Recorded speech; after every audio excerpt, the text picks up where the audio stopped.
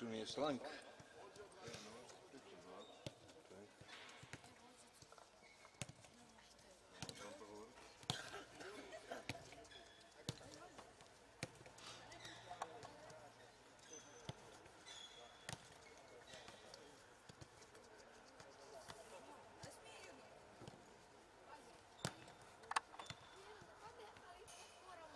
Neće nama veze, ovdje je bilo cijelo vrijeme.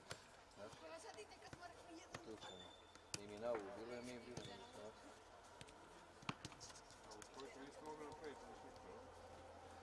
Koja? Dolje? Ne radi se s njom sad. Ne radi se s njom. Radi samo ove dvije sad. Zoom i total. I tako, Zoki? Zoom i total radi samo, jel? Da, dvije.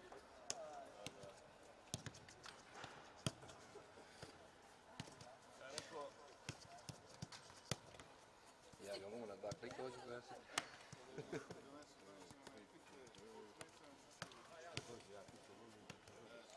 Ali može bolje postaviti kad se zviješi tako. Da me ne gledaju. Recimo position.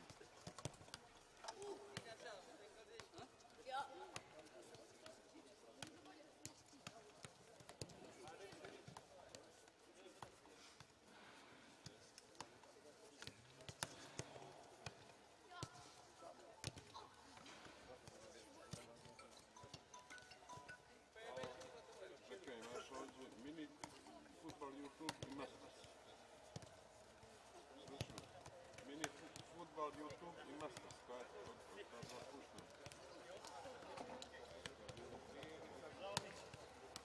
To na prodjel.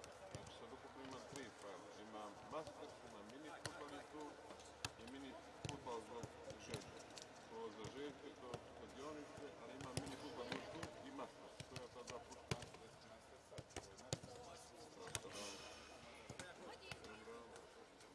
Stanima nivelacija mi nije kako treba.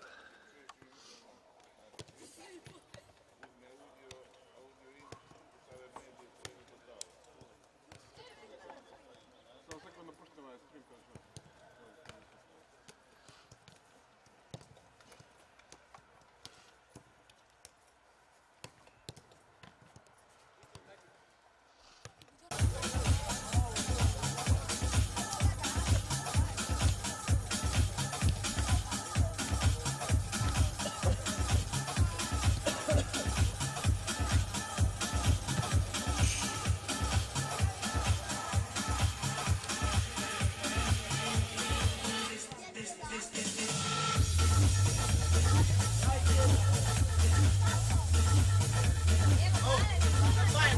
Yes. For us, it's 4 o'clock or at 5?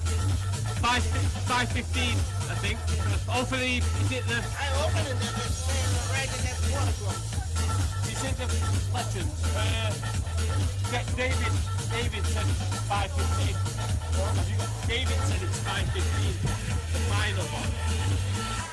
I think the third place final is 4 o'clock.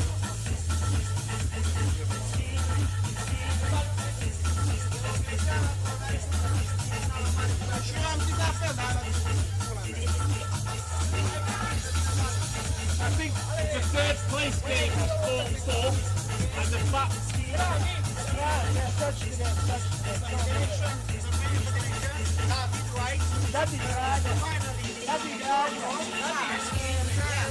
Oh, right, no. The third place is 4, the final is 5:15. Are you sure? That's what, I will check now for you, but yeah.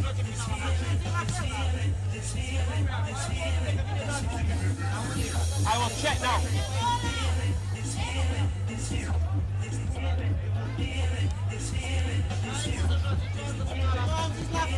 Slijedi utakmica Dadi Hram.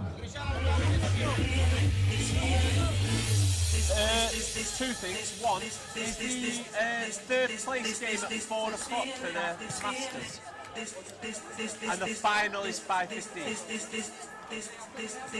So wait there, man. So 4 o'clock for the place. Your game is 5:15. Okay. Are you coming to do the commentary on this game with David? Oh,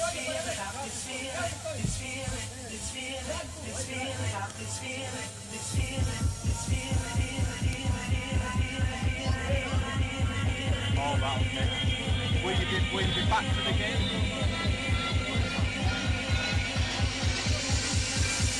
Right, so if you're not back, I will do it, but try and be back. It'll be good to have it. Alright, no worries. Okay. Cheers, bye-bye. Can we do 2 minutes in Montenegrin language? What's that? Can we do 2 minutes in Montenegrin language? Of the game, yeah. So, the manager is coming to commentate on the game, but he took the player to hospital. So the manager and David are going to do the commentary. But if he's not back and you want to do it, can you speak English or? I want to do it. In Montenegrin language, not in English. I understand all, but I can't point of speech. Yeah, it's difficult. You can speak better English than I can speak Montenegrin. So this is done now, just need photographs. Who will observe? Will you? I will observe it. This match? Yeah, I will do, yeah. Okay.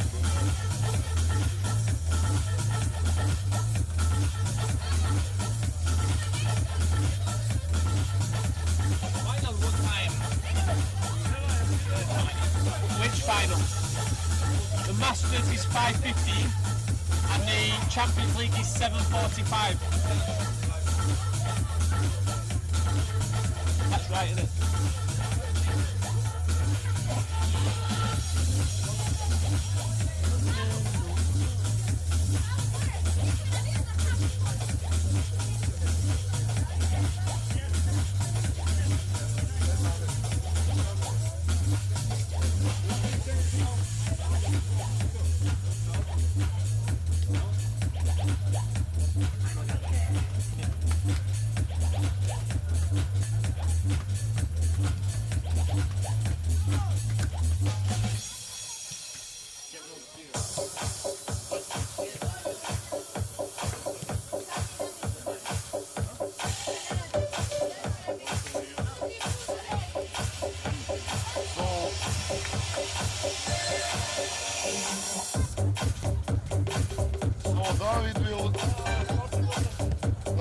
David will speak in English and I in Montenegrin. Is it so? I don't know, will that work? Okay.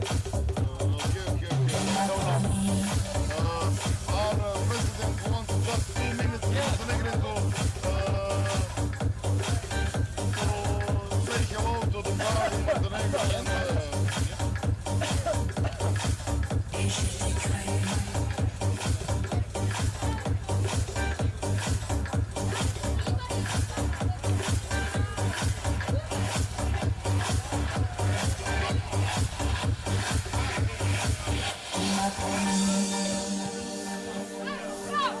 Where is the first one? Okay, that's the thing, so I need to... Where is the first one? Okay, in the back. Okay. No, that's not it. I don't want David. I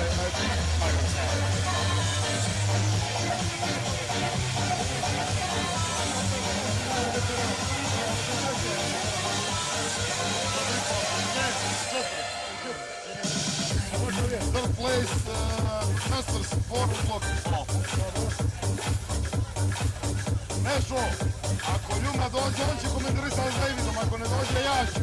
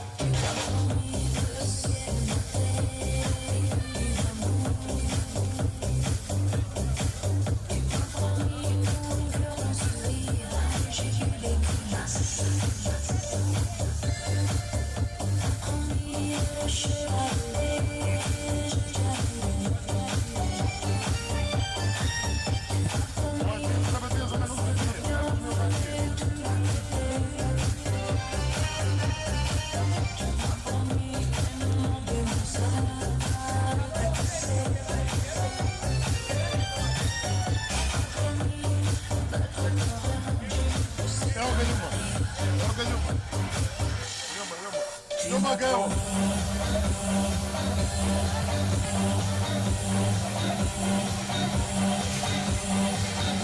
Kjer je Nemanja? Ti pravi da radite prenos.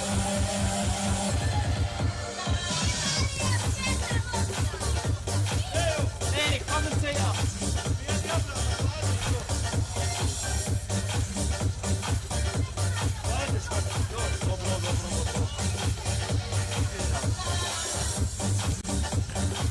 I will go there so you can observe. Ljuma, ja se makne, samo da vam pošaljem na grupu. Treba govoriti na ovojku. Svaki strani, ovi strips, ovi, pa su neki na 50 minut pravio zato što je, evo, nema ključa. Ključa je više u Srbiji.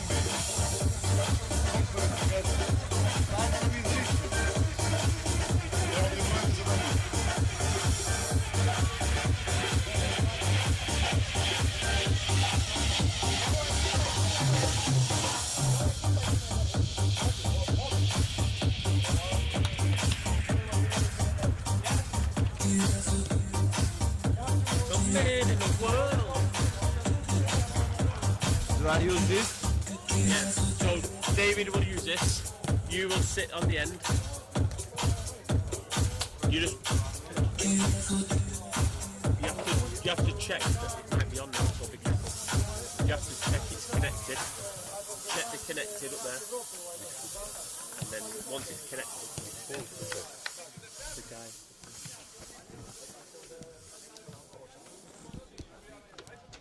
Just wait. If you wait until like 11, till the teams have come out, and then start, and then you can. I think Nibosh wants to do 2 minutes. Who? Nibosh wants to do 2 minutes. Nibosh. He wants to do 2 minutes in Montenegrin. Thanking people. You can just stand there if you want. You don't see you.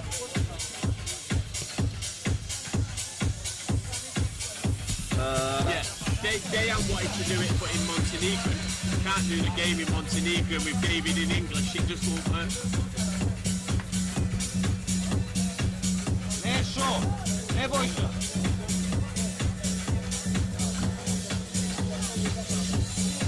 Kad počne utakmica, ja ću malo stavim me u tome i onda ću zvat tebe da prestani da kažeš nešto ne je posao.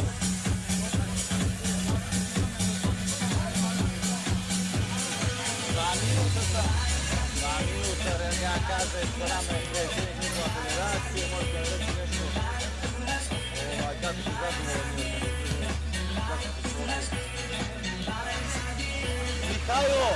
Mihajlo!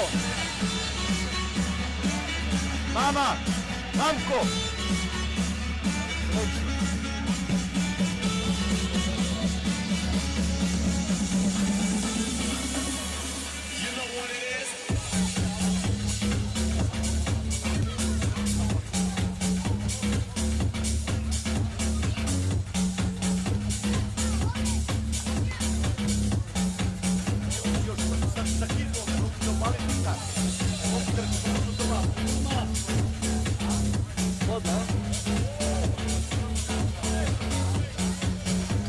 Evo ja sam se zakačio, brate. Eno, ja vidim još toliki ovaj zemlji, ne mogu da provršio. Kome govorim za ovo, mi ne? Kad bude trebao, jel?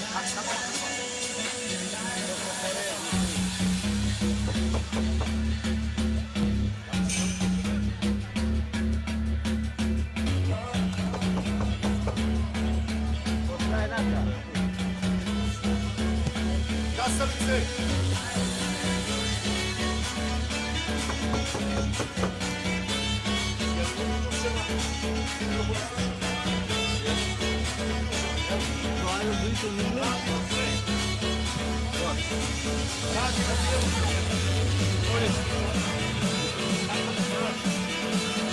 David wanted me and you to do it, but I said you struggle to understand me at times. where you understand David, so you'll work better. So he's going to do it with you. But where is David? He's coming back in a minute. He's gone to see his team.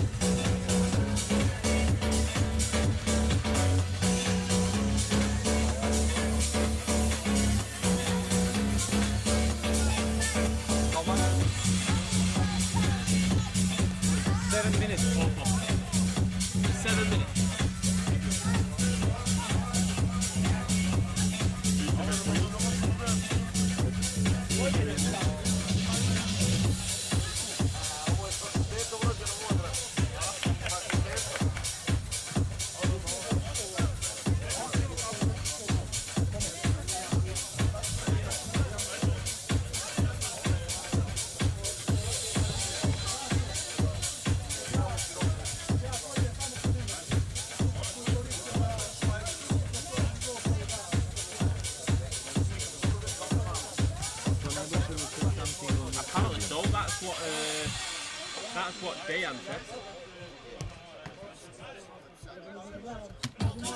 So all you want to do is for David, I'll tell David to do it, but when the game's about to start, let Levos just speak for 2 minutes. You can understand him.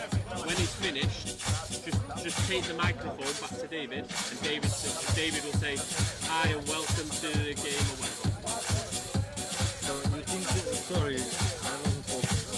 So before the game. So as you start the game, let Levos just speak just for 2 minutes. So hopefully there's no goals, and then David just take the mic back. Is it better that we first do the thing? Well, you can do if you want to. A za par minuta počinje prvi polufinalni meč. Daddy Hram, Keeper again doesn't have. dva predstavnika iz Crne Gore. No, he doesn't. He's got. He said he's got no shot. No, because they said I spoke with David, not that David makes a decision, and he said you can't sign a player for not having a shot. So he meant the team, he can't, he said.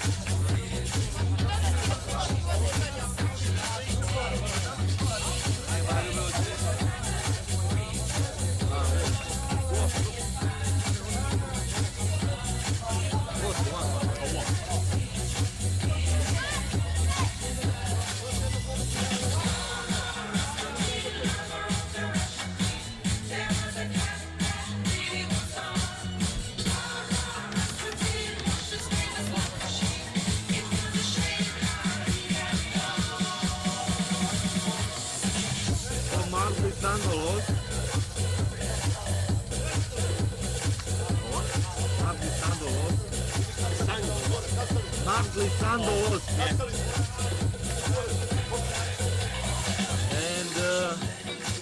And that's it.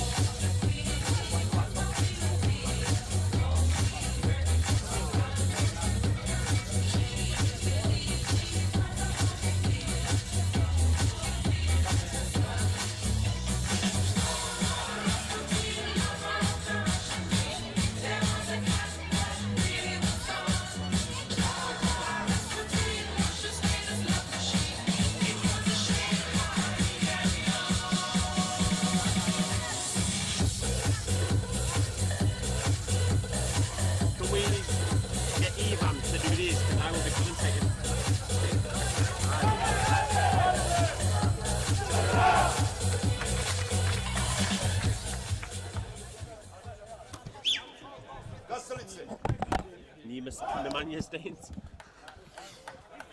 Your dream.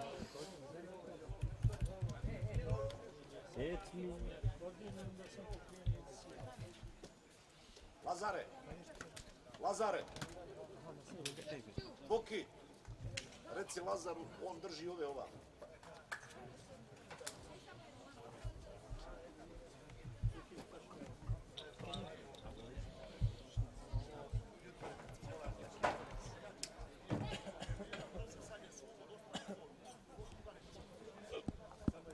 Nešo, kad počne, provjeri samo čujem li se, možeš i preko YouTube vidjeti nas.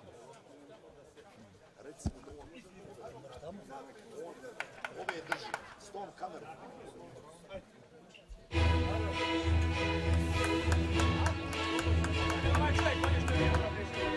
Recimo da drži ove kamerom.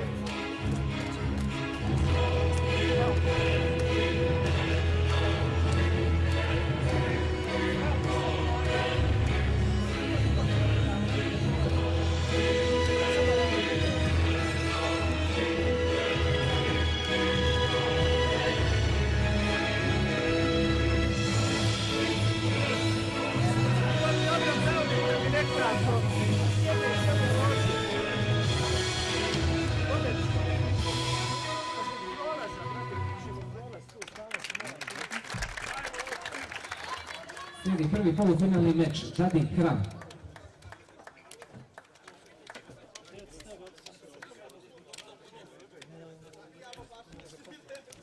Po tri puta!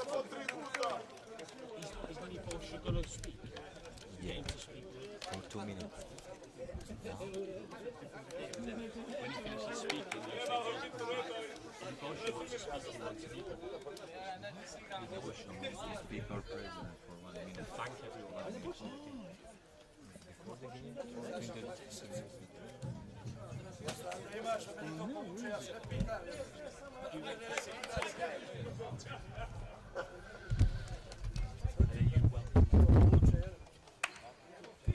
Sad ćemo policiju. Šut, njega sam 4 puta da ne skoči dole juči. Možeš vidjeti koliko on srce onda ima. Disconnected, yeah, David is connected. David is off.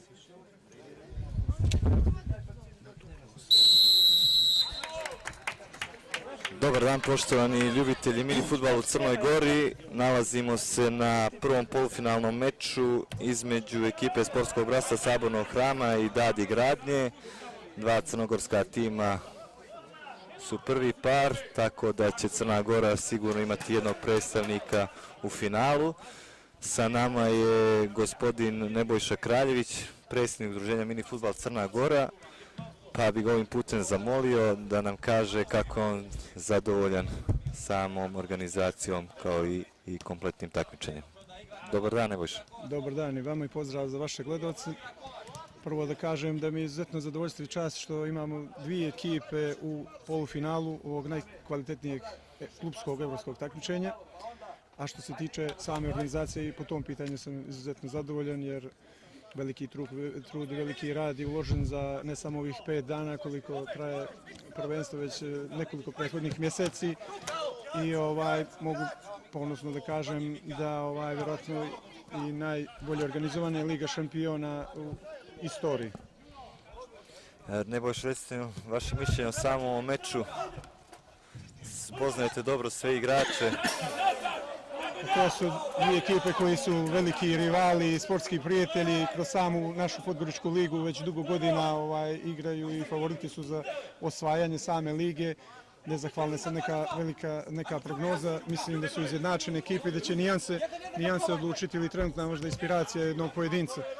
Ali sigurno očekujem da bude u prvom redu fair sportsko nadmetanje, a u svakom slučaju neko pobijedi bolji. Imaćemo, Crna Gora će imati sigurno finalistu, imaće i poraženi će imati priliku za 3. mjesto da i on se vrati kući sa peharom. Nebojša, zahvaljujemo se na ovom kratkom komentaru. Hvala i vama. Nadamo se da se gledamo ponovno. Prijatno.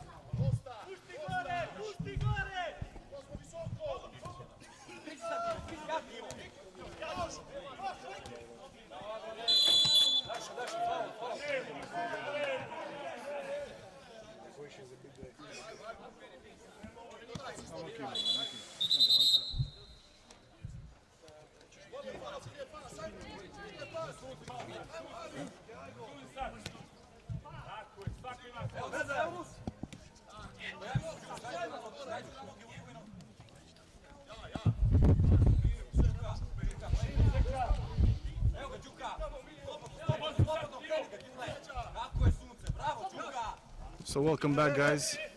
After the two semi-finals in the Masters, we now have the first semi-final in the E.M.F. Champions League, the main competition here in Igalo Herceg-Novi. First semi-finals in all Montenegrin semi-final between Saborno Krama in white and Dadi Gradnja in red. Referees are from Romania, Cezar Ionescu and Christian Flitter. I'm gonna give the word to my colleague and President of the local committee, Mr.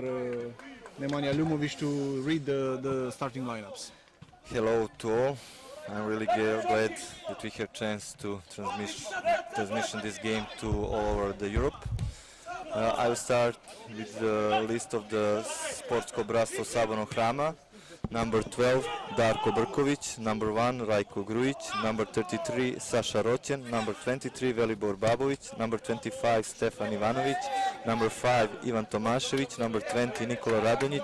Number 8, Dragan Radoman. Number 17, Bogoljub Komatina. Number 4, Nikola Mihajlović. Number 26, Boris Smijović. Number 19, Miloš Miličković. Number 10, Slobodan Drobnjak. Number 11, Radovan Marković. Head coach of the team is Nikola Zarubica. Regarding the Dadi Gradnja team, number 12, Mihaljević Ivan. Number 20, Abramović Dalibor. Number 6, Zoran Kovač. Number 15, Muhović Dino. Number 21, Tomković Mihajlo. Number 10, Miušković Ivan. Number 19, Mugoša Đuro. Number 8, Delić Ivan. Number 4, Jovanović Miroje. And number 1, Vučetić Danilo. Head coach of the team is Muratović Mamko. And Krsmanović Dragan. Now we're coming back to the game. There was a free kick from the Saborni Hram. Tomašević shoot, but it was blocked. Now chance for the Saborni, but it's go over the goal. Yeah, as I was saying earlier, this is the first semi-final here in Igalo. Two Montenegrin teams participating in this competition, and look, they qualified to the semi-final. Great achievement last night. There was great atmosphere here in Polino Sport Arena. Both teams won on penalty shootout. Sabornog Hrama won against the Slovakian team. Edma Patrioti equalizing at the last play of the match and then winning on penalties, while Dadi Gradnja beat one of the favorites of the competition, Birbasha Baku from Azerbaijan. The second semi-final after this one starts at 12:15, is between a Czech team, La Plata de Cunde Praha, and a Romanian team, AEK Oradea, the finalists of last year. Nemanja, what do you think so far about the tournament and about the achievement made by the Montenegrin teams? Both of them being in the last Yes, four. of course. I'm very pleased with the tournament, especially with the quality of the football. We saw a lot of good games, and we see that a lot of games was made on the penalties. So it shows us that's really equal tournament and very interesting games.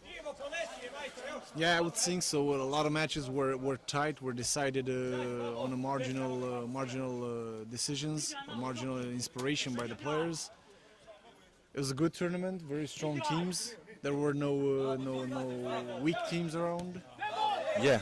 This is one of the let's say goodest thing in this tournament. And about the achievement of these two, getting so far. Look, Dadi was 2017 European champions. They were Intermercates. They were together with Eurozox team, so some of the players get a lot of experience regarding playing the Champions League. Saborni Hram is a very strong team. As Nebojša said, the both teams are every year one of the main pretenders on the titles in Montenegro. What I can see in the rosters of the teams that Saborni Hram has more players, more quality players on the bench, so their roster is bigger. So maybe this gives them small advantages, but this is semi-final, one game, two very quality teams. so I'll not give predictions. Yeah, you can't say which is favorite because as we saw last night, Dadi Gradnja doesn't give up without a fight. They fought tooth and nail against Birbasha, managed to finish 0-0 that match and win on penalty shootout. So I'm sure that neither team is gonna run away with it. Is gonna win easily. Yeah, look, it's semi-final. Yeah. Now it's something that when team has to give as much as possible to reach to the final. So we can see that both team loves to play, holding the balls. Big chance now for Dadi. The ball goes out. It's a corner kick. Yes, Darko Brkovic has a very good save.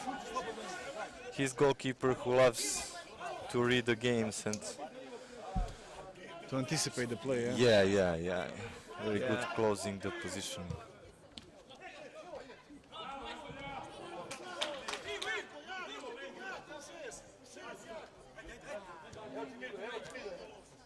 The location here is beautiful. We're Yeah, near the seaside, we're near the mountains. Near the It's something mountains. It's really beautiful look. So we can enjoy in football. We can enjoy in nature. It's really fantastic atmosphere. Yeah, as we said before, 24 teams from 15 countries participated in this year's edition of the E.M.F. Champions League. Yes, the very good thing is that we bring here the, let's say, the best mini football teams in the Europe. So it's the 6th edition of the Champions League. The first 3 were held in Slovenia, one in Yeah. Maribor, 2 in Termeshates, then and the last 2 were in Italy, in Rimini and Misano. Yeah, this is the first one being held here in Montenegro. Herzegovina. Especially interesting thing that this is the first time that competition is organized out of the European Union. Yeah, that's an interesting fact. Let's see now what Saborno can do with his chance. The ball goes wide. Bogoljub Komatina has a good chance. I think both teams know each other very well. Very well. I think they very respect well. each other. Yeah, and many of the players was playing together. So we can easily say that they know each other, how they breathe. They can read each other's games very well. Probably meeting a number of times in the national championship. It wouldn't surprise me if this game went to penalties as well. Yeah, it's a definite possibility. Or that, or one goal. One goal will settle it, yeah. They're playing really tough in defense, so.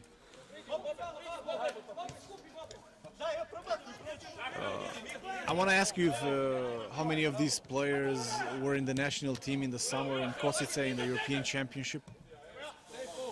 I think at least five that from both teams that we had in the national team.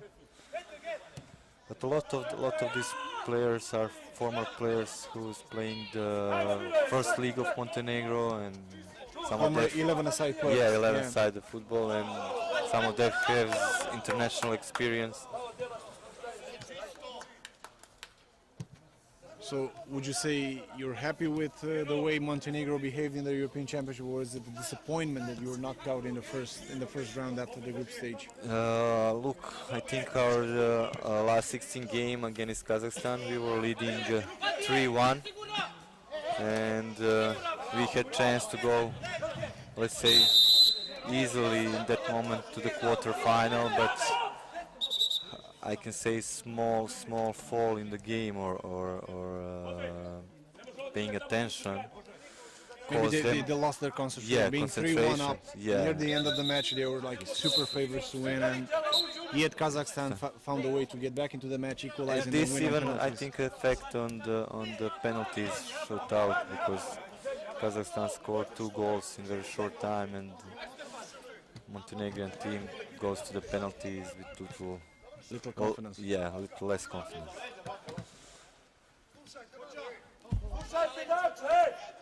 As we know, Montenegro in the past have played finals in European Championship. 2012, played semi-finals. Semi-final 2012 in Moldova, 2016 in Hungary. We are playing third place game, so Yes, You played the final? Have you? yeah, 2012 in Moldova 2012, regarding the yeah, Romanian team. Yeah. We lost 2-1 In Chisinau. in Chisinau, yeah. So you have great history in Minifootball. Yeah. Montenegro. We are always. You have been there since the beginning of E.M.F. of beginning. Minifootball, yeah. From 2012, yeah. I Yeah. think 1 month after E.M.F. established, we became the full member of the E.M.F. And as you've said before, you have also tradition in the club competitions, winning this Yeah, competition once. 2017. 2017 from Interno Dadi, of Čatež, course. Dadi jest against Ekos from Bosnia and Herzegovina. Yeah. Dadi won on the penalties.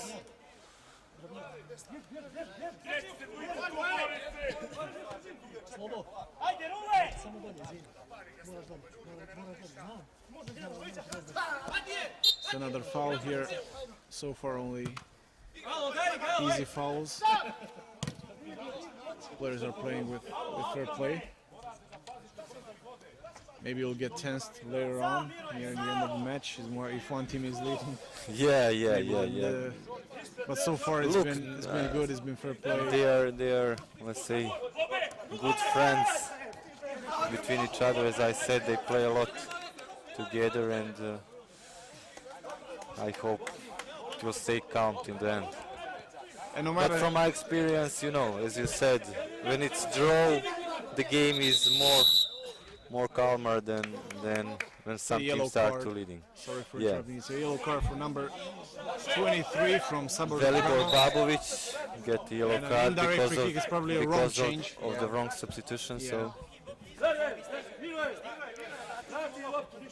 referee Cezar Ionescu is really stricted regarding this, and Yeah, I've seen him in previous matches giving yellow cards for this, for wrong substitutions. Thi- Players this somehow- being in a hurry to enter the pitch. this is somehow that you make the team that respect the order. So And look, fair play. Yeah. Daddy gives them the ball fair back. play from Yeah. Daddy's side. So this is something that we are trying to put on the first place. Mini football is fair play game. The captain of Dadi Granja now trying to stand a counter. He passes Dalibor it to the Abramovic, left. there's chance. Miro Ivanovic is good. Corner kick for Dadiga Radjan.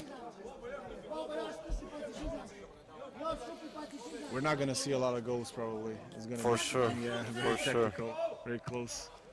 Only if one team start to lead and then other team want to run and score.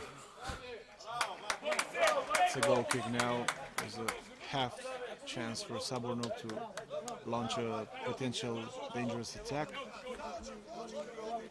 And what is one of the most important things for me here is that both goalkeepers are fantastic.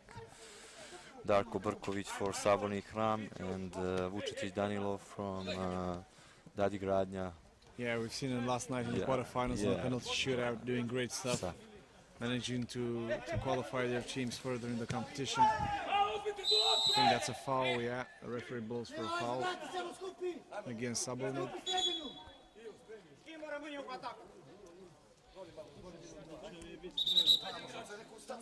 No matter how this turns up, you will have a team in the final. Yeah, this Which is one is of the good achievement from very good. Montenegro Minifootball.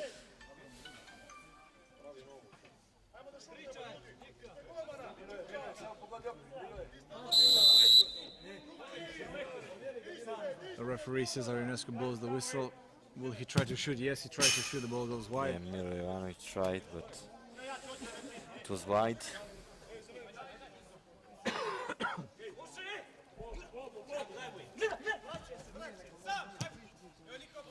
Slobodan Drobnjak with the ball. He's passing back to the goalkeeper Brkovic. And they're starting attack.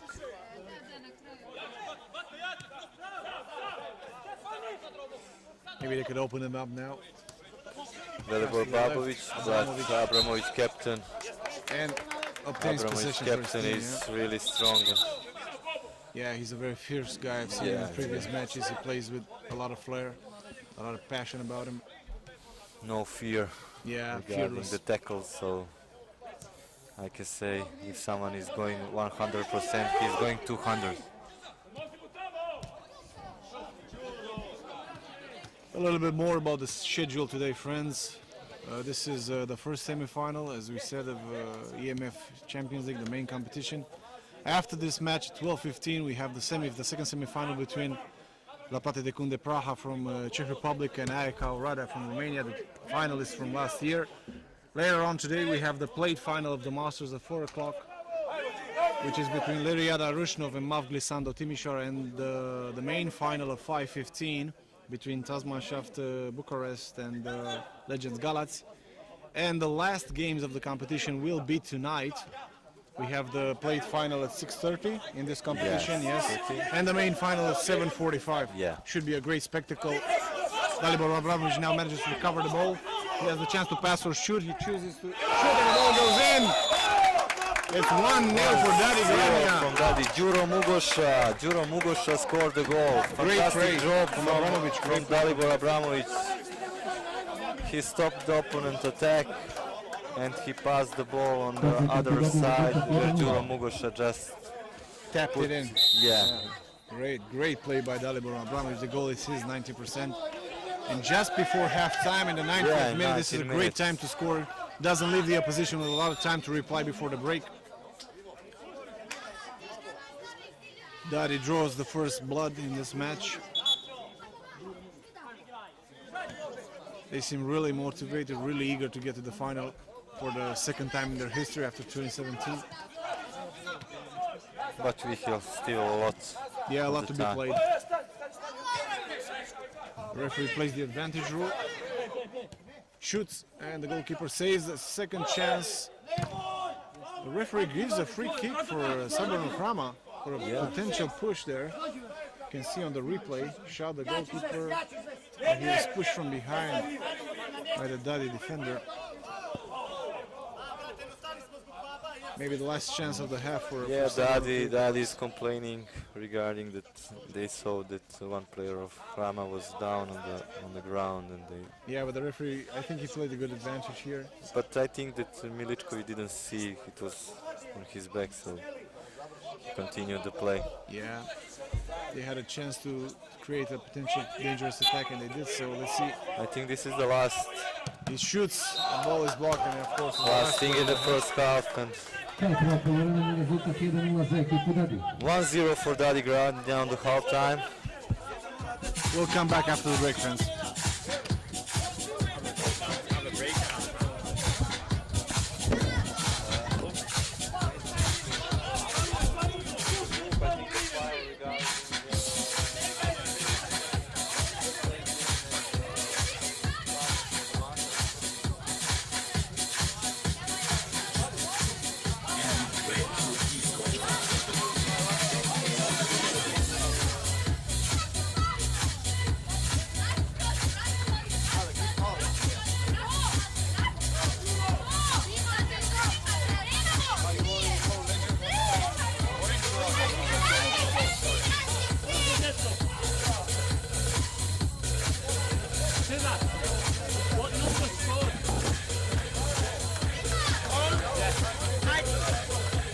Number 19.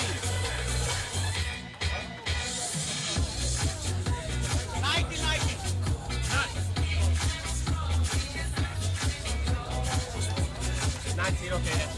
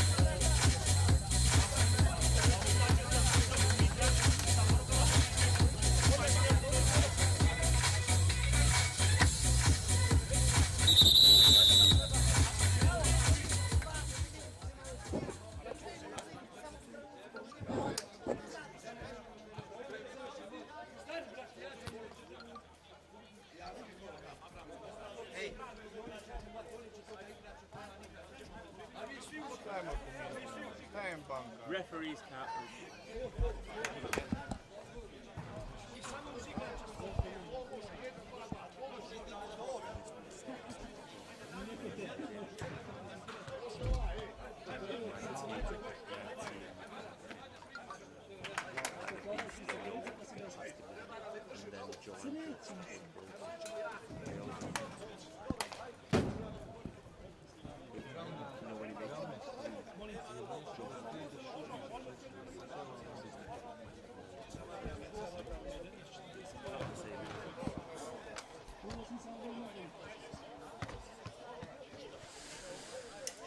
Welcome back, ladies.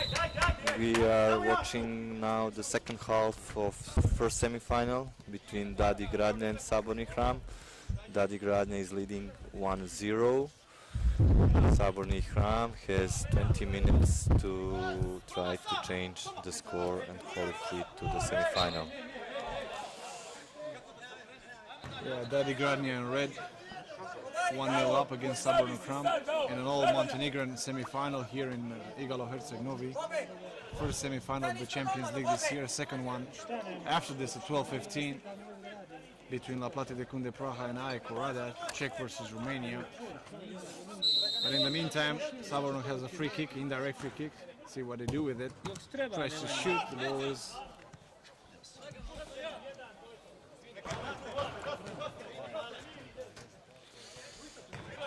Goalkeeper Danilo Vučetić has a good save. a chance now for Habernock Sarma, but the ball goes out.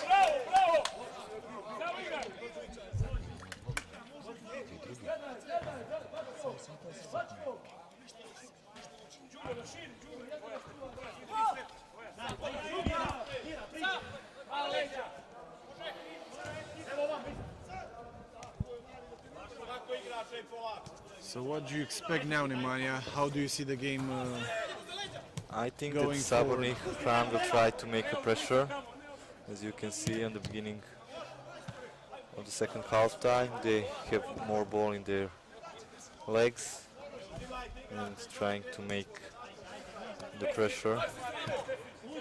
And Dadi Gradne will probably sit back and just wait for their chances to appear on the counter. Yeah. They have a couple of very fast players, so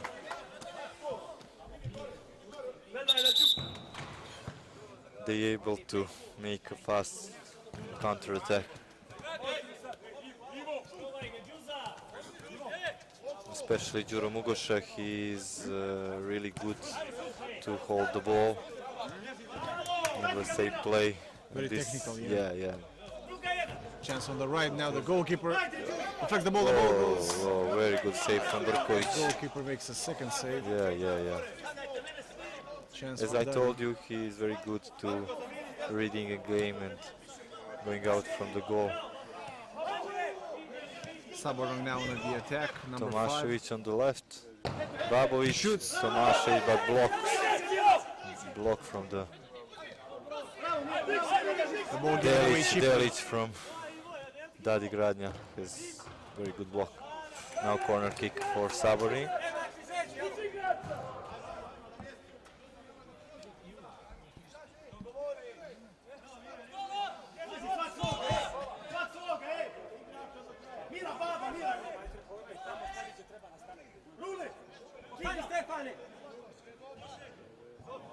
See how they play this.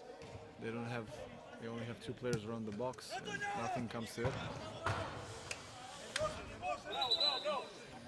Look, Saborni Hram a lot of times have some combination from the corner kick.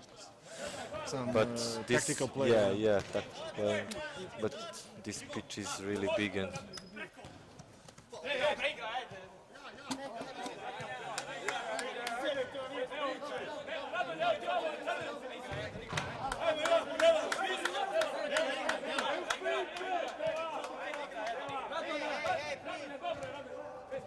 Dadi now on the attack.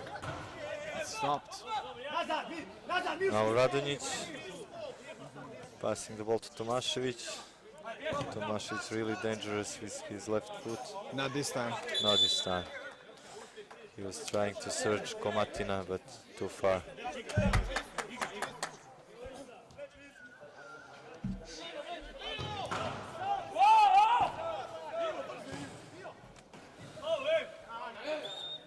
The referee gives a foul for Daddy. Obviously, Sabornov is not happy with it, claiming the player was already falling. But we must respect the referee decision. Always, yes. Good standard of refereeing here. I think the teams would agree with that. Yeah, I'm very pleased. Haven't been problems. Till now, no. And I hope it will stay like that. Ball goes far, far away from the post. I don't think Daddy will mind that. They are leading, they can do whatever it takes to buy some time. 5 minutes of second half. Yeah, already 5 minutes, yeah. Advantage now play for Daddy. Number 10 puts in the box and big Fantastic chance. save by Berkovic. Mugosha didn't shoot well. Big chance for 2-0. But fantastic prodor from Jušković's side. So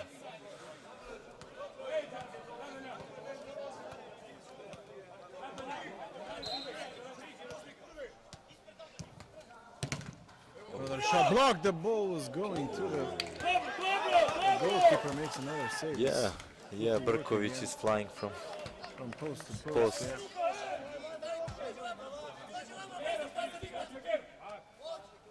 That is trying to double their lead, which could prove decisive in this match. Zoran Kovac is the national team player. Very good, and very secure from back, so he has a lot of experience. I think that first time 2013 in Greece, he was the part of the national team. In Crete. Yeah.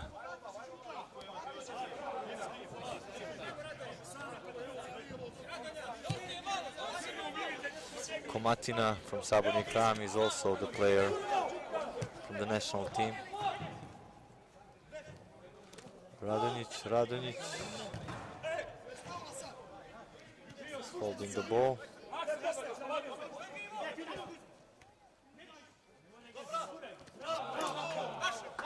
Daddy doing a good job of defending well.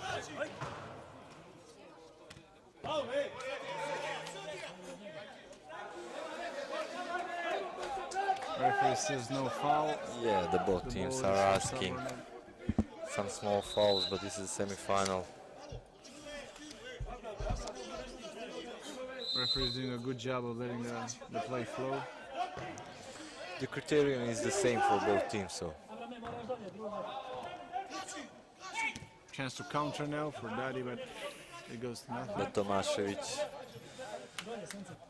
ran good back and stopped it.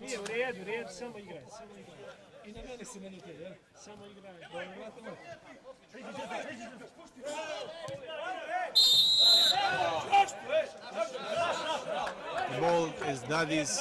Yeah, it was indirect free kick. Komatina was holding the ball. Slide tackle, playing the ball and being at the ground.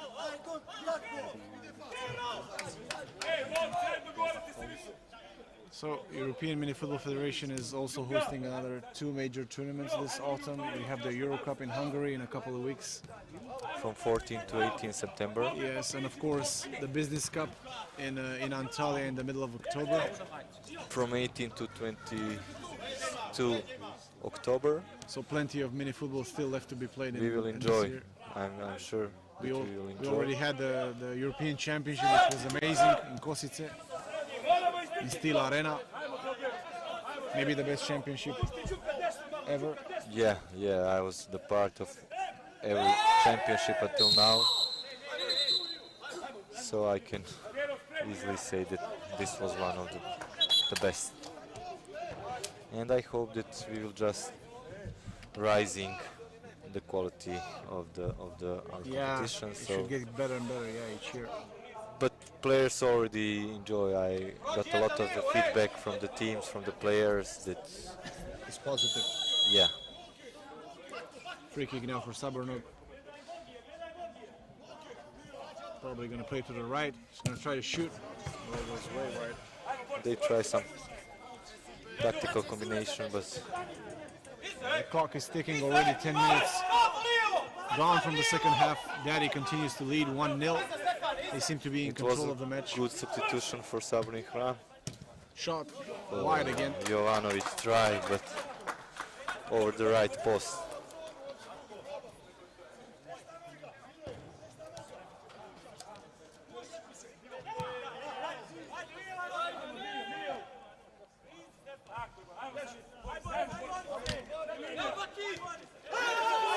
Big mistake now in the defense for Daddy. Big chance for Saborno to equalize the goalkeeper. Ivanovic again. Another block by a defender. Ivanovic trying third time, just corner kick. This was a huge chance for Saborno and an unusual mistake, uncharacteristic in the defense of Daddy. He gave the ball away far too cheaply.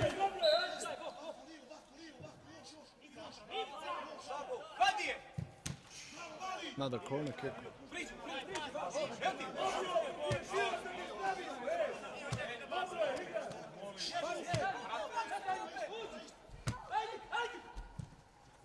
Big chance now again. The goalkeeper comes to the rescue. Vucetic is amazing on the goal.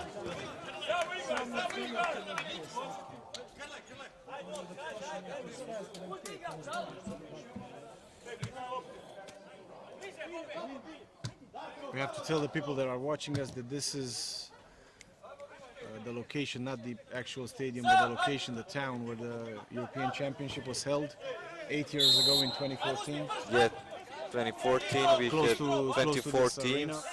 Yeah, in this moment I think the first time Israel should be host, but because of the war between Israel and Palestine, Montenegro took the host, and we organized it. I think that was 1 month and a half we had time to organize the tournament. Such so it little was, time available yeah, to it was, actually, yeah. let's say, fighting with the time to do it, but in the end it was, in that moment it was really good, really good. Yeah, it was played in November, so it was in closed space, you know. Yeah, close space. Romania won the championship. Yeah, for I the think fifth they won against Slovenia in the final. Yeah, it was a 1-0, if I remember well, a goal by Kosmin Krochun in the last minute. If I remember well, yeah. It's a great achievement because it was 1 day before the national day of Romania that trophy came, yeah.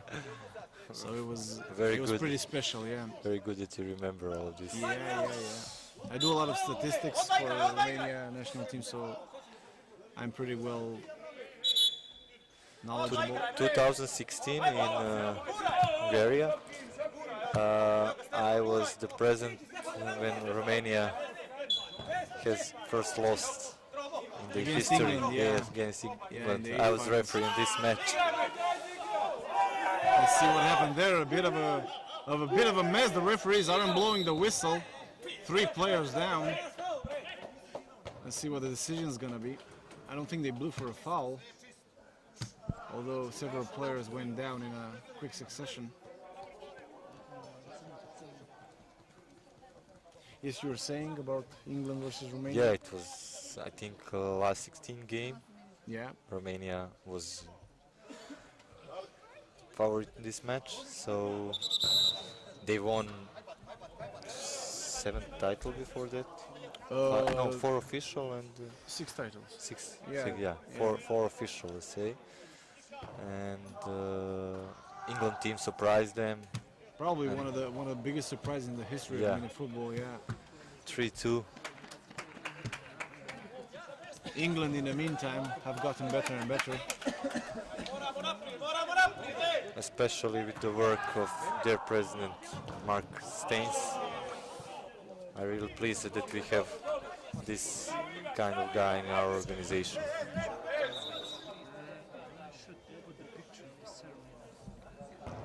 Yeah, coming back to the game here in Igalo, the score is still 1-0 for Daddy. 6 minutes to go. It's getting harder and harder for Saborno to come back into the match. But as we can remember, last night they equalized when there were like 2 or 3 seconds left to play against 7 Edmal Patrioti and managed to win in a penalty shootout. So we can count that they will fight till the end, so Yeah, we will see. I'm sorry, against Todor Petbal team from Hungary. Yeah, Played against Todor Petbal team from Hungary. They equalized late on and won on penalties. Now they keep possession.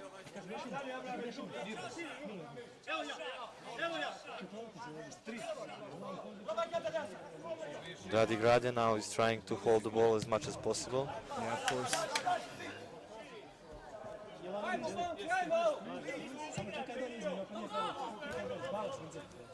Last possession there, another chance for Sabornog to build something.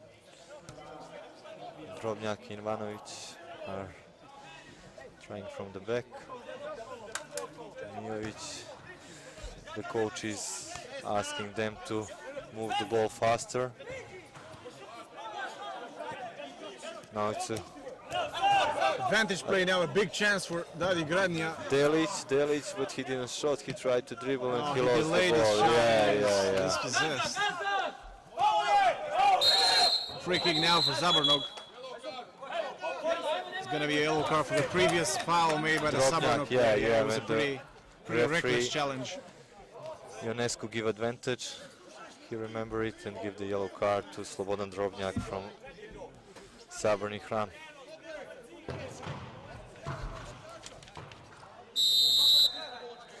Mijovic will try.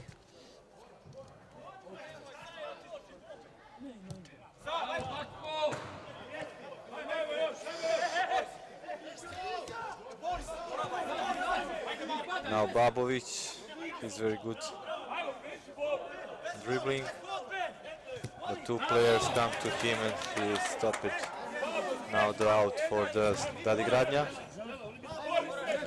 They will for sure not hurry to give ball back in the game. Less than 4 minutes to go. Dadi still leads 1-0. Are looking favors now to qualify for the final, which takes place at 7:45 p.m. tonight.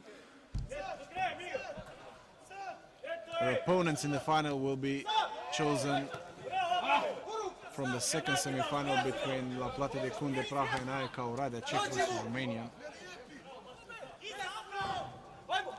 Let's see, Sabornov, can they create something here? Can they? The referee gives a foul. Yeah, the ball passed. Contact there it is. The ball passed through the legs and it was obvious foul from the Yeah, it was a late challenge. Tomkovic. Miličković is on the ground. This could be a good chance, a very good chance for Sabornov to equalize.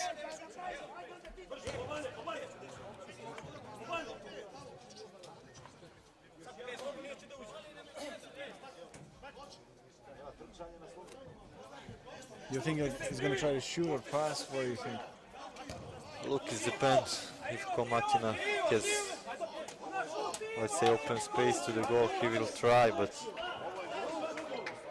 also Babovic is there waiting for ball, I think. See what happens, passes to the right, shot, and it's blocked. Tomašević tried, but it's blocked. Great block by number 8.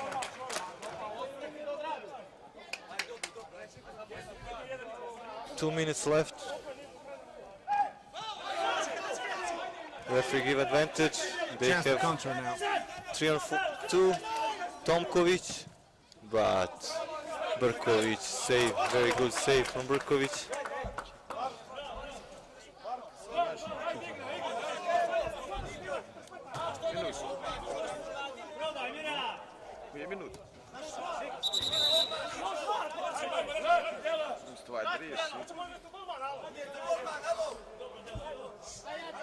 I think they're trying to change the goalkeeper, play with a fly goalkeeper Yeah. in the center of the mat. They have nothing to lose, they have to try it. 1 minute and a half till the end.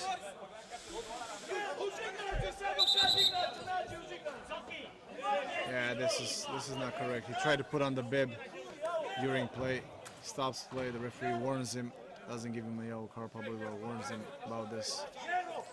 Play resumes. 1 minute plus additional time. Let's see, can Saborni Hram make equalize?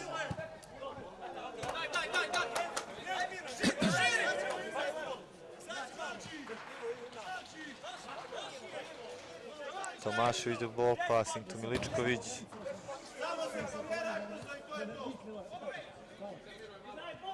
Yeah, we said in the beginning of the game it's gonna go to penalties or just one goal with the Yeah, side. So yeah, far, yeah. it's been exactly like that. Goloviću, mali.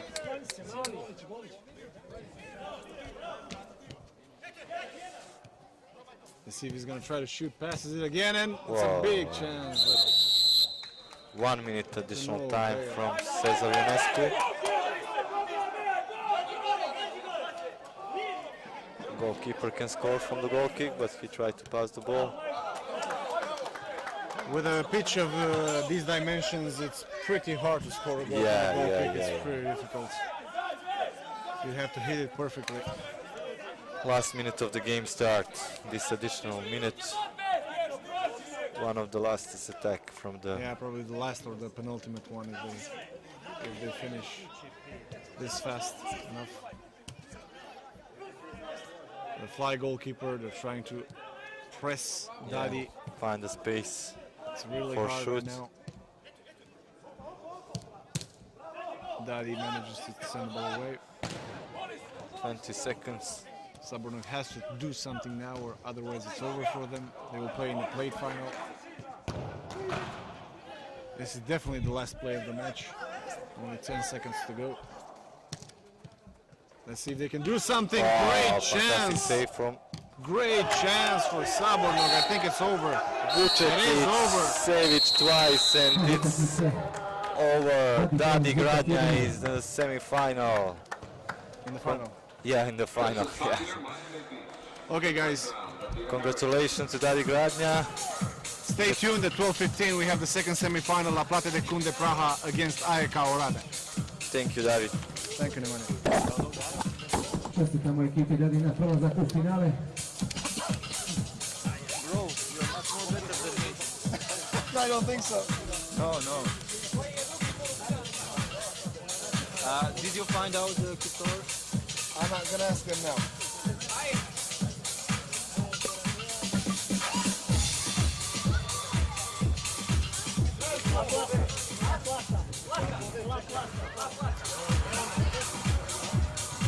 Slijedi drugi polufinalni meč La Plata protiv AEK.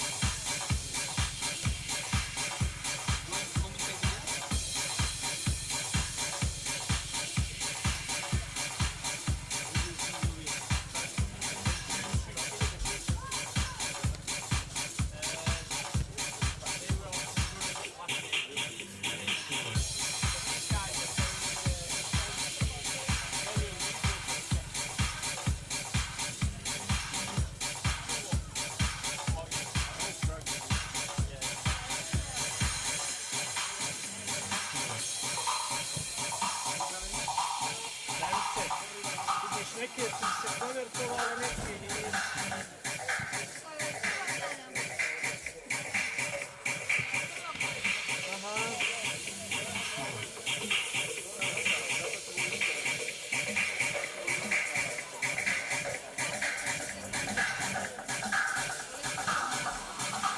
Kao u utakmici imam 6, treba mi 10, vidimo.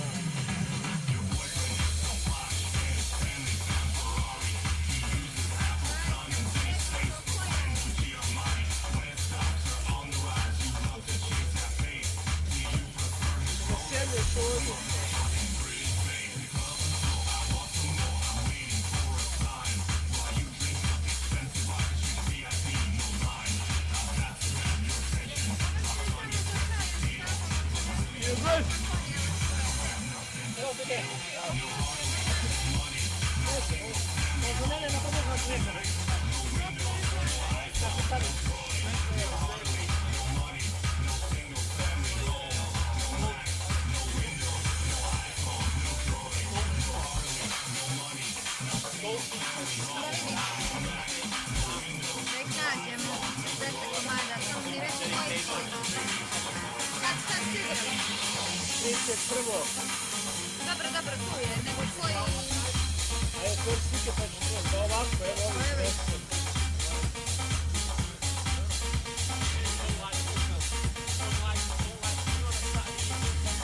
Sam na crveni dres, i ovi sam na plavi i bijeli šok.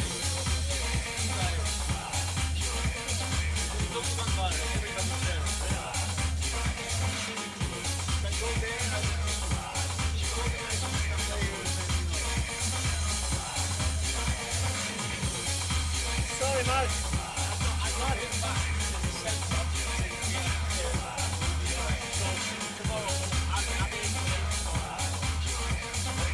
Mark, sorry, I need a bottle of this. This one. Don't let them do that. They don't like them.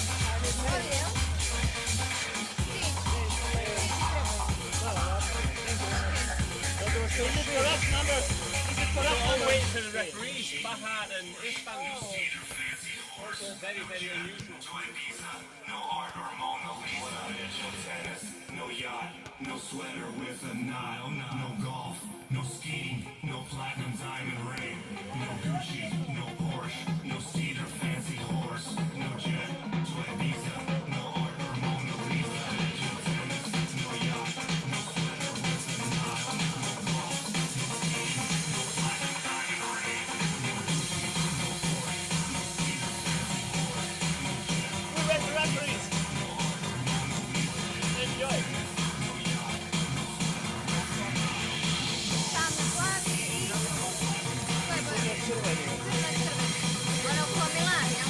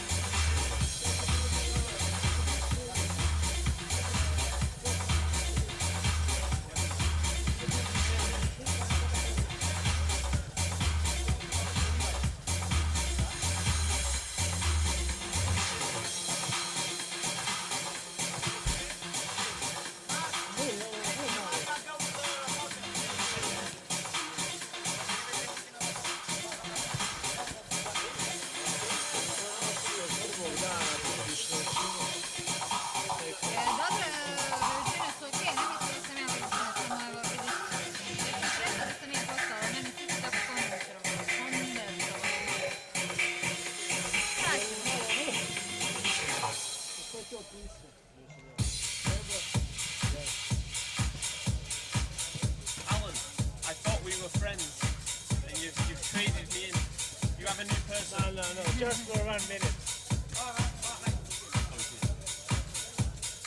So what now? Is that important? For me, only is important that you are there. Ko je ja da ne bio? Boga ti kod... David! David! Gore! Where's the clipboard? Where's the clipboard, Bruno? Što ne rane? Can we go to this? Just delete on top. Few minutes. I have this too if you want. You actually already... Mark! Mark! You have this. Oh yeah, this one.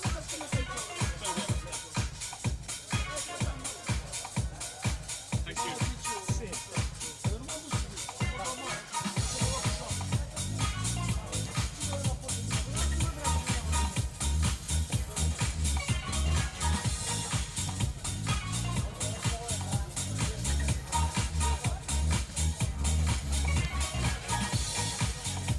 Izvedela sam ti 14.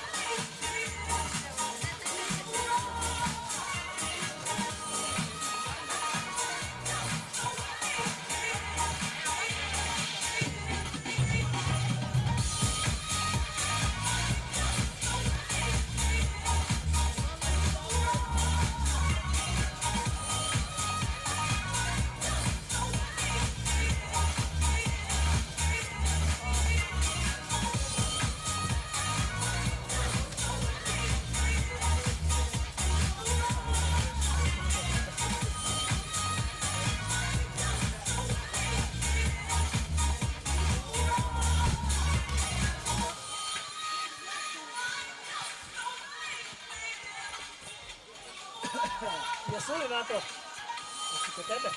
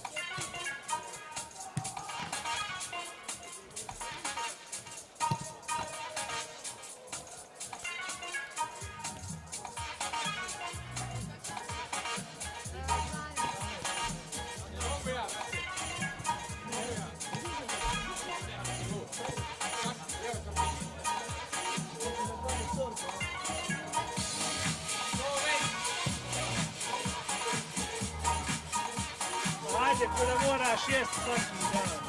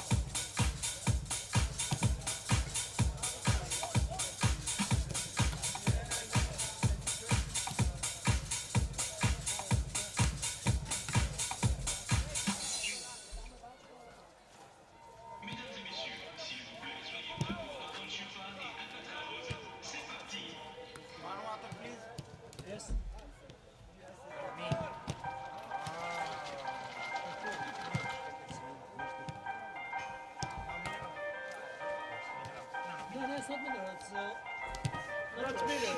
No, it's natural. Morning, gentlemen.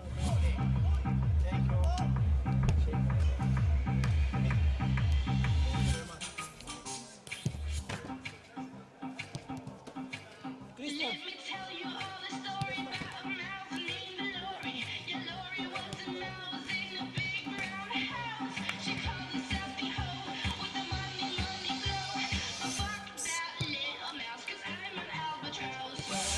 Dan se imam 7. Ne, za ovaj litir, zadnji tek prvog dana.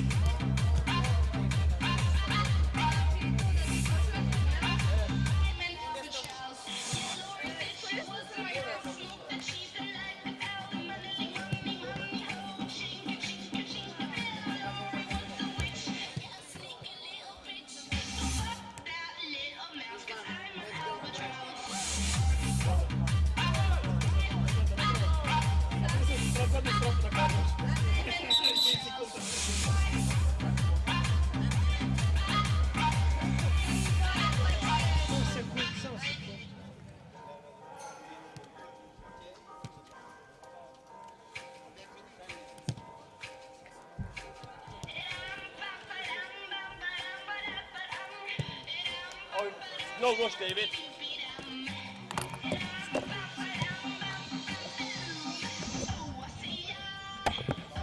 Evo, poslao sam ti na WhatsApp. Ne može tako.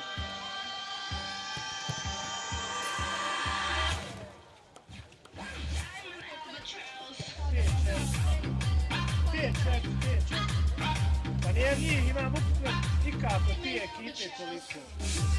Već koliko.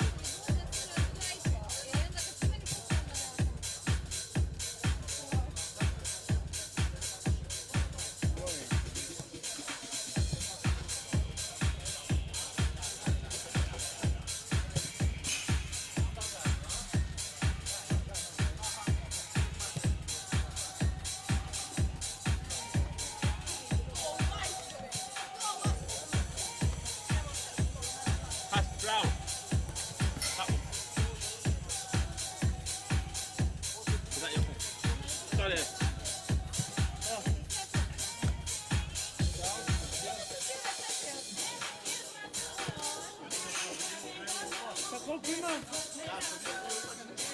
Za prvi dan, koliko imaš? A koliko god možeš, eto, vidjet ćeš po tim dresovima različiti da pošalješ u koliko imaš.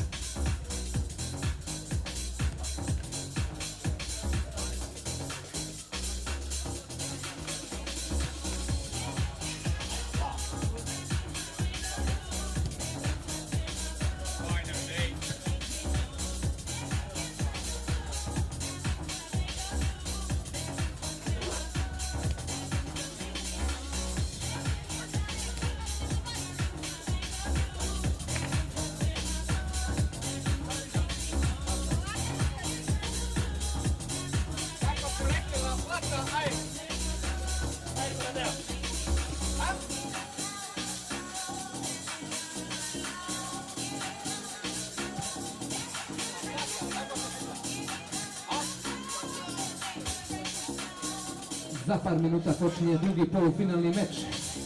Sastaju se ekipe La Plata i AEK.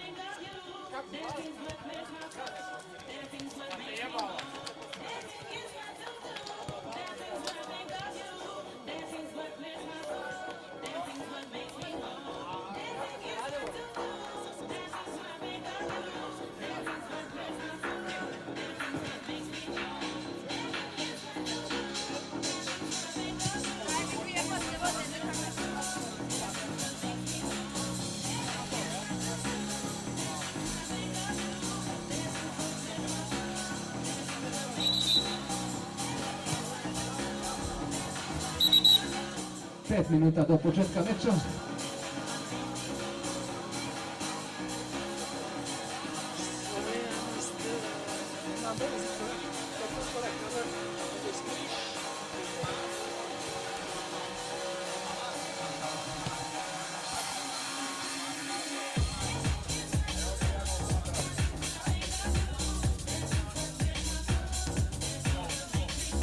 Hoćemo li opet ovaj postupak ponoviti? Ćao, kako? Sve su po prvo.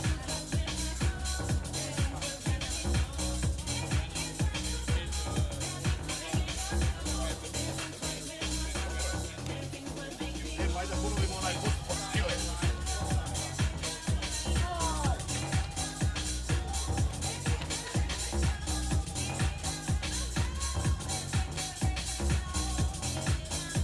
I could have done that. I would have done that.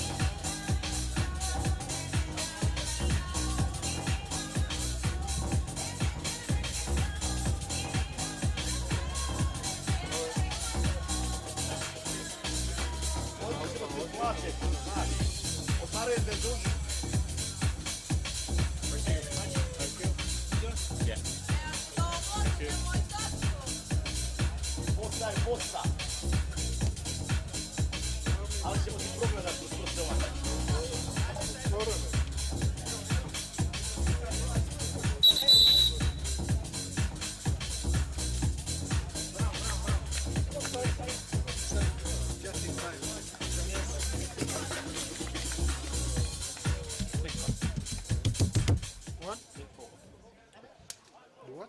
Lazare. I ove.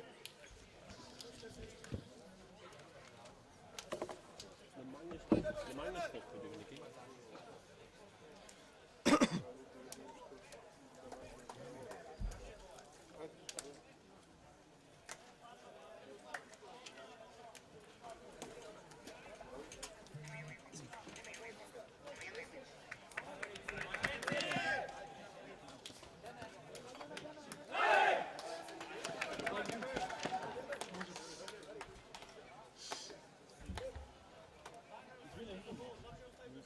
How do you say it? Ayak.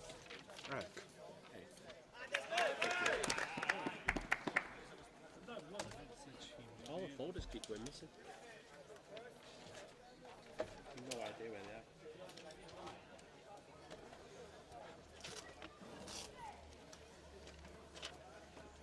Kazalice. Je se javio?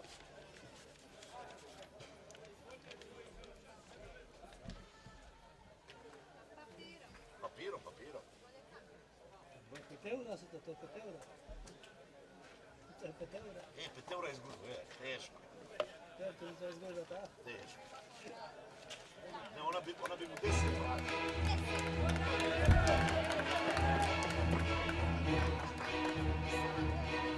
Kako si sa markama?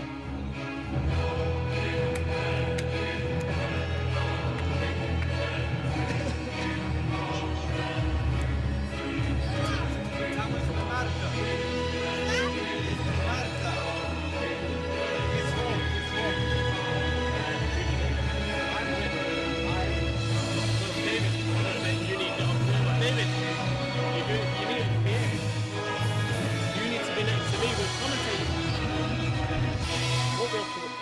I počinje drugi polufinalni meč, La Plata AEK.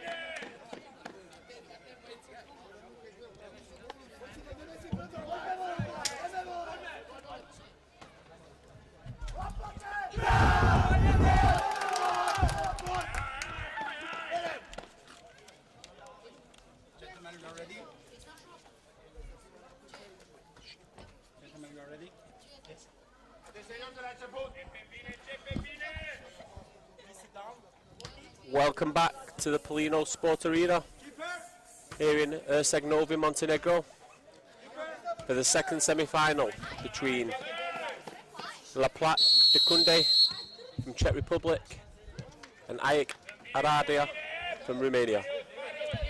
These two teams met in the group stages. It was 2-2. David, you're alongside me today. How do you think this game will go? Yes, hello Mark, hello everybody. Back here again for the second semi-final of the E.M.F Champions League. We saw the first finalists are Dadi Gradnja from Montenegro, who beat their fellow compatriots of Sabornog Hrama. We have a very interesting second semi-final as well between a Czech team from Prague, GIC La Plata de Cunde, and the finalists from last year, the Romanian team AEK Oradea. As you said before, these two teams already met in the competition in the group stage. It was a 2-2 draw, different conditions then. It was raining, the pitch was a bit slippier. Should be a different encounter now, but both teams are technical, both teams are pretty fast. So I'm expecting a really good show, a really good match. I can't say somebody's favorite because they have a big chance now, first big chance, but Andrei Nemitsanu from number 9 from the Romanian side. He shot wide. In his defense, it was on his right foot, and his strong foot is the left one. But it's the first big chance in the second minute of the match.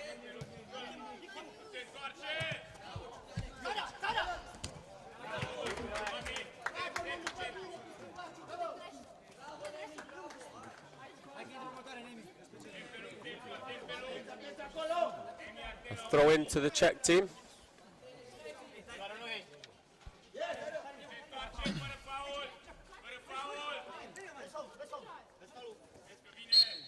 These teams were part of Group B. We said that they met before, but the Group B was an absolutely amazing group. It also contained Birbasha of Azerbaijan and a really good team from Bulgaria, DXC Technology. The group was won by the Czech team with 7 points. Birbasha was second with 6, and AEK Oradea managed to qualify from third place with 4 points. Now here they are in the semi-final stage. They did a really good job in the knockout stages. AEK Oradea is without a goal conceded in the last 2 matches. 2-0 against Dinamis Chisinau and 1-0 against Litten from Sarajevo. While GIC La Plata de Cunde beat 4-3 against Sevan Edma Patrioti and 3-0 last night against Flamingos from Greece. They now have a first shot. It's deflected by the goalkeeper Razvan Egri for a corner kick. AEK last season's runner-up in the Champions League, but I think we both said off camera the Czech team have surprised us. Their intensity has been excellent, very unlike Czech teams in the past. Yeah, we are used to seeing a good national team of Czech Republic all the time. They're amazing, but when it comes to club competitions, they haven't been amongst the best so far. But this side looks very well. They're very well organized. I told you, they're technical, they're fast. They create a lot of chances. So this game is definitely a 50-50 in terms of who's going to qualify and who's going to play Dadi Gradnja in the final. The referees for the match, we should say, are Bahadur Girahu, first referee from Switzerland, and Ishvan Mod from England. Another shot now from Balog and Sergio Mate.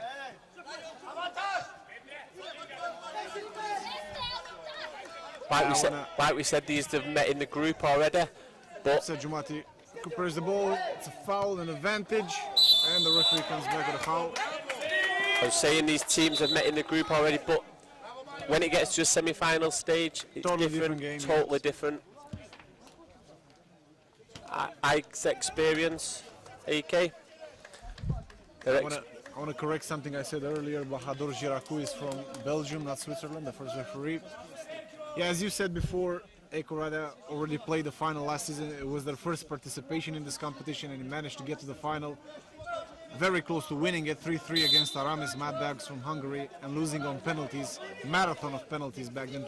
Now Balog has a big chance, Balog, and he scores! It's 1-0 for the Romanian side, only the 5th minute of the match. Great play, great set-piece play there by the Romanian team, and Marius Balog seized the opportunity. Yeah, Aradia have started the game much brighter. Surprisingly bad defending from the Czech team there. They allowed Balog to be like completely open in the center of the pitch, and the national team player of Romania managed to score. I've noticed this with La Plata de Cunde in the last few games. They've been open. They've conceded a few silly goals. Yeah, so they're quite great going forward, but not so great at the back. Yeah, I remember the game in the. And look, just as I was saying that, they managed to equalize. Exactly what I said, they're not great at defending, but good at going forward. Very poor defending. I'll tell you in a second who the scorer is. It's number 98 from the Czech team, which is Mr. Michal Vavra. So only 6 or 7 minutes gone, it's already 1-1. Told you we have a great semi-final in our hands. Both teams are spectacular, both teams are offensive. It's the first goal that AEK conceded since their last group stage match against Birbașalok. They're trying to take the goal kick by a defender, which is not allowed by the regulations. The goalkeeper has to take every single goal kick, it's in the regulations. I think they made that mistake once before, but now it's correct.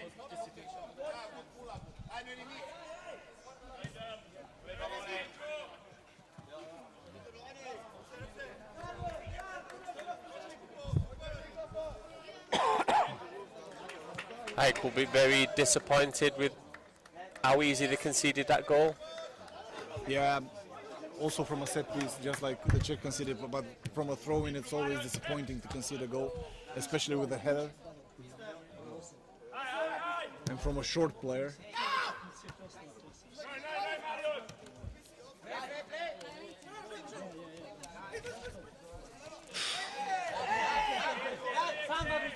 Czech team have a chance to counter now. It's being blocked by Sergio Mate against the scorer, Michal Vavra. Nemitsanu passes it to Popa. Fortuna tries to. Balog has a good chance now, but he's being blocked by the defense. He's just put in a couple of heavy challenges there, Balog. Referee plays the advantage rule. The game is getting a bit rough, yeah. Hard challenges, mostly for the ball, but pretty hard challenges. Referee blows now for a foul, exactly what I said. A few fouls being made. So 8 minutes gone. A free kick to AEK Orada. The chance to take the lead again. They were 1-0 up, but not for long. Prague managed to equalize really fast.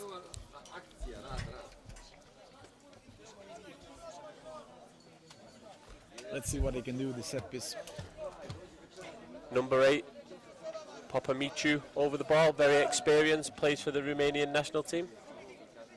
Yeah. I think he's going to play to the right, to Nemitsano, in my opinion. Yeah, he does that. Nemitsano shoots, the goalkeeper manages to save it. Now Mate, yeah, it's definitely a penalty. Yes, it's a penalty kick, definitely a penalty kick. So in the 9th minute of the match, AEK has the biggest chance possible to make it 2-1.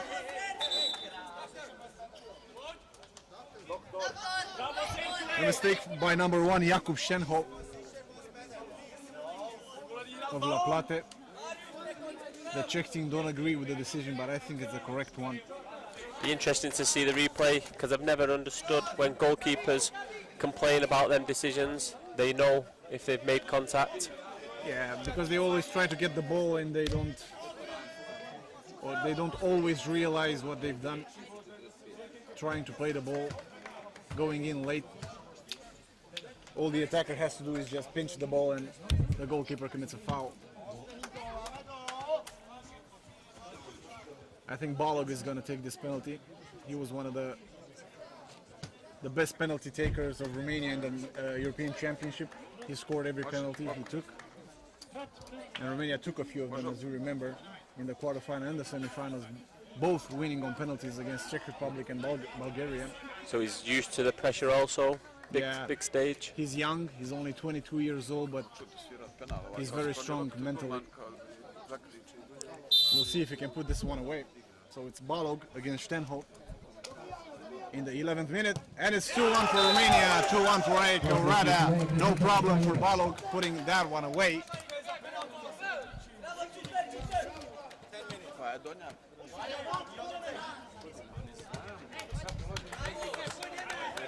Send the keeper the wrong way. How many players are from the Romanian national team? We have right now on the pitch actually 4 of them. It's Mircea Popa, Marius Balog, Andrei Apostol and Andrei Nemitsanu. And even this guy, Sabin Drstaru, is a very good player, potential national team player. And the goalkeeper is also good. So they have a pretty strong squad, obviously getting this far in the tournament. Apostol, very technical, very fast player, very good with the ball at his feet. Drstaru plays it right to Nemitsano.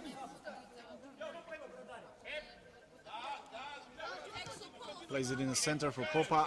Nemitsano again, but they concede possession. Do you recognize any of the Czech players from the national team? I would have to say I don't, but I don't remember them so well. Maybe you do. No. They look like a young team. They look like a pretty inexperienced team to me. Very gifted, very technical, but not very well with the tactical side of the game. Yeah, I would agree. Very energetic, press quite well when they play that way. Let's not forget, in the group stage, the Czech team beat Birbasha, Baku, which beat AEK Oradea 4-0. So you can see what they're capable of. Manager of the Romanian team, Spiridon Valsavias. He's been in Minifootball for a very long time. I see Drstaru here with the free kick. Being blocked. Andor plays it back to Egri. Egri has to send it wherever he can. From my experience in watching Romanian teams, the last thing Lacunda want to do now is concede again. Because if they do, the Romanian teams have a knack of being able to close the game out, even from this early stage. Normally, I would agree with you, but this team from Czech Republic is capable of anything to me. I mean, I can see them doing anything. I can see them losing big time. I can see them coming back from 2-0 down or something like that. They're so unpredictable. Apostol now tries to send it to Ferik. The Czech defense deals with that.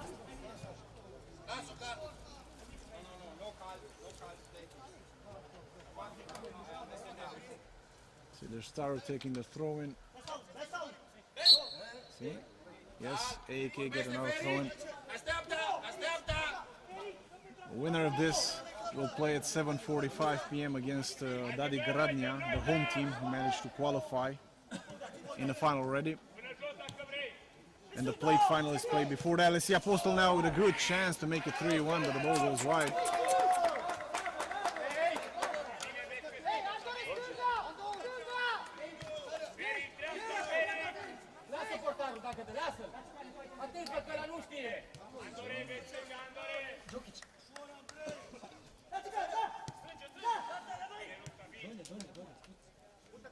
manager of the Czech team, we have to say, is Miroslav Vostanek.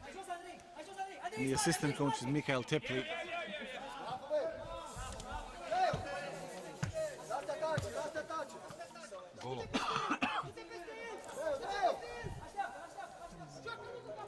I don't think we gave the teams out at the start of the game. If you want to run through them, David. Just a quick enumeration of the name of the players. Let's wait to see how this pans out. Number 11 from the Czech Republic, being pushed to the corner, pulls the ball back. So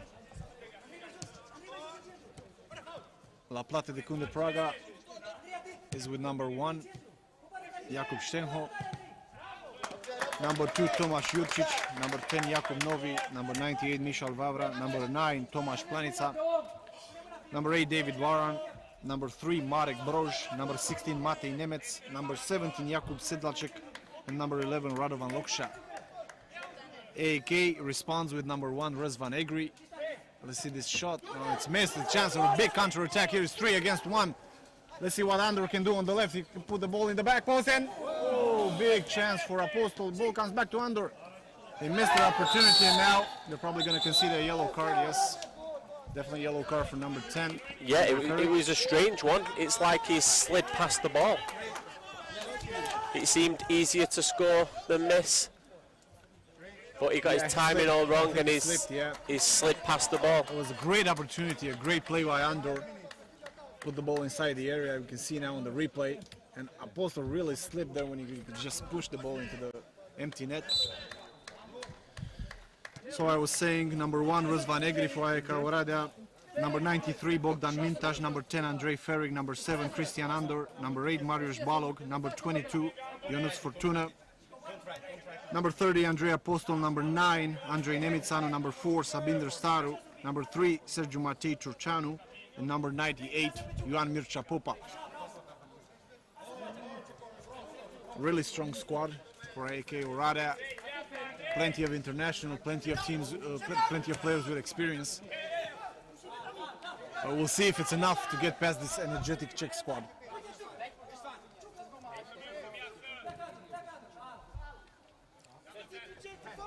Which one of these two teams do you think would give Dadi Gradno the best game in the final? It's difficult to say. I think Dadi Gradno are very well organized, as we saw both in the quarterfinal and the semi-final, not conceding. So it's hard to say who would open them up better. I think AEK Oradea fares better against this Czech team rather than they would do against Dadi Gradno. I think it would be difficult to break down. It would be a tactical match. Whereas if the Czech team would go to the final, it's totally unpredictable. I agree. I think it would be unpredictable with the Czech team facing Dadi Gradno. Yeah. But I could see Dadi being a little bit too strong physically for the Czech team. Bahadur, the referee, the first referee, turns back the play for a free kick. There's a clear foul.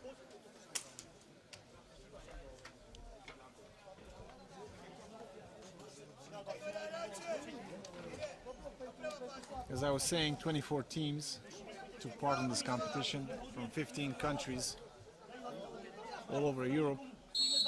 Now we're down to the last 4. We already know the name of the first finalist, Dadi Gradno. See what Chuka can do here. It's a block shot. Mircea Popa, his nickname is Chuka. Everybody knows him as Chuka.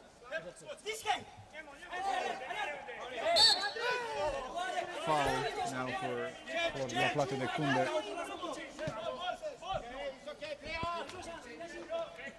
Only 2 minutes until halftime. We'll see if the Czech team have time to create something, or if AEK will lead at the break.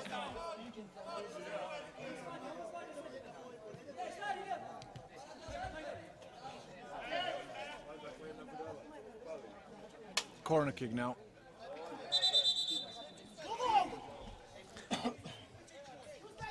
Now would be a good time to score right on half time. Usually, yeah, it's ideal. Let's see now, number 8, what he can do now. Miss hits the ball. Just 1 minute to go. 1 goal difference between the two teams. I would say AEK edged the first half. I think they were better. They deserve this 1 goal lead. Yeah, I also think they have another gear. I still think they're in first, second gear. I think they can go again.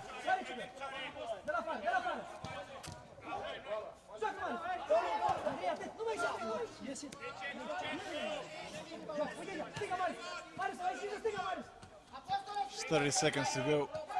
La Plata is trying to find a way past the defense.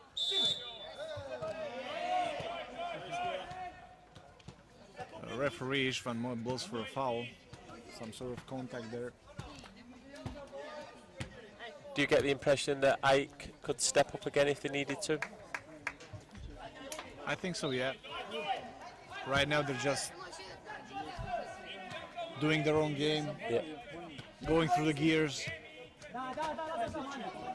trying not to overdo themselves, but it's a semi-final. You can't go 90%, you gotta go 100% if you want to win. Probably the last play of the half, definitely the last play of the half, because there were no added time. Free kick for La Plata.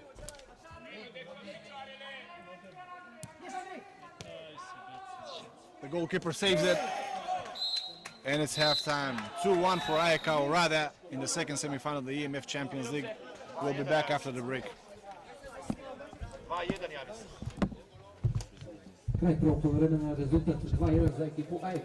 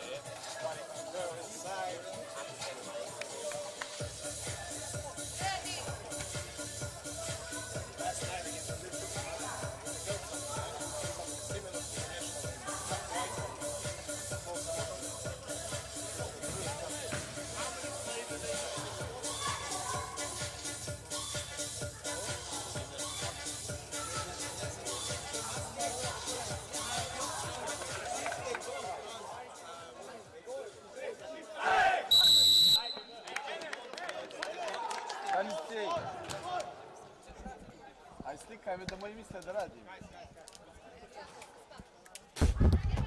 Neka se. Neka se. Neće mi vjerovati.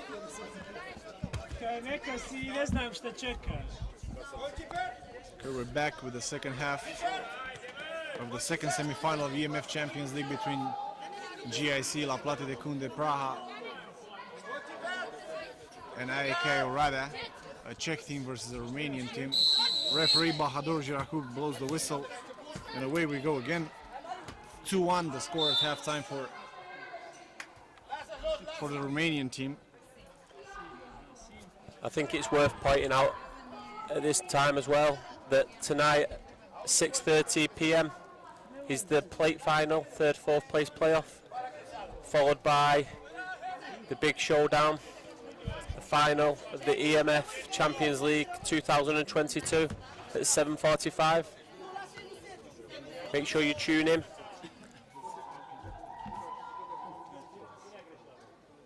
Should be a great show regardless of who plays. A lot of good teams in this tournament.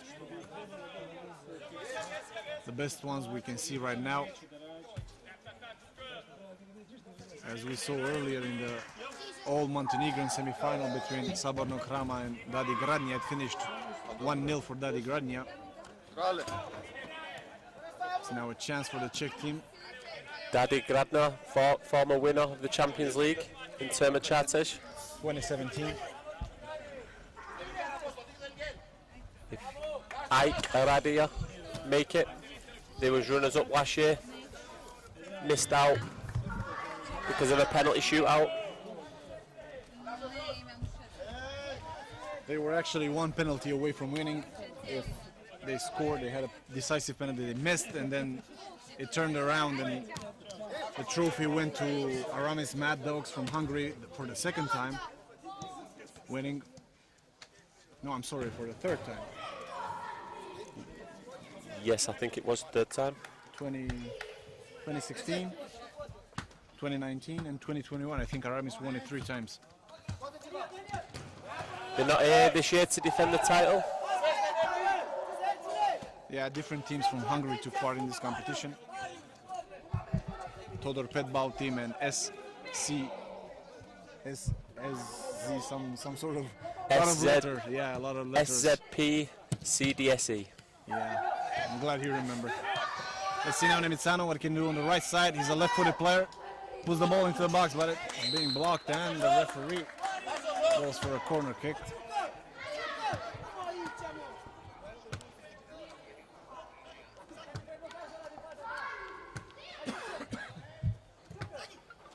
The back post for Chuka. Chuka shoots.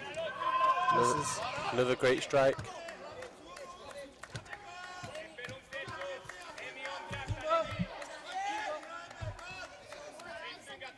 Chuka plays in a lot of the major tournaments. Very, very experienced player. Very passionate about mini football. Let's see now Balog loses possession. And the ball goes out for a throw-in.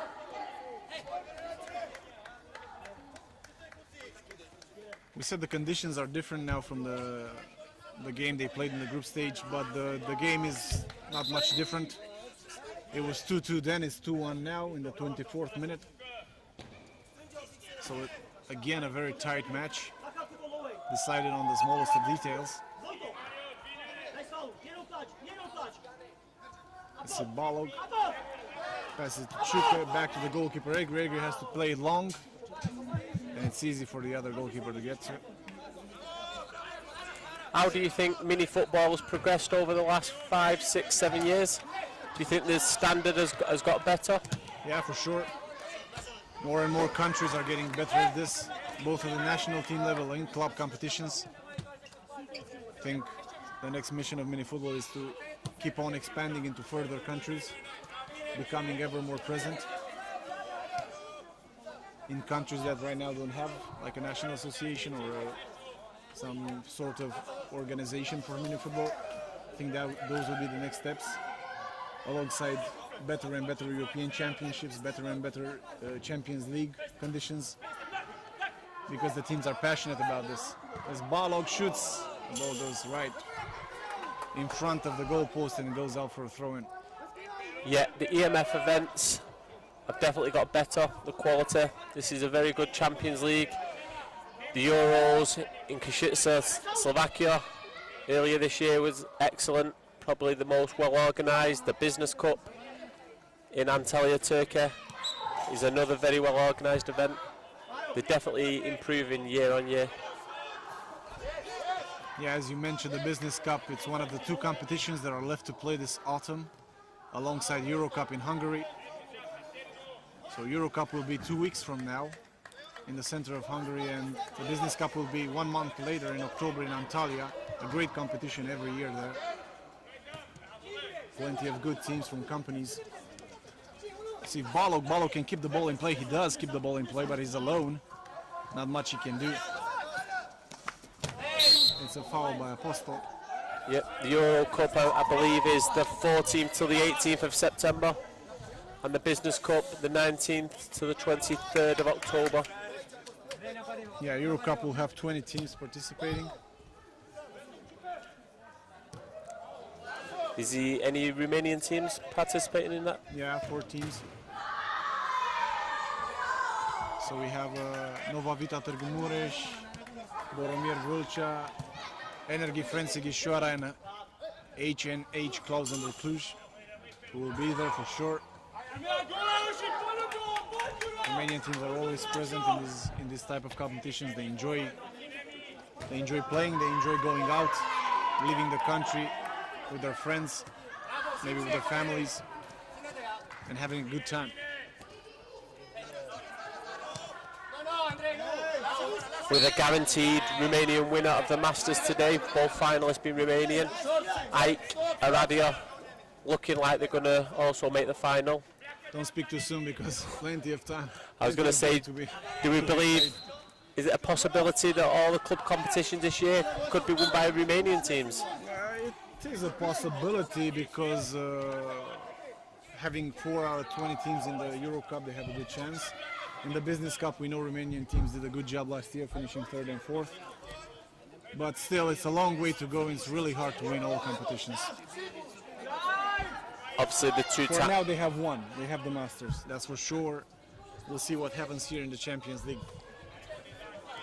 Volna, the 2-time Business Cup champions, will not take part this year.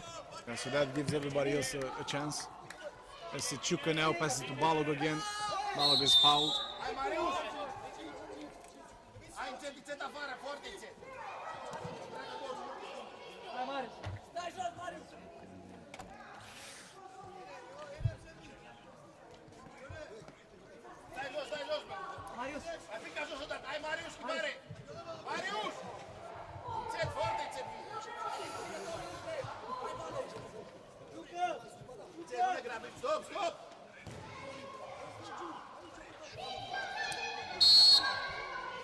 The referee blows the whistle, and I think Chuka will try to shoot from this distance with Chapopa. He does, and it very close to the left-hand post of the goalkeeper.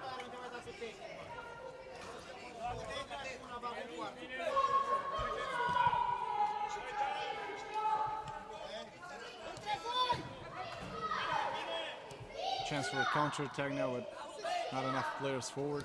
I think it's going to be a long last 12 minutes by Karadia, unless they can get another goal. 2 good dribbles by Nemetsano. He can put the ball in the... He tries to shoot, but the angle wasn't right. He's reproaching to Chuka, why did he come towards him instead of going to the back post, which probably should have done, giving him an option to pass.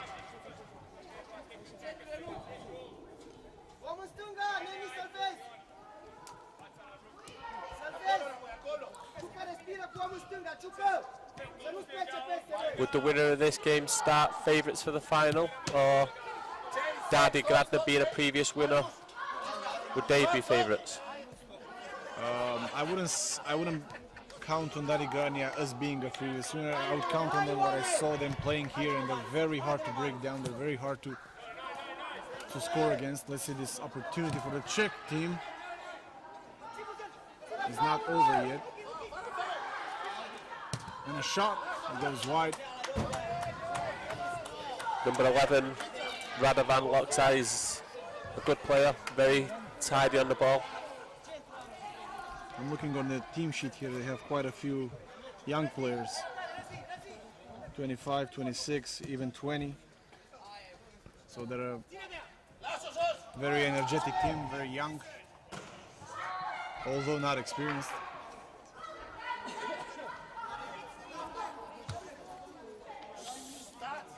We haven't spoken about the rivalry between Czech Republic and Romania, which goes back to 2010, the first edition, the non-official first edition of the European Championship. Let's see this at the back post. It's a big chance and it's a goal! Great throw-in, and Christian Andor makes it 3-1 for AEK Oradea in the 31st minute. I don't think I've seen a goal scored from a throw-in this tournament, and then I've seen 2 in this game alone. That's what I wanted to say, is the second goal that was scored by, after a throw-in. The first one the Czech Republic did, and now AEK Oradea did. It was a great, again, I cannot help but notice the bad defending by Prague, and there was nobody marking number 7 at the back post. There was good movement leading up to it. Nobody there. The Romanian, it's pretty easy for Andor to just... The Romanian attackers blocked the defenders. A tactic often used in this sport. Let's see now Fortuna what he can do. It looked like a slight tackle, but the referee says no. There's distance to the ball, so he decides. Obviously from now on, the Romanians will try to waste time as much as possible. Yep. Like anybody would do in this situation. They are 2 goals up, there are only 8 or 9 minutes remaining, so the match is theirs to lose. And like you said, with Le Plat de Cunde, very inexperienced team. It's very easy to get frustrated when you're chasing down and the ball's being passed around you. I don't think so far they have been led at this tournament. I don't think they had to come from behind. Even against Birbasha and Patrioti in the last 16, I don't think they had to come from behind. They were always in control of the game. Maybe no, in the match against AEK Oradea in the group stage, AEK was leading 1-0 at some point. Let's see Balog here, it's a corner kick. AEK Oradea was leading 1-0. That was the only moment they were being led in the tournament. But now they have a 2-goal deficit, so we'll see how they respond. Yeah, they're looking a bit short on energy and deflated. Deflated, yeah, I can see on the bench. Sometimes being young, being raw, can be to your advantage. You don't worry too much about the pressure. Yeah, obviously they have no pressure. They got to the last 4. It's an amazing achievement for them. Let's not forget this. Another foul blown by Ishvan Mud.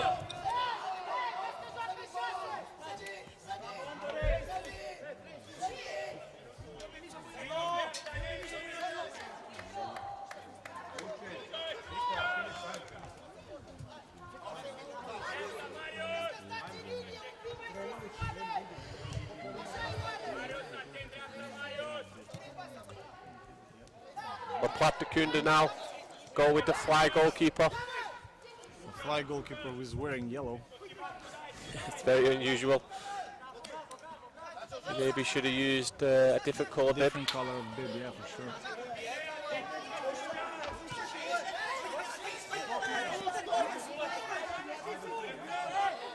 It's a foul, yes, it's a foul. AEK Oradea will have been up against this tactic many times. They'll be used to playing against it. As good as it is for the attacking team to have 6 outfield players against 5, you do leave yourself very vulnerable. Your goal's wide open. Yeah, you are exposed, but it's your only chance. Being 2 goals down with 6 minutes to go against an experienced team like AEK Oradea, it's very hard to come back. And at this stage, you may as well lose 5, 6, 7-1. Yeah, it's the same thing. Yeah. They can't seem to be building anything consistent. No, they're playing the fly keeper, but they're not really using him.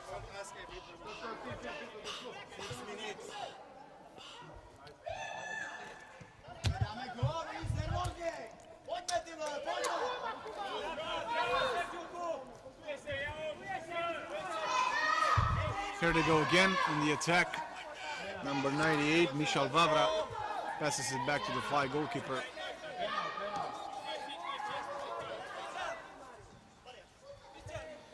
Easily trying to step by step get to the goal post of AEK Orada. Let's see what they can do with the stack so far.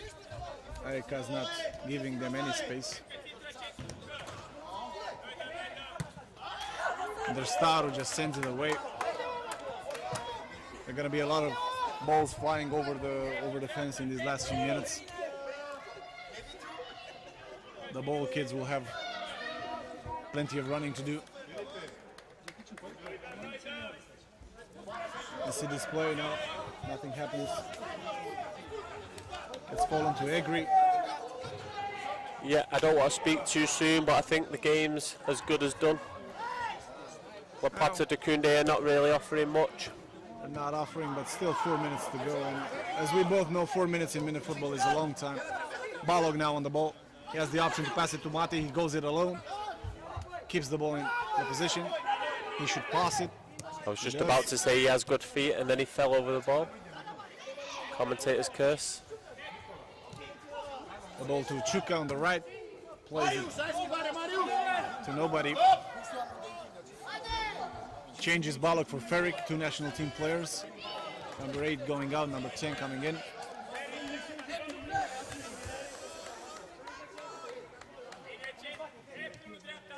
La Plata have one supporter in the stands trying to encourage probably a member of the staff, but so far they can't seem to be creating any chances. Let's see now. Yeah, they're not really playing it very well.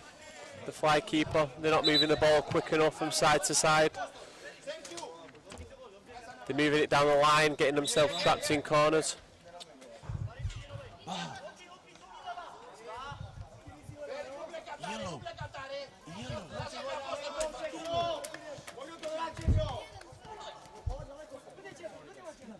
Nemiciano now on the ball, number 9, passes it right to Apostol. This is a good chance. And the goalkeeper, the fly goalkeeper, managed to take it away. There's Staro now, probably going to play it back. Just keep possession, make La Plata run for it. Chuka passes to Egri. You do have the advantage when you're leading to have on such a big pitch that you can just pass the ball around.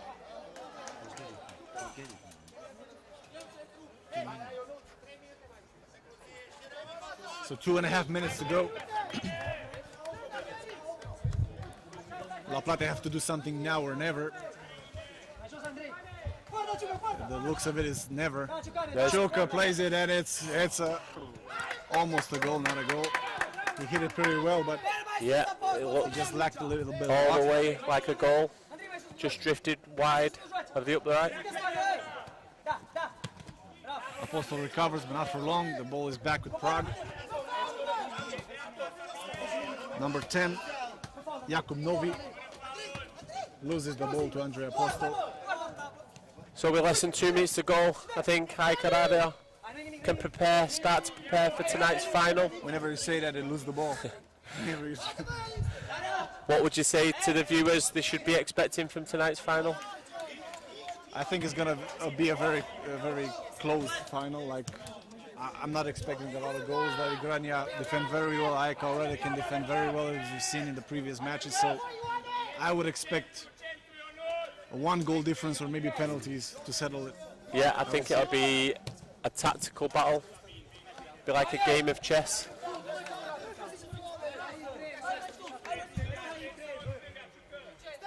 But who knows in mini football? Yeah. One goal. One early goal could change anything, I guess. But on paper, it does look like that. 1 minute to go. They thoroughly deserve this all, Ike. Yeah, for sure. They have been the better team, more experienced, more powerful, just better, all in all. Now a chance for a goal. It's a long ball and it lies just wide.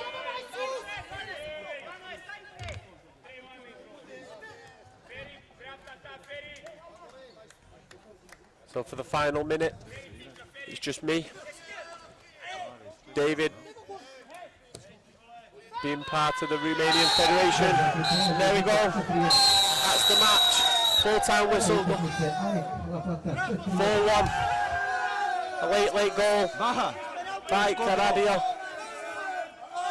Season through to the final. 7:45 p.m. this evening against home nation team Daddy Gradno. Make sure you join us. It's going to be a final not to miss.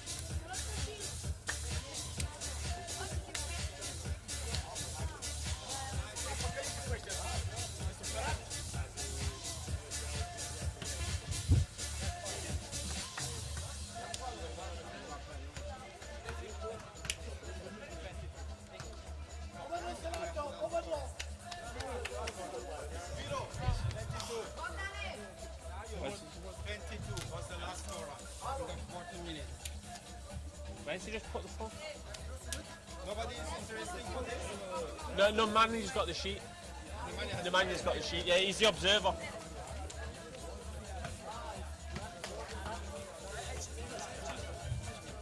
Excuse me.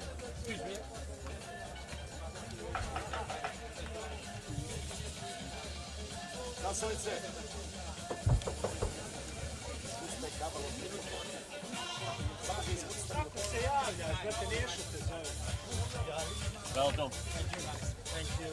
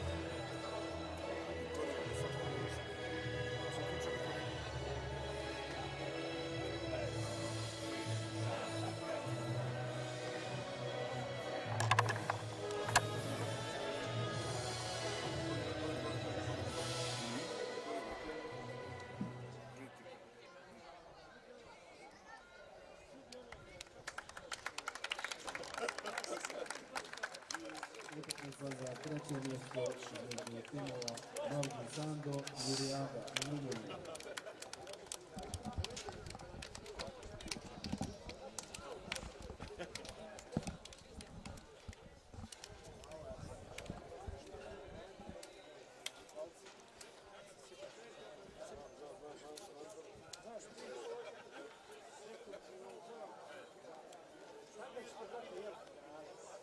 Možda i jesu. Njegovi brat, on krale sigurno možda.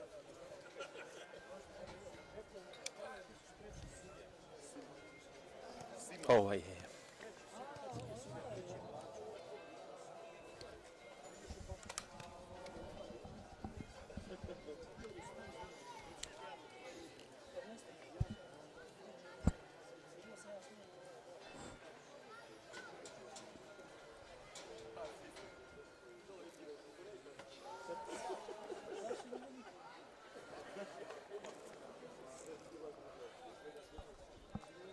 Welcome back to the Polino Sport Arena here in Novi, Montenegro for the plate final of the E.M.F Masters 2022.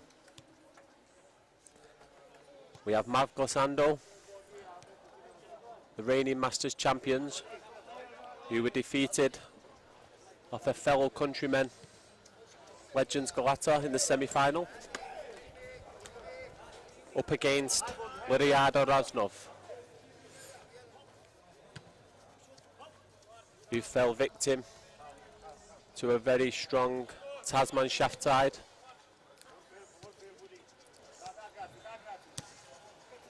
We have an all-Romanian plate final, and we'll also have an all-Romanian main final. First time this has happened, I believe, in Masters history.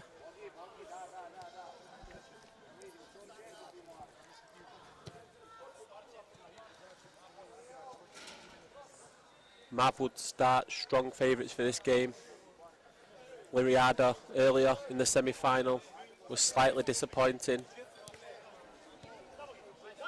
They fell 3-0 behind,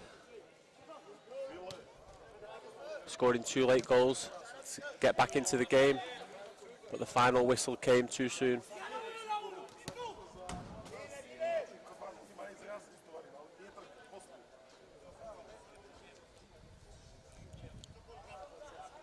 It's a beautiful day here at the Polino Arena, so there's no excuses for either team.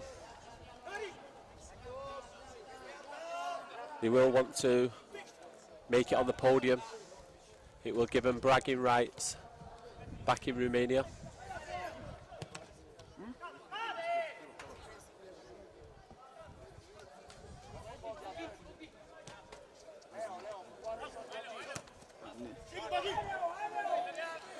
Mava on the attack. Adrian Bogyan. Unfortunately, couldn't keep his shot down.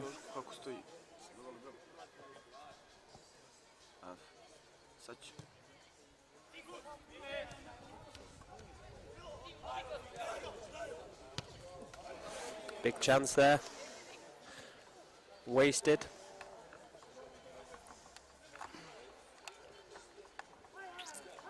This level, you must take chances like that.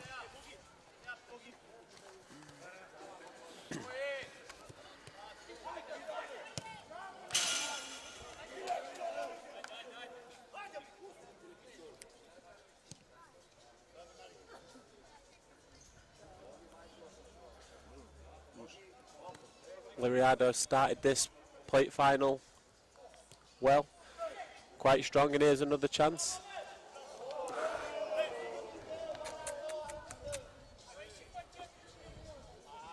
Nikolai Belucha, and a missed opportunity there after rounding the keeper.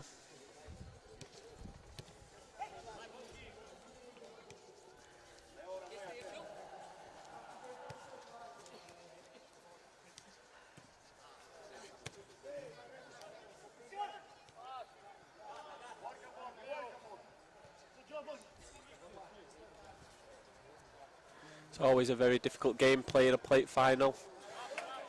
Teams are a little bit deflated after missing out on the trophy. Both teams will want to win this. Being from Romania, there will be that competition there.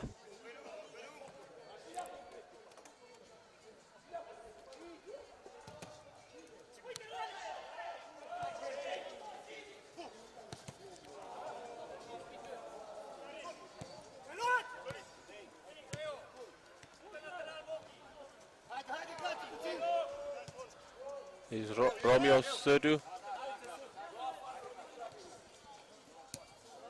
He's causing problems. That looked like a slide tackle there from Leonatu. Referee allowed it to go on. Nearly another goal from a throw-in. We've seen a few of them today.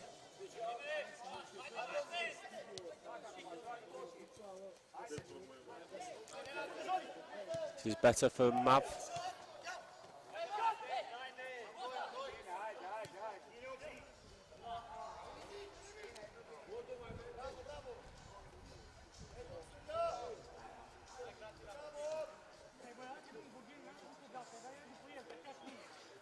You can just sense around the arena there's a little bit of a subdued atmosphere at the moment. I'm sure that will build as the teams come out for the final. And then later this evening, 6:30 p.m. local time, we will have the plate final of the E.M.F Champions League, followed by at 7:45 the main one. Dadi Grajna, the team from Montenegro, the home favourites, will take on last year's runners-up, Ike Aradia from Romania.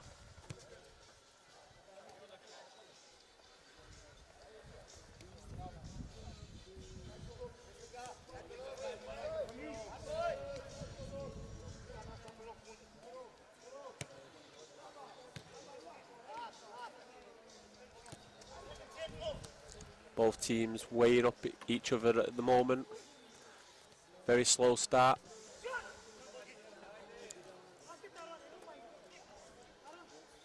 The game just needs a goal to liven it up a little bit.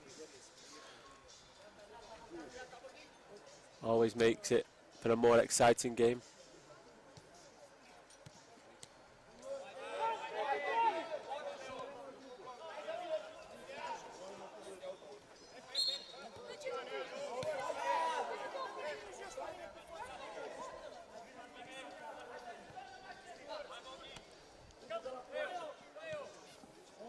Here's a chance. Big chance again. Adrian Bogyan. But again, wasteful.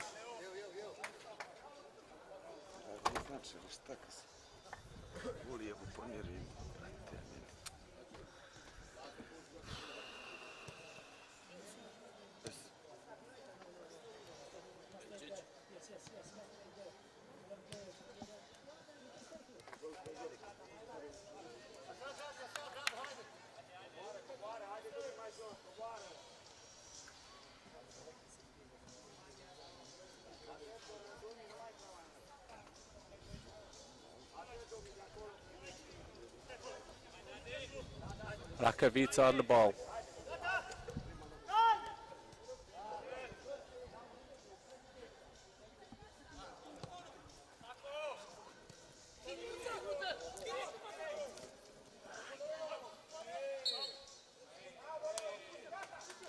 Corner ball.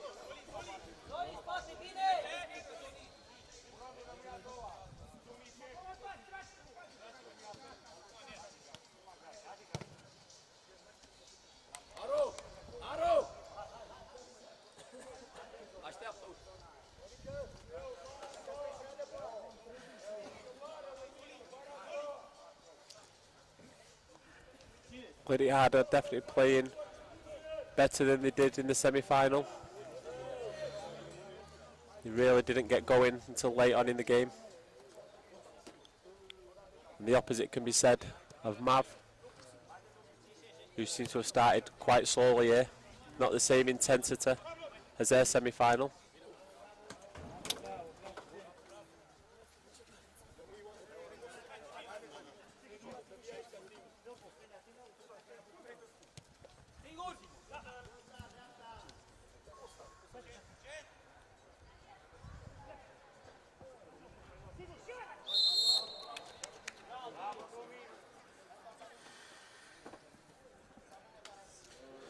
Free kick to Glissando.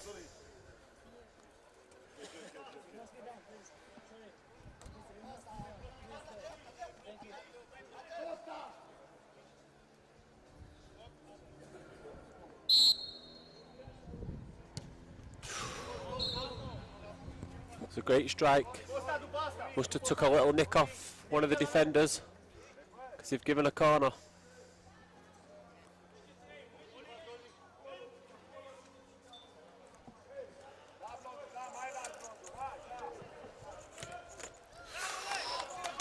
Another chance wasted. This time for Silvio Gracian.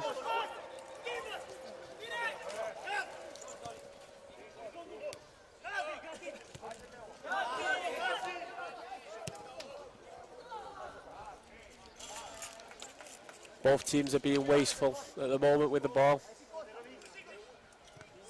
as we approach the halfway point in the first half.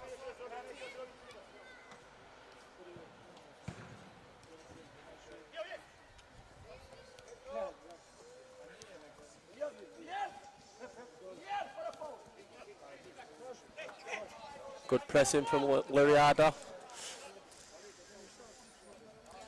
They definitely look like they want this more than Mav Glissando at the moment. The two-time European champions are looking a shadow of the former selves at the moment.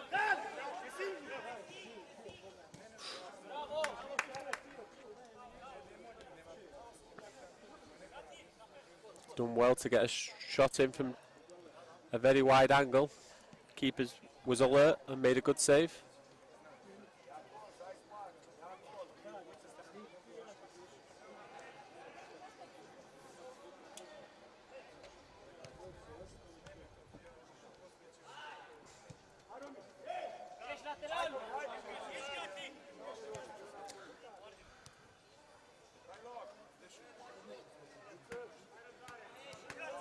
Plate finals are often high-scoring affairs as the teams play with a little bit more freedom.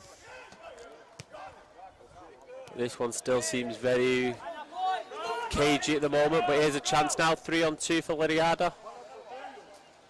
Pushed a little bit wide. They come all the way back to Sima.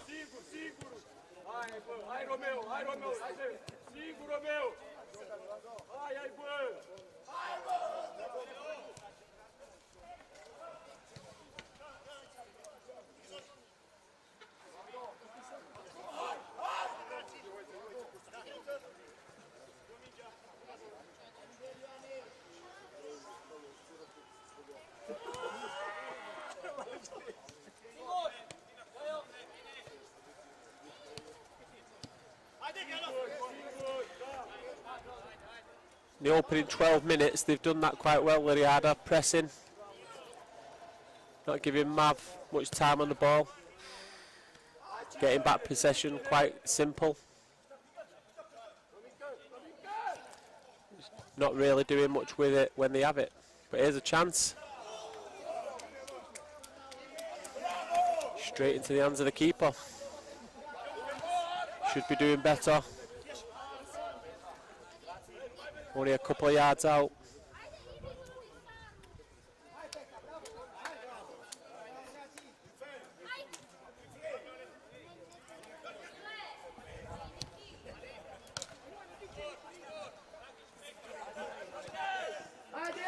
Big chance. Again, his first touch has taken him very wide. wasted another opportunity.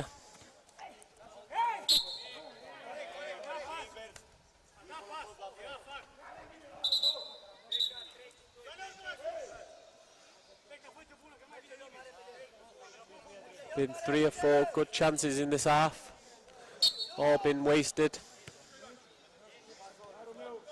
It's not been a game for strikers so far. Defences are definitely on top.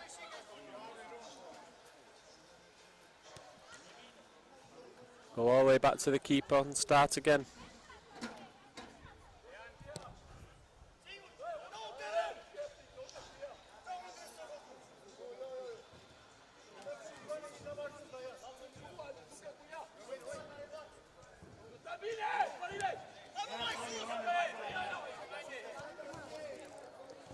Here's, I was going to say here's E.M.F again, but again they're just wasteful in the final third.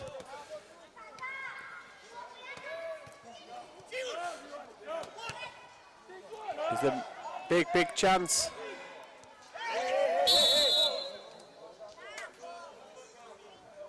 He was pushed over just as he went to take the shot, but you feel he was very slow in that attack. There's one or two times where they had the opportunity to get a shot away and they just never took it.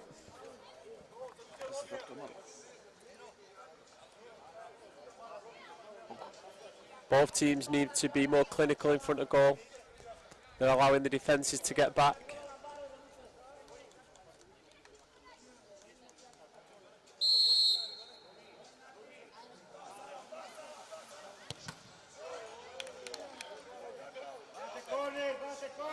Five minutes to go till half time.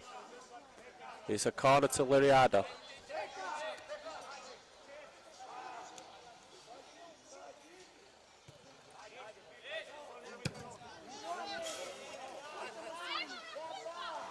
He struck it well, but way off target.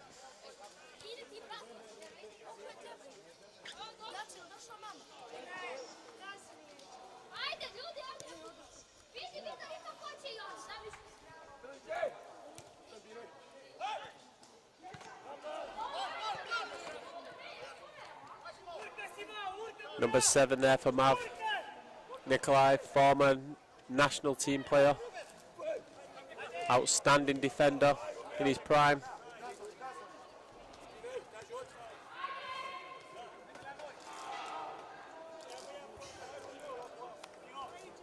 Won quite a few European Championships. Would have been hoping to add a Masters title, another Masters title I should say, to his collection, but it's not going to be for this year.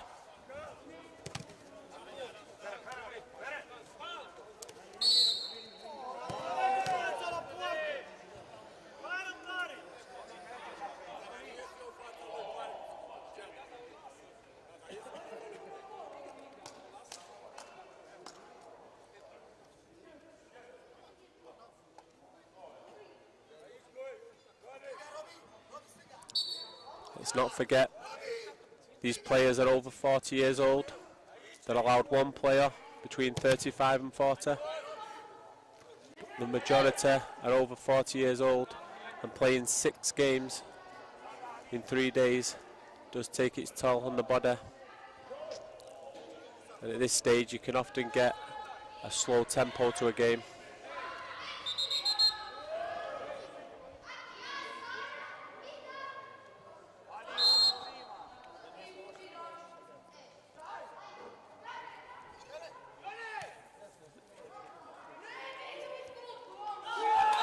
There we have the first goal, 3 minutes before half time. Mav have struck first. The third goal we've seen this morning, or today I should say, from throw-ins. They seem to be causing problems.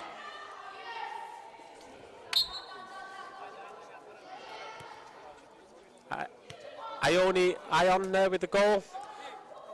Turned his marker,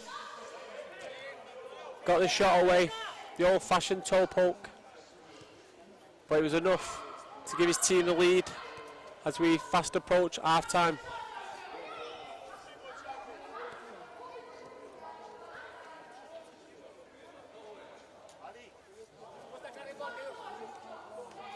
You'd have to feel a little bit for Lyriada Roznov.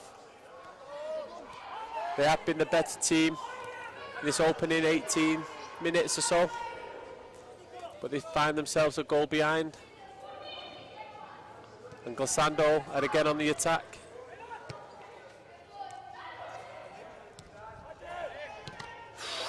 Should have been 2. Great save by the goalkeeper. I can't help but think he shouldn't have been anywhere near that though. There's plenty of space either side of him, but he spread himself well. Maybe we're being harsh on the keeper. Maybe we need to give him more credit because it was an outstanding save.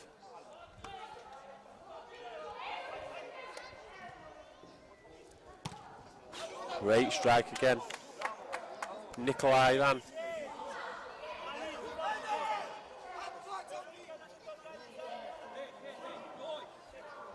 Don't think he's famed for his great strikes, more for his outstanding defending. But that was nearly one of the goals of the tournament. Final 30 seconds. Well, the referee seems to have blown a little bit early. But there we are at half time. It's Glissando 1, Lyriada Roznov 0.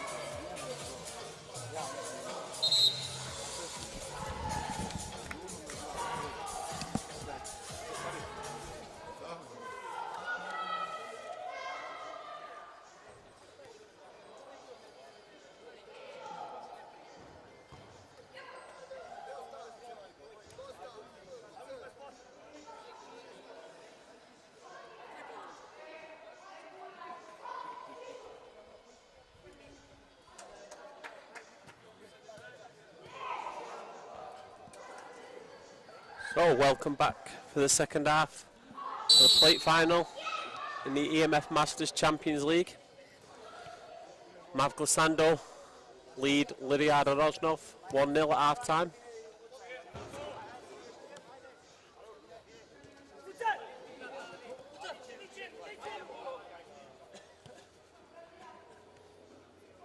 Liriado was the better team in the first half. Disappointed they're behind. But let's see if they have a bit of fighting spirit and can get back into the game.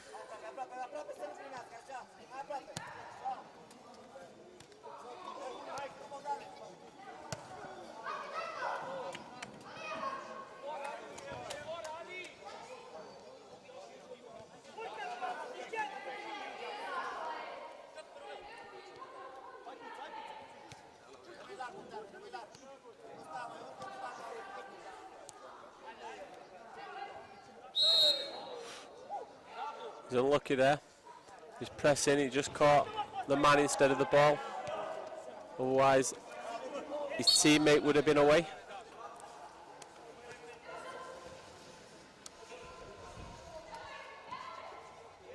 Free kick to Liriada.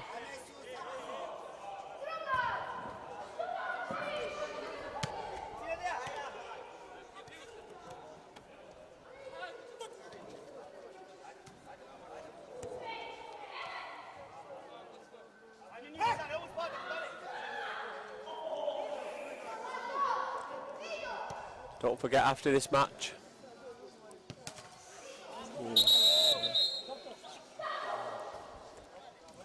just going to say, after this match, we do have the final. Tasman Shaft will take on Legends Galata. Both Romanian teams will be open to lift the trophy for the first time. Just see that again there. Keeper made a great save. Unfortunately, it was with his face.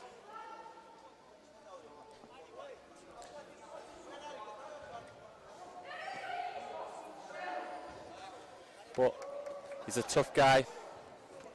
A bit of water, and he's back up ready to face this corner.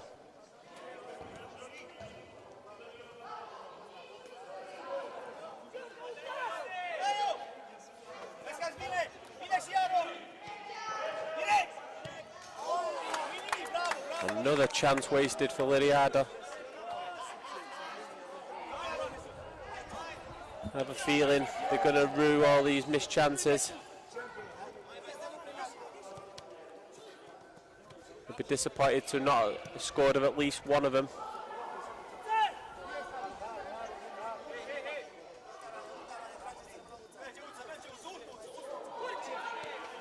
Here they are again.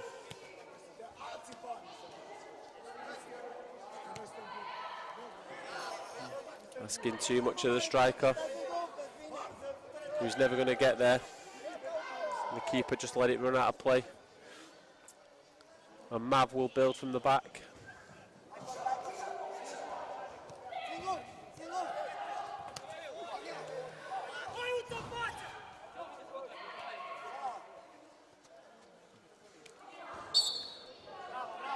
Free kick in a dangerous position. Marius Pope, little mazy run. Here's Mav breaking now, it's 2-on-2. The defender read it though, and put the ball behind for the corner. Mav are in no rush to take this. You'll notice this a lot in European mini football. The teams have mastered the dark arts of time wasting.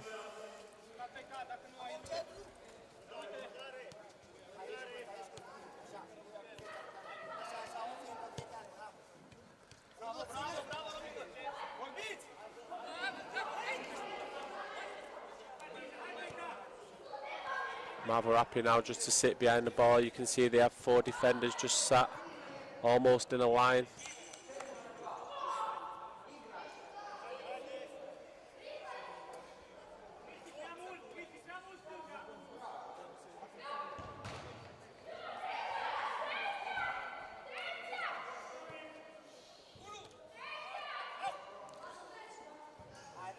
A little bit too high. He was never going to be able to get the power he needed or the direction from there.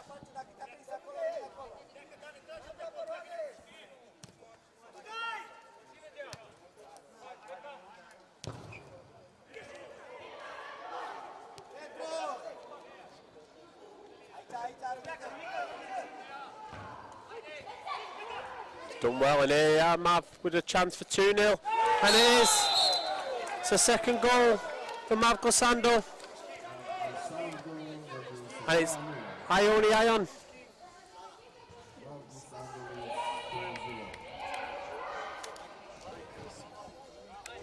His second goal of the game, and maybe now it's just a step too far for Liriada to get back into this game. They have a mountain to climb against the reigning European champions to come from 2 goals behind with little over 13 minutes to go in the game. Immediately, Liriado make a change and they're going for fly keeper. It worked so well for them in the semi-final when they scored 2 late goals using the same tactic.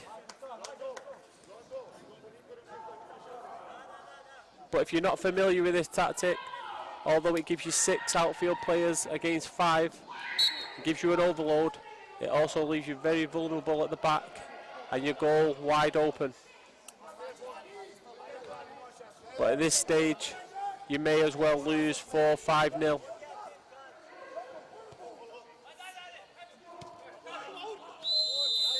Late challenge there. And the first booking. Number 17, Adrian Bogyan.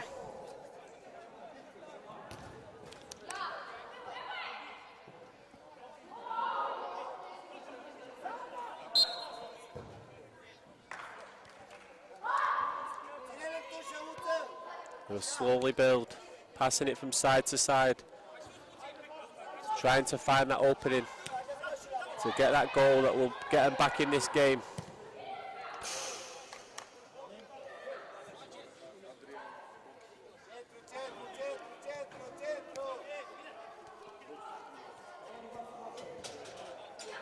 The goalkeeper from Liriados, well, the fly keeper I should say, scored probably the goal of the tournament this morning.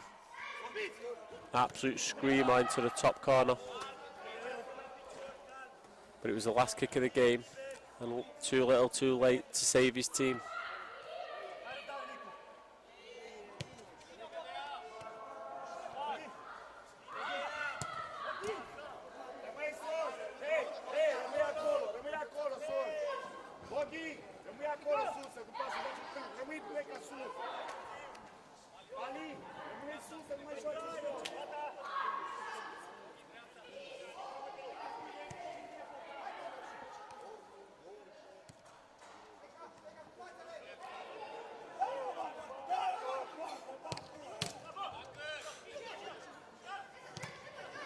Great block. The keeper has a shot from distance. Wasn't too far wide. You can see that's the danger, leaving your goal gaping.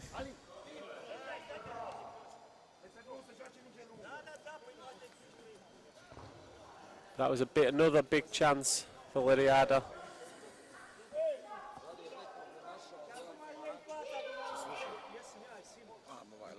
They really, really do need to get a goal very soon if they're going to get back into this game. They've missed some very good chances, and at this level, you just cannot do that.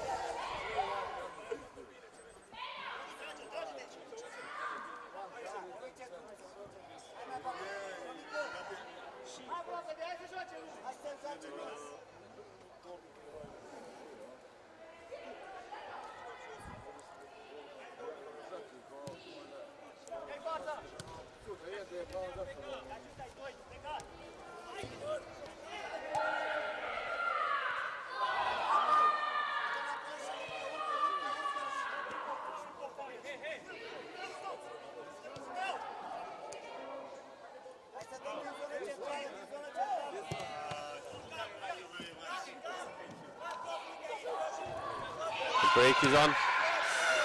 Good defending.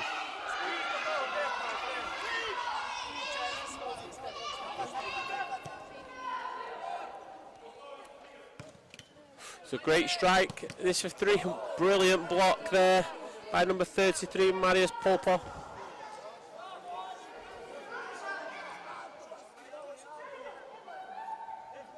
Is that the break that Lyriada needed?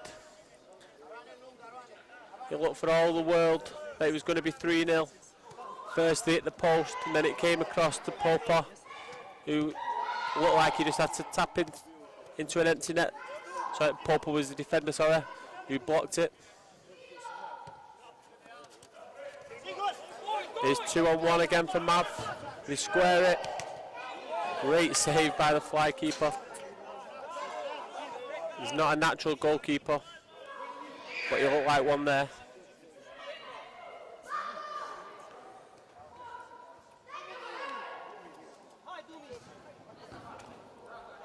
It does look like Mav Glissando are going to catch Lyriada on the break a few times now. And with the main goalkeeper now sat on the bench, they could find themselves unstuck.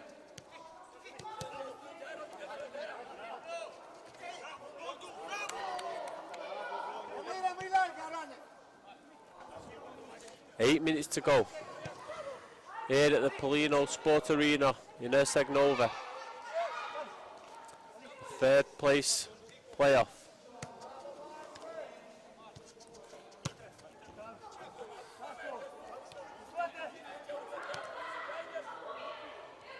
If Mav do go on to win this, it won't be the trophy they wanted. They would have wanted the winner's trophy, but they'll still take being on the podium.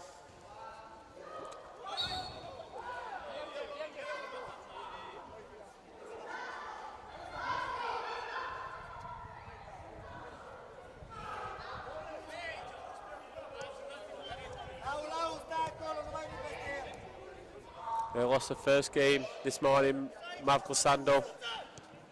It's a very rare thing for them to lose matches. The last thing they would have wanted to do was lose this one as well, because losing can become a habit very quickly. Another wasted opportunity for Lyriada. This time it's Serdu.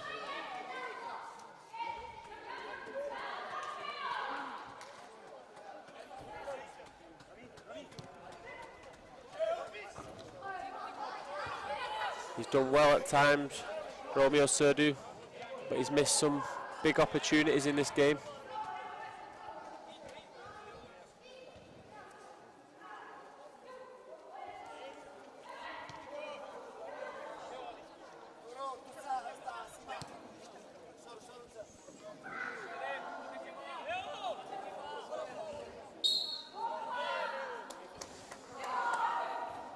Silly free kick to give away.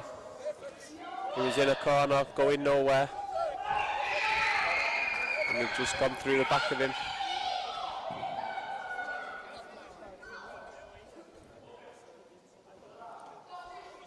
Maybe it's just a sign of a little bit of frustration setting in for Lyriada.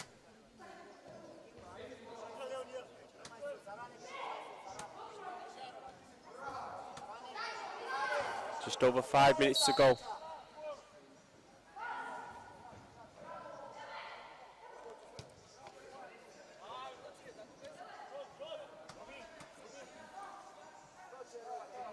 To come back from here now for Lyriada against the 2-time European champions will be an amazing achievement. But they will take heart from. They've had enough chances in this game to score more than 2. But time is ticking away.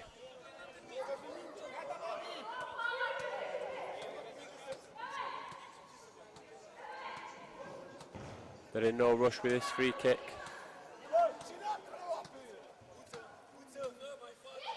Experience there in Nikolai Dan. Using up valuable seconds, letting the clock tick down.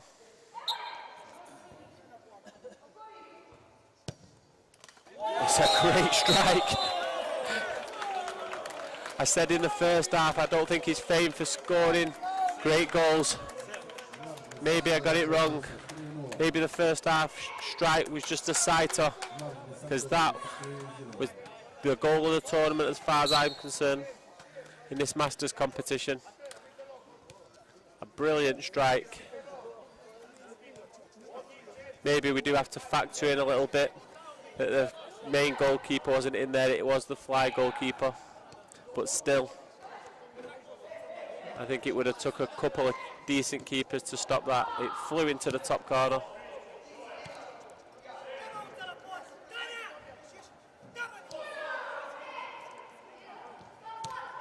Very, very experienced there at the back. Marvaldi lining up against his fly keeper, giving no space, staying compact.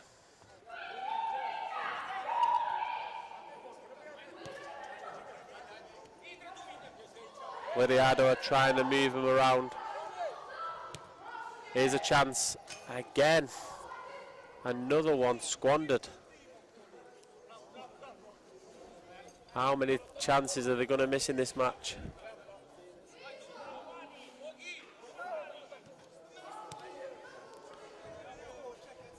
It will take a little bit of comfort, I think, that they've made so many chances against the champions.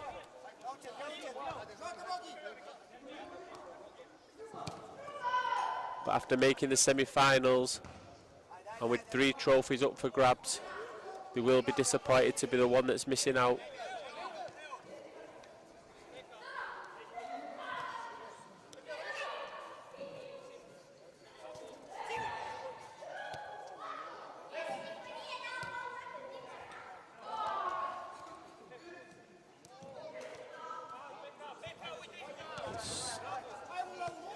Here we go again, Mav. Looking for a 4th. The keeper just did enough to put him off. He took the ball too wide there, did the striker.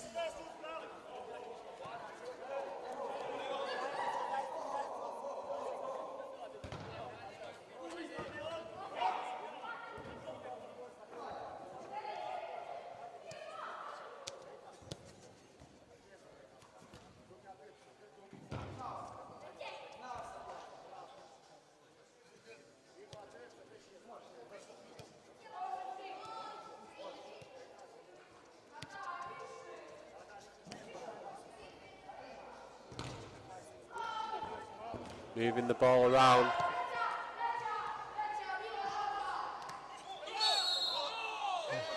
Referee has given a penalty. It looks soft. Would like to see the replay.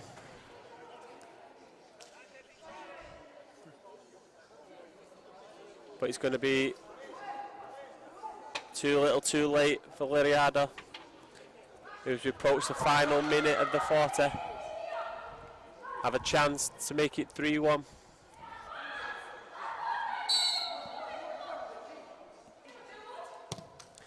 Yep, 3-1. Good penalty. But they did this in the semi-final. Fought back, all too late.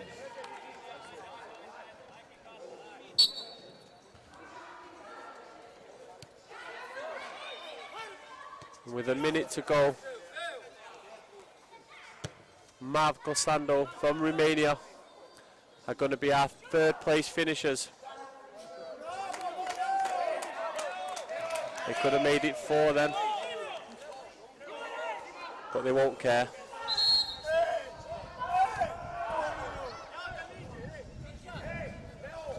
Goalkeeper's just been pulled back for the moving ball.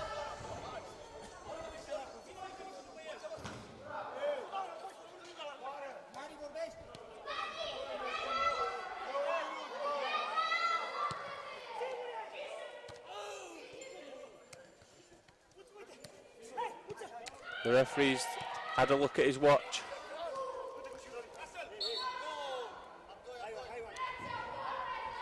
I think this will be the last attack for Liriada Roznov. Whatever the outcome, with this set piece, I think the whistle will go. The referee has indicated that he's about to blow. And there it is. Third place in this year's E.M.F. Masters Champions League. Marco Sando, they have won 3-1 against fellow Romanians Liliada Roznov. Join us later this evening, 5:15, for the final, and we'll see if Tasman Shaft or Legends Galata can take the trophy back to Romania.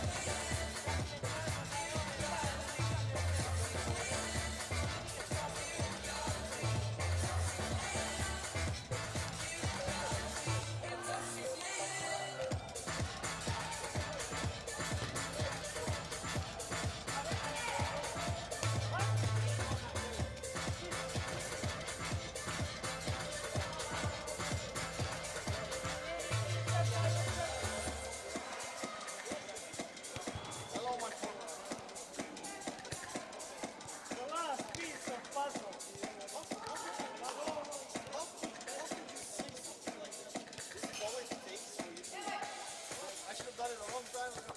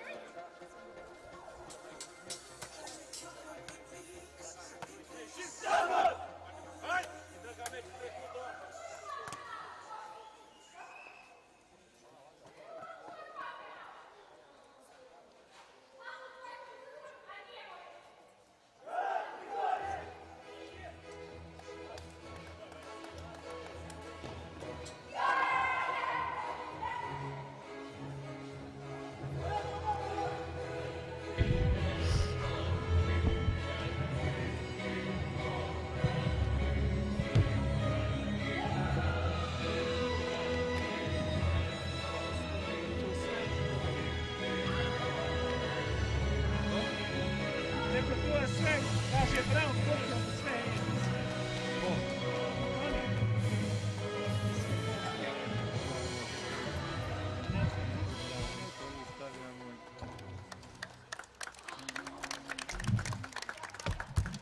Počinje finalni meč između Tasman Shaft Bukurešt i Legends Galatija. Final match against Tasman Shaft Bukurešt and Legends Galatija.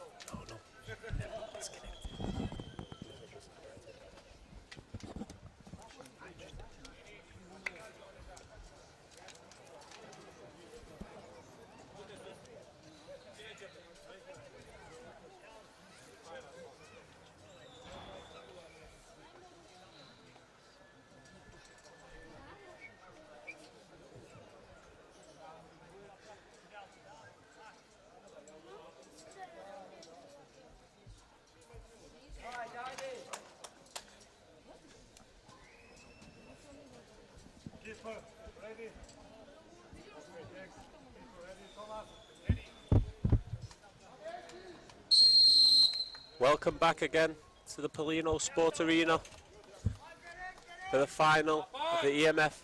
Masters Champions League 2022. Alongside me I have David Alberta, European mini-football expert and a representative from the Romanian Football Federation. David, how do you see this game going? Hello Mark, hello everyone. Back here in Polino Sport Arena for the final of the Masters Champions League, as you said. We're gonna watch two great teams, I think the best teams of the competition so far. Legends Galats and Tasman Shaft Bucharest. We had an all-Romanian semi-final this morning where Tasman Shaft beat Liriada Rushnov and Legends Galats managed to edge past MAV Glissando Timișoara, and now they meet here for trying to become, for the first time in their history, European champions. As we know so far, the only teams that have won this competition are MAV Glissando twice and the Russian team Moskvich also twice. We will read now the two lineups that are here on the pitch today. We have Legends Galats in green. Number 8, Paul Burada. Number 7, Cristian Crăciun. Number 16, Bogdan Dima, aka Shuli. Number 10, Sorin Frunze. Number 12, the goalkeeper Marian Luca. Number 76, Nicolae Mihai. Number 54, Daniel Pleșu. Number 77, Nelu Daniel Popliacă. We pause to see this free kick.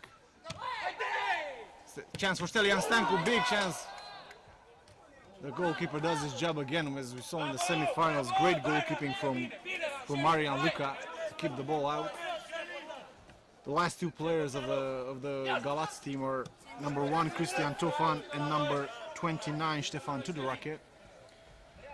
On the other side, Tasman Shaft Bucharest has the following number of players. Number 10, Tudor Simon, who is also head coach of the team. Number 7, Stelian Stancu.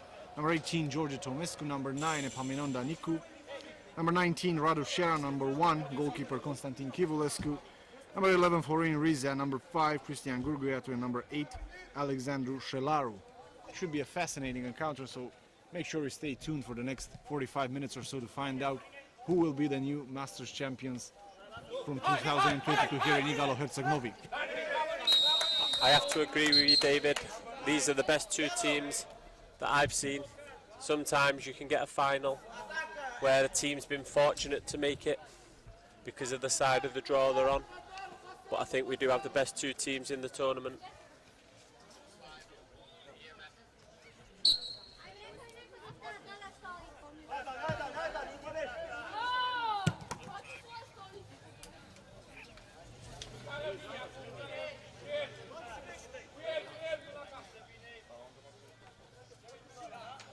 Legends on the attack, they have a throw-in. We've seen a few goals today from throw-ins. Becoming more and more of a feature in mini football.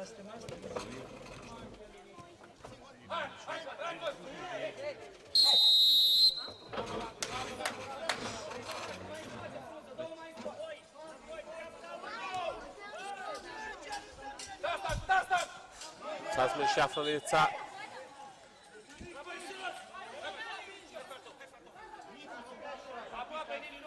Stellian Stanku fouled.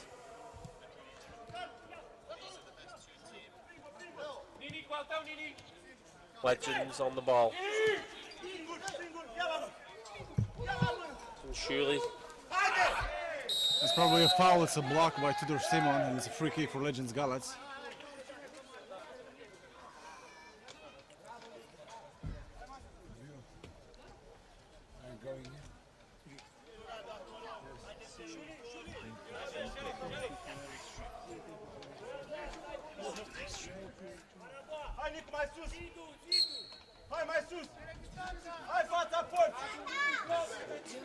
Shuley with a big run up.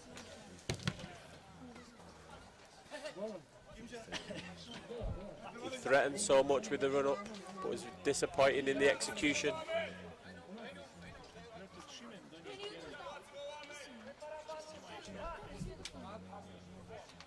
Be interesting to see which way this game goes. Two very good teams. Dangerous counter-attack now for Tasman Shaft. Stellian Stanku tries to pass it to the right, but the pass is gone awkwardly out. So David, for people just tuning in who missed the semi-finals today, Legends Galata are the national champions in Romania. Yes, actually this was the final 3 months ago in Rishnov, the final of the national championship. And back then, Legends Galats beat Tasman Shaft 3-1. Maybe you could say they are slight favorites today, but it's really a close call. Two evenly matched teams.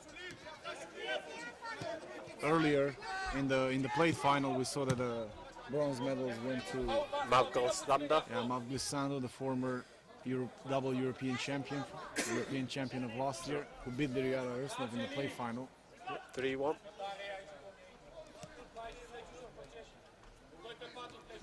Legends, double national champions in Romania, but the European titles eluded them so far. They'll be disappointed if they don't win this after beating Tasman Shaft in the national final, you think? Yeah, for sure. They are very well motivated. They came here to win, and we can see now number 10, one of the best players of the tournament, Sorin Frunze. I wanted to ask you, I noticed with the Romanian teams, they wear a lot of bright kits. Is there a reason behind this? And the reason I ask is because the 11-a-side team in the Euros one year all dyed their hair blonde because they said at the corner of your eye, you notice it. Is there something in that with the kits, do you think? I don't think so, Mark. What happened, that you remember, was in 1998 at the World Cup. After Romania beat Tunisia in the FIFA World Cup, they all dyed their hair blondes, but it was a one-time thing. It was a crazy thing back then.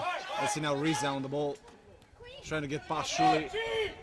He does, he passes it left.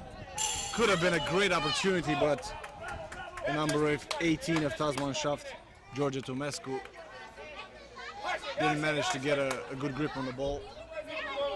Yeah, they squandered that chance. But now Tudor Simon has another big chance. He's blocked. It's not even a corner kick, just a goal kick. We've just seen that in the plate final. Liriada Roznov squandered a lot of chances.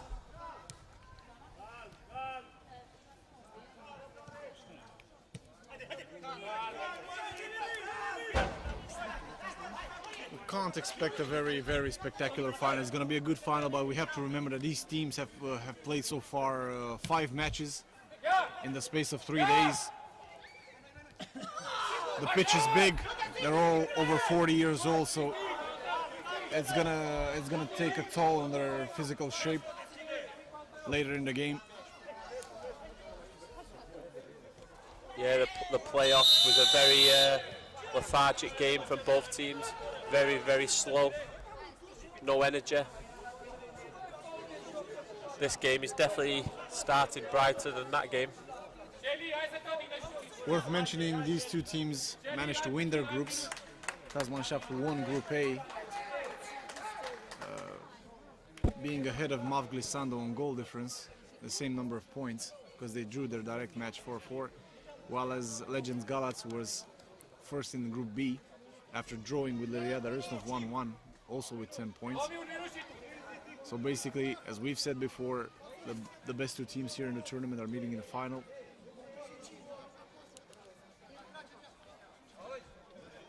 Tasmanschaft, a lot of finals in the past. They really won this trophy. Legends the same, 2 national championships in a row, but no European trophy. So now it's who will have the bragging rights when they go back home. Will the trophy or the bragging rights mean more to the teams? I think a trophy. The trophy means more, but also the bragging rights are important. There's a great rivalry between these players. Some of them are still involved in mini-football at the regular level, even though they're 40 years old or maybe even older. We have to say that the weather is perfect for mini-football right now here in Herceg-Novi. It's not too hot, it's not too cold. It's ideal.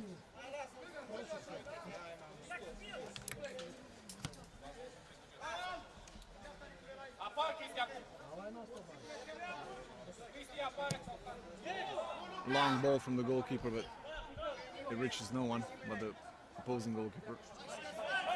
Like a chess match at the moment. Yeah, very few opportunities, or half opportunities. More of it. Legends Galați try to build something again from the back. It's Shuli.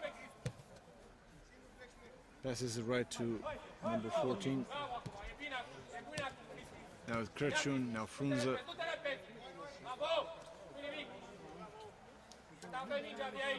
This is gonna be tight, Mark. It's gonna be tight, I think, until the end. Yep, no team will want to concede that first goal. Makes it difficult to come from behind. Now Popliaka on the ball. Passes to Frunze. And they go again from the back. For all of those watching us right now, remember that after this match from 6:30 we have the plate final of the main competition. From Sabornogo of Montenegro plays La Plata de Kunde Praga of Czech Republic. And the main event of the day, a 7:45, the main final of the Champions League competition, which will see Dadi Gradnia of Montenegro, the former champions of 2017, go head-to-head with AEK Oradea of Romania, the finalists of last year. Should be a very interesting battle. Let's see now a big chance for number 19. Ball deflected for a corner.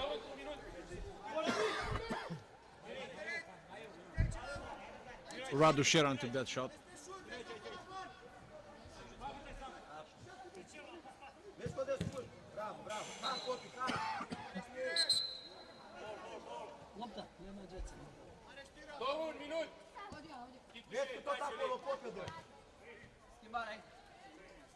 Vedeți că joacă 6-5.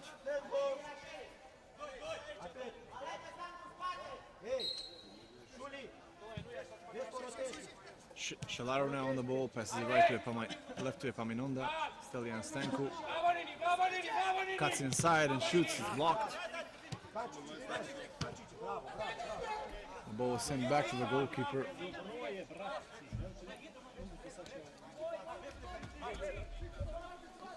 7 minutes to go till half time. Can you see a goal happening in this first half, David? Maybe. Maybe one of them can get a goal before halftime, but I think it's difficult. Maybe a set piece can make the difference as referee from Czech Republic blows his whistle.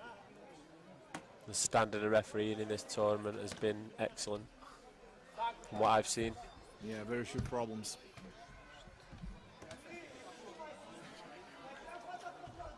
Very few controversial decisions so far. Hopefully it stays this way until the end. Nobody wants to see the referee stand out. Have to be as discreet as possible. Let's see what Epaminonda Niku does now from this free kick. Passes to Shelaru. And the first referee, Marko Popovic from Montenegro, blows for a foul. Probably a block. Yeah, I think that's the first decision I've seen on a block. I must admit, happy to see it. It is one of the dark arts of mini football, blocking the player.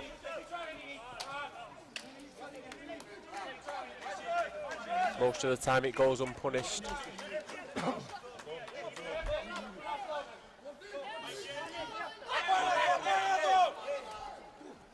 Ball thrown long to Shelaru, Stanku, and left to Riza.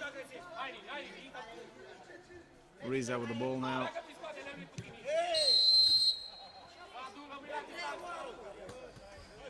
It's a foul. Probably a push, as Marko Popovic indicates, against Tudorakia.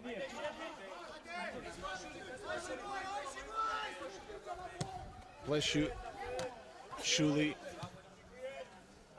Play shoot again, but he can't reach the ball.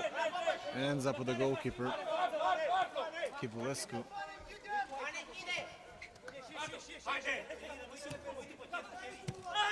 That's a dangerous foul. It's probably a yellow card. It was a late challenge, the well-deserved yellow card for number 7, Kozmin Krečun. We have our first yellow card of the match. Christian Krečun, sorry.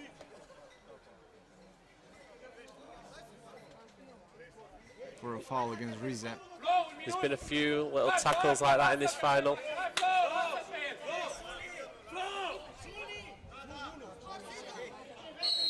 Again, Epaminonda Niku will try to shoot or pass from this free kick. He passes it right to Shelaru, but it's a good block by Shuli, so it's a corner kick.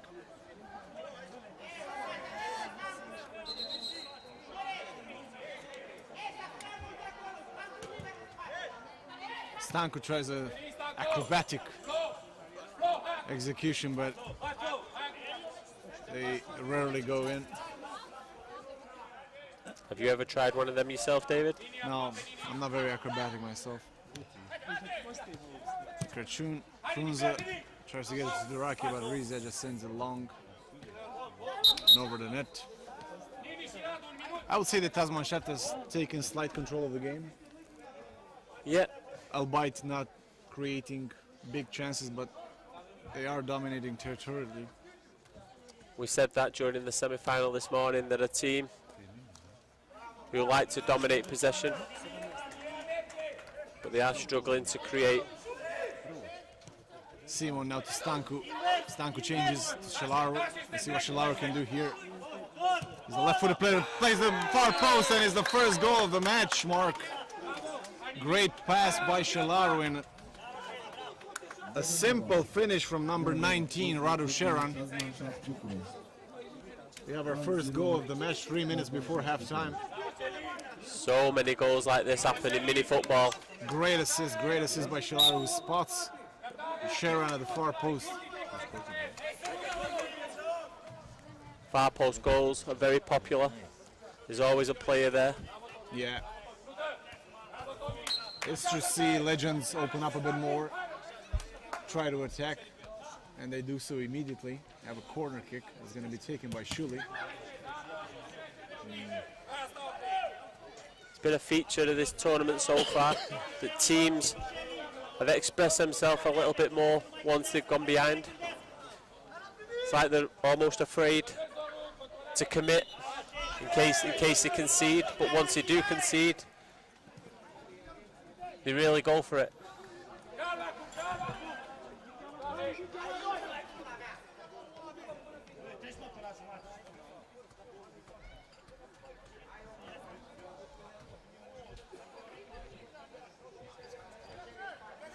Throw into Tasmanshaft. Yeah, Stanko will take it for Shalaru. It's gone to nothing, it's just a goal kick.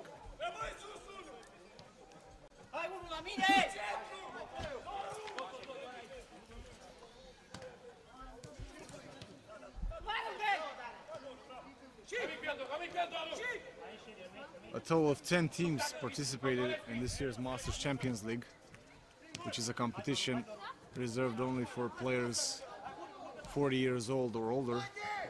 Each team was allowed through the regulations to bring a player which is between 35 and 40, and obviously most of them have done so. We had teams from Bulgaria, from Slovakia, from Montenegro, from Italy, and 4 of the 10 teams were from Romania. That's a foul, that's definitely a foul against Shalaru. Next year we'll have the first ever representative from England in the Masters, my home country.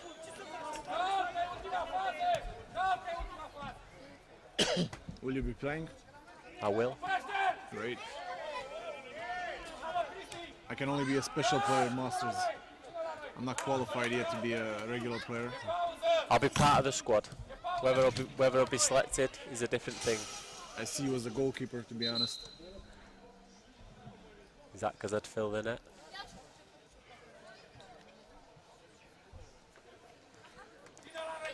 Last 10 seconds of the first half.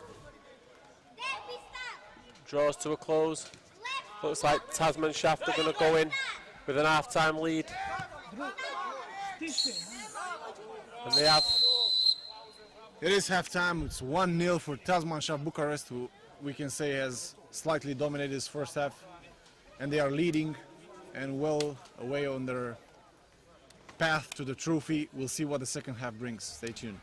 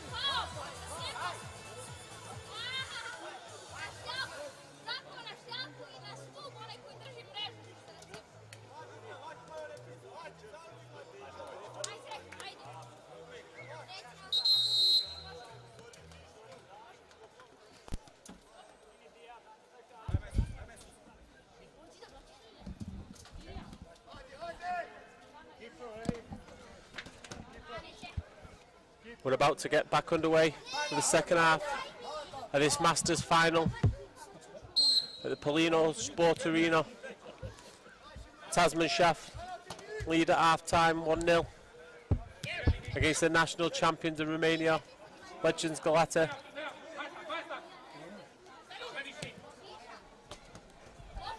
Potential good chance again for Tasman Shah, but Tudor Simon's shot is blocked. As we were saying just before half-time, it's not undeserved, the lead. Yes, I think they've been the better team in the first half, even if not by much. But they were better than their opponents. I have to say that Legends Galați is deprived in this match of their special player, which was former Steaua Bucharest player Alexandru Bourceanu. He's a very well-known player in Romania for football fans. Unfortunately, he suffered a pretty nasty injury in the second game in the group. He broke his wrist, and he had to fly back home for an operation. Hope he's well now. We haven't got any recent updates from him. I'm sure Galați would have looked even better with him. Now we'll see if Stanko and Shalaru can construct something here, but the pass is bad. Yeah, it was a lazy pass. Sharon has to pass it right to Epaminon Danicu, and the game comes down.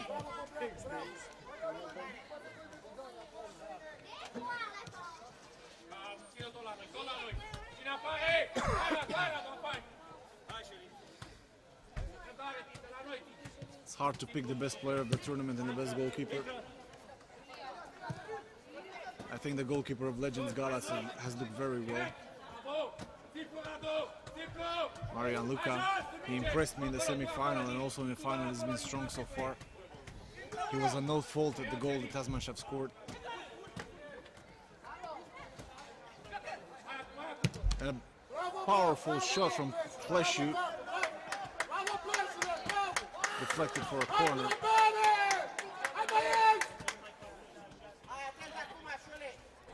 Bogdan Dima Shuley to take this corner kick. I think goal of the tournament was scored in the semi-final. Unbelievable strike from free kick straight into the top corner. Shuley again with the corner. It's a big chance, but the goalkeeper Kivulescu manages to turn it around, and the score remains 1-0. Great save. He had to change direction. Yeah, as soon as I said Marian Luca could be the best goalkeeper of the tournament, and Kivulescu makes it a great save.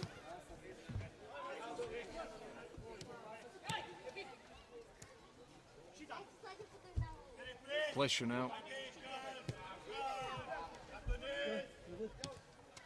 Popliaka. Galați is trying to construct something here. Frunza with a bad first touch, and the ball goes out.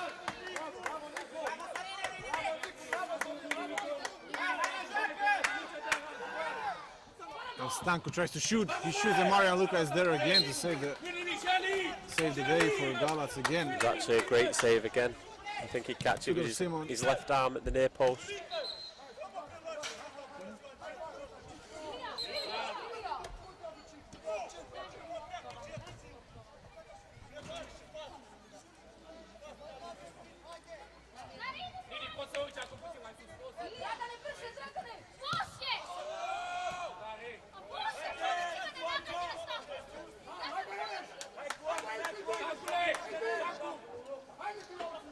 You're on the main final of the Champions League with me later, David. If it's an all-Romanian double here today, will you be able to control your delight? Let's see what Epaminon Danicu does now. Sharon on the ball, passes left to Stanko. Stanko to Niku. Shalaru, Niku again. You were saying, Mark, yeah, it would be great for AEK Oradea to win, because they lost the final last year in a dramatic way, 3-3 in regular time, and oh, that's a nasty foul from Stelian Stanko. He's gonna get booked, probably. A late challenge, yes, it's the old car for Stelian Stanko, 25th minute. As I was saying, I think AEK Oradea, which I believe unbelievably, you know, it's a fourth major consecutive final. They played 2 national finals and 2 European. This will be their second European final in a row. It'd be great for them to win, but also Dadi Gradnja has a good chance. They're here, they're home, they're strong, they're physically fit, and they concede very hard. So it could go either way. Will you stay for the end of commentary if they win in the dying seconds? Probably not. Probably not. Hopefully that will be the case. As Shuli now is blocked by Tudor Simon.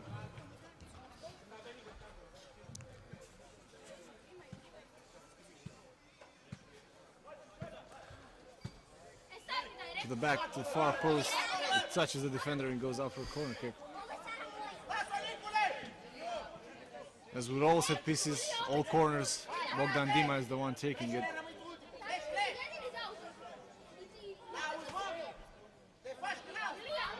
Let's see if they can create something here. It goes to the back post, but Pleshu's shot is blocked. Comes back to Pleshu. And now to number 76, Nikolai Mihai. It's a great block though. Another corner.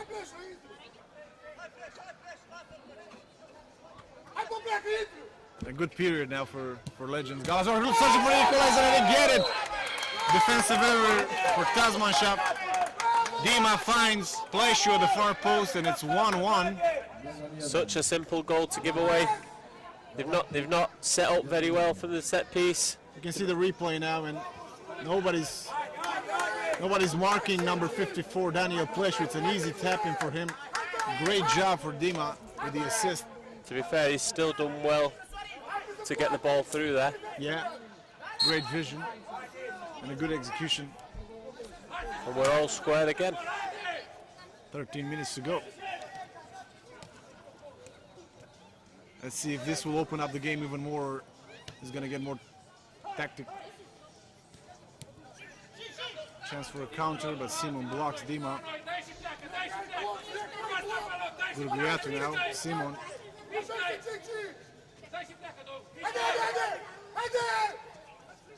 See if this goal changes the balance of the game.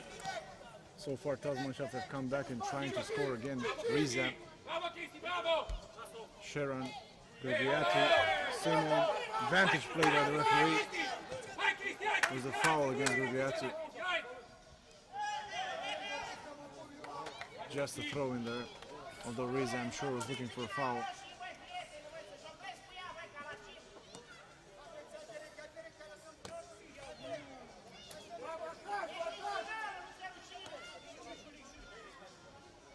Riza take the throw in. Shalaro. He goes out.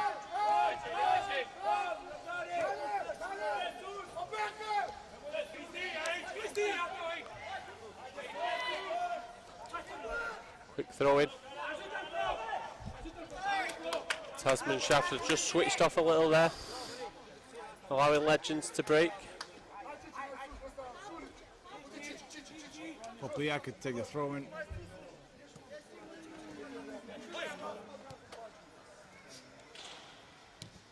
I think, Mark, it's quite possible we will see penalties, but let's not get too hasty. Shalaro now shoots and I was expecting that to fly straight in as soon as you said penalties. Yeah, the commentator's curse. But as we've seen before, Marian Luka is a hard man to kill. It's a hard man to beat. Great goalkeeper. Frunze now with Gurguiatu. Gurguiatu wins the duel. Frunze played very well in the semi-final, but in this match hasn't managed to do anything special so far. Simon, the team manager, plays to Shalaro. Shalaro, and it's a slide tackle, a definite slide tackle by number 7, Krichin. As we know, there are no slide tackles allowed in Minifootball, even if you just play the ball. And Krichin here exposed himself because he already has a yellow card. He shouldn't try to do challenges like that. It's risky. He could get a second. If he had missed the ball, that would have been a definite second yellow card. Shelar take the free kick to Riza, Urbiatu, and it cools down. Yeah, they didn't make the most of that. Looked like they had something lined up, but didn't quite materialise. Easy one for Luka to get to. Great first touch. The strike is never going to trouble the goalkeeper.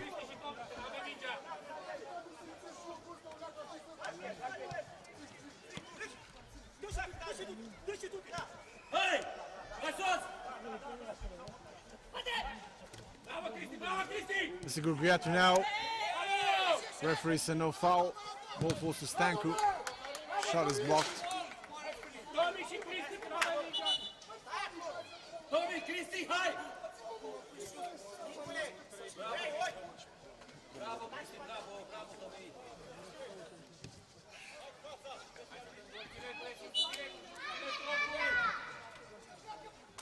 Riza takes the throwing back to Epaminonda Niku.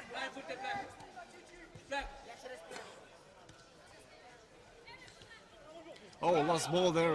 The goalkeeper is high and can easily intercept in front of Dima. Riza again, it's advantage play. There's a big chance for Stanku.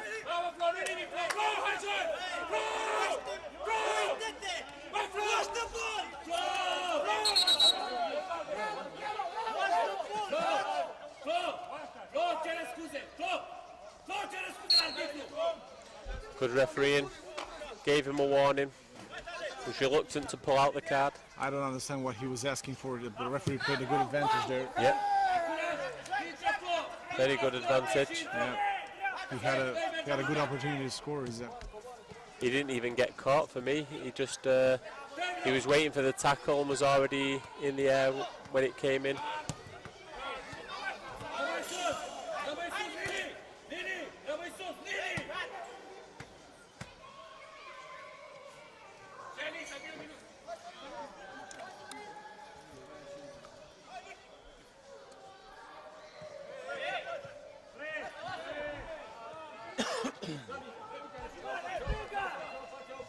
Another advantage play by the referee, and Tasman shall have a chance to construct an attack again.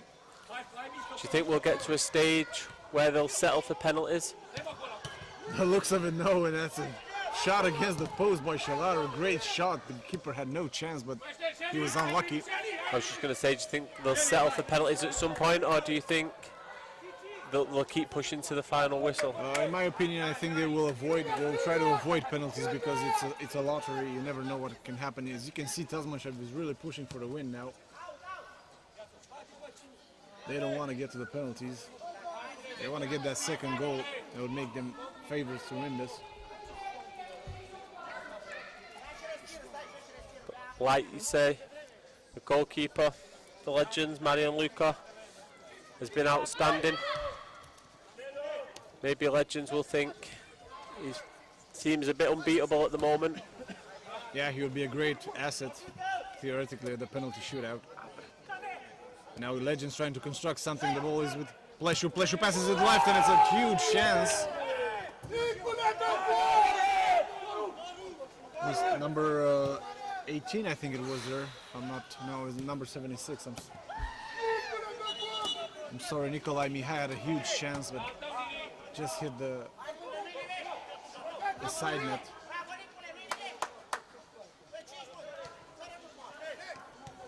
So we can see the Legends is also trying to score.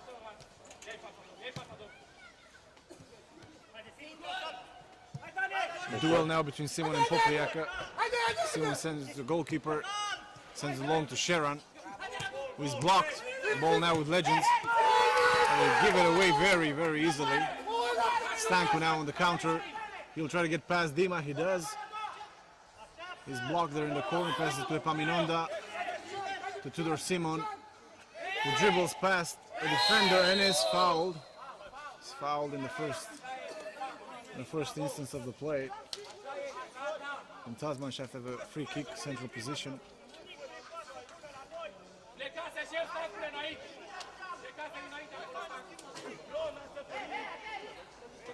About 17 meters away from the opponent's goal.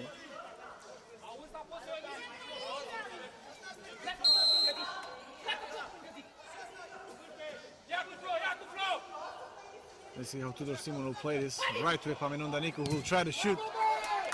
Great block there by Popliaka. You can see how much it means to these teams. He threw his body in the way of that shot. No one wants to lose a goal at this stage. It will be difficult to come back from.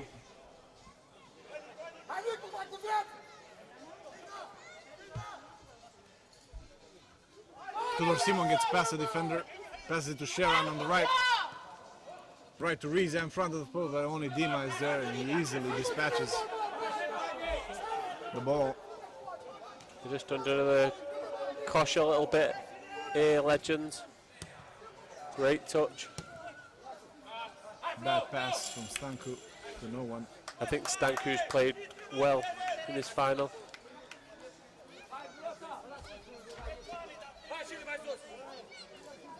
Got through a lot of running, tried to make things happen.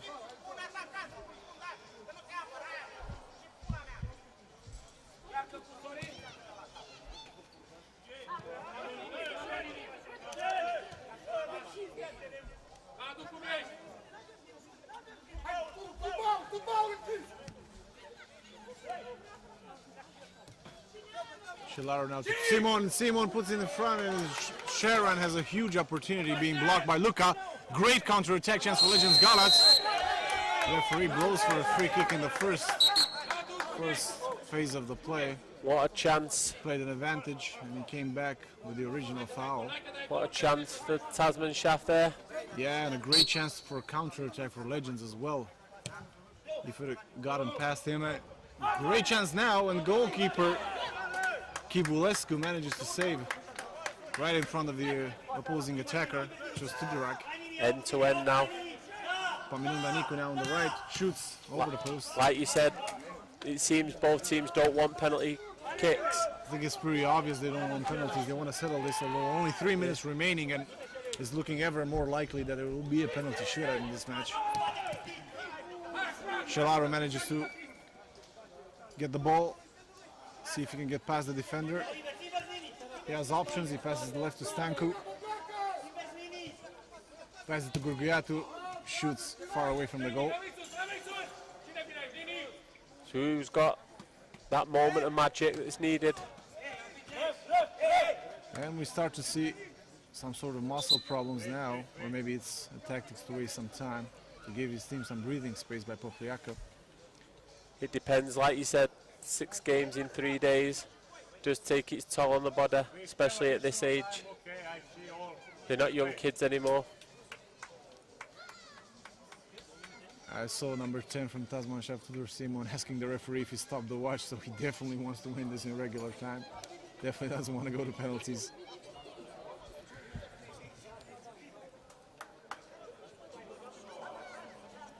Popliaka is fine, nothing's wrong, so the play can resume. Mario and Luka to resume the play. With 90 seconds to go of this Masters Champions League final here in Igalo-Herceg-Novi. Very tight match. As we said from the beginning, we anticipated this. Hard to pick a winner. Shalaro on the right now. He's a left-footed player. He's going to try to cut inside. Passes to Stanku. Stanku back to Shalaro. Well, opts to shoot from that angle. It is difficult to catch the goal.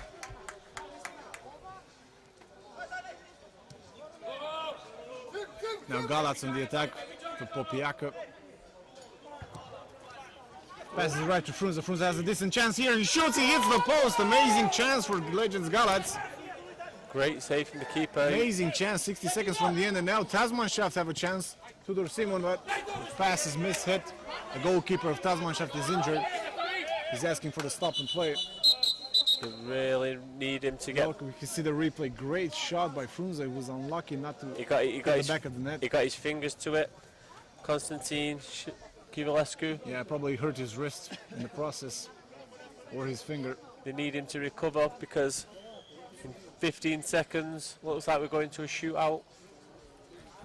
Yeah, and as we can see on the bench, Tasman Shaft doesn't have a backup goalkeeper, so it's really important for them that their goalkeeper Kivulescu can be part of the penalty shootout if we get there. We're entering now into stoppage time. They're probably going to be at least 1 minute at a time.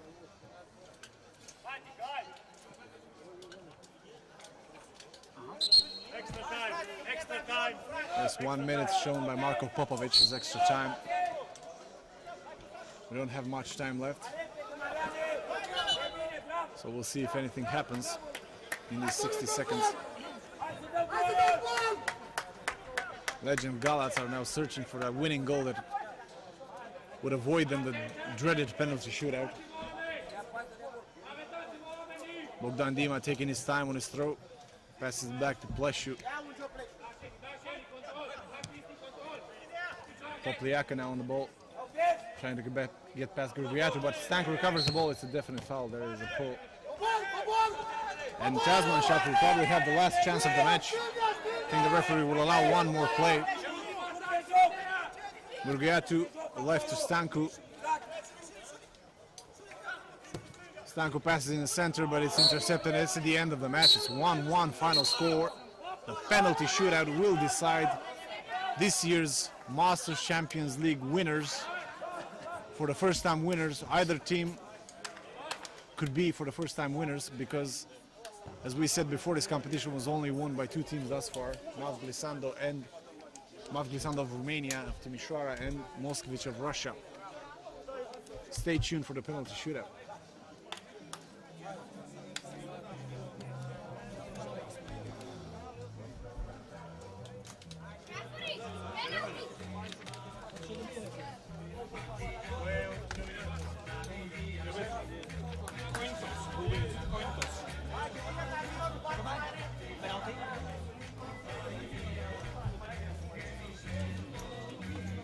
Thomas, equalize the players, you know? Of course you know.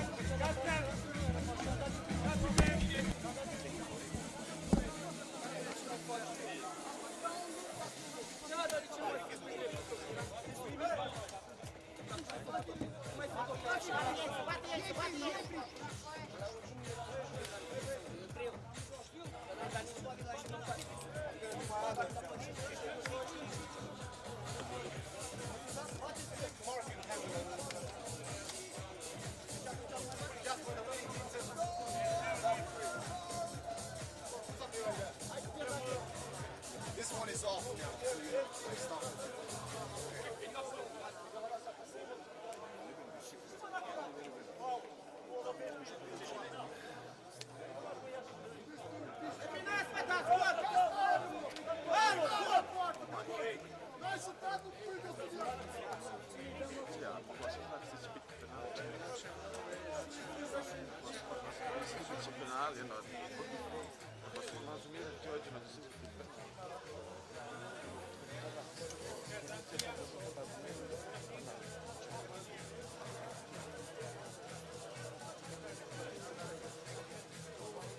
You're okay doing the play final with Germania.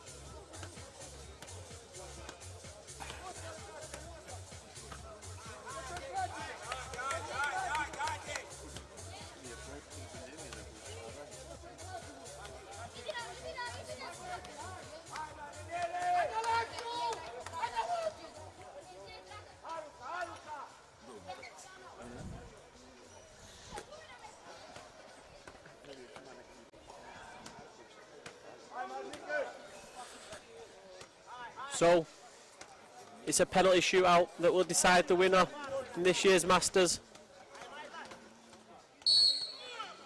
Stanku for Tasman Shaft. 1-0. Good penalty. Not a lot the keeper could do about it.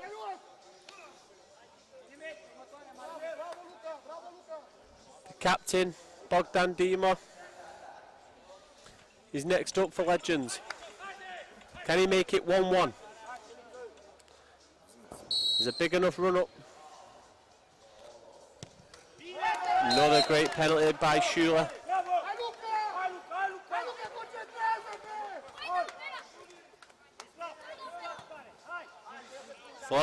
Florin Rizia next for Tasman Shaft.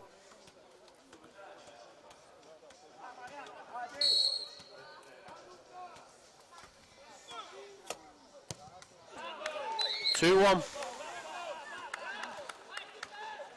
Next up for me, the player of the tournament,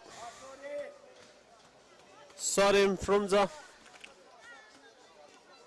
He has an excellent left foot, but how will he handle a pressure situation like this? It's Frunza. Great penalty. 2-2. So far, the penalty takers have been excellent. George Tomescu's next.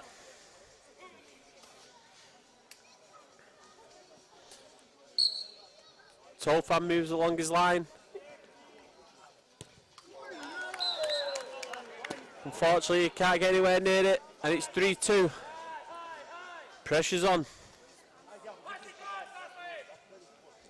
Nikolai Mihai.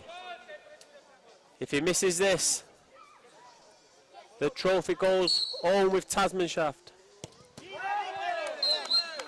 No danger of him missing it though. 3-3.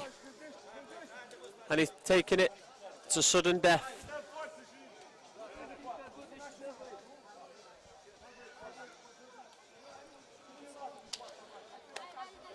Legends change the keeper. Christian Gerjatu.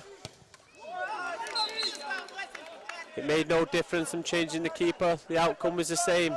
It's 4-3 Tasman Shaft.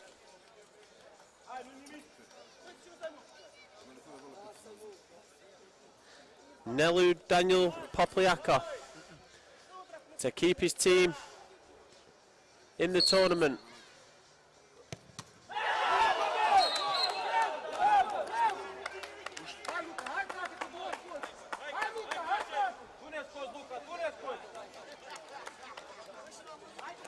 Four. Legend change the keeper back again. Alexandra Solaru.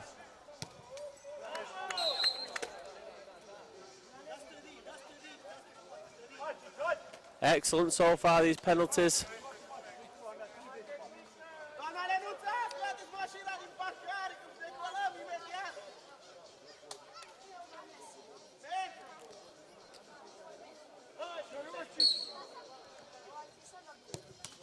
Christian Kakazum off the underside of the bar. But it's there. 5-5 in the shootout.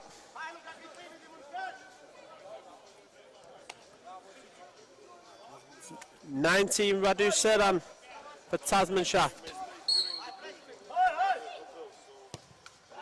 6-5.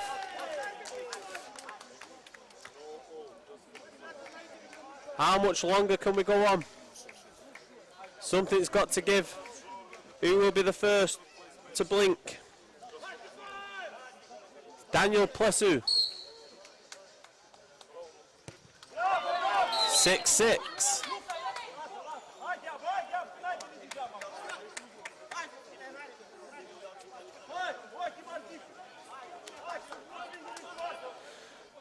Tudor Simon. The keeper turns his back on him. trying to put him off. To the Simon. He's at the bar.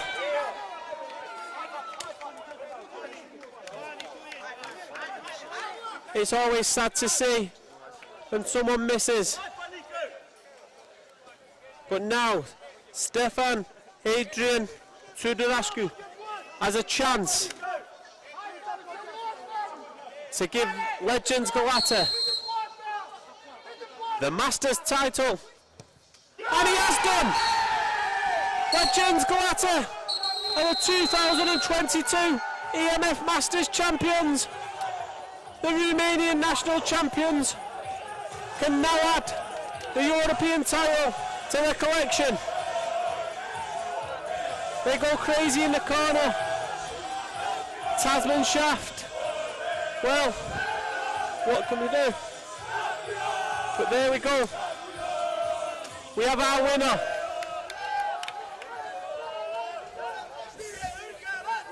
From the Polino Sport Arena, Legends Galata win the Masters 2022 and take the trophy home. Don't forget to join us for the plate final in the main competition very shortly.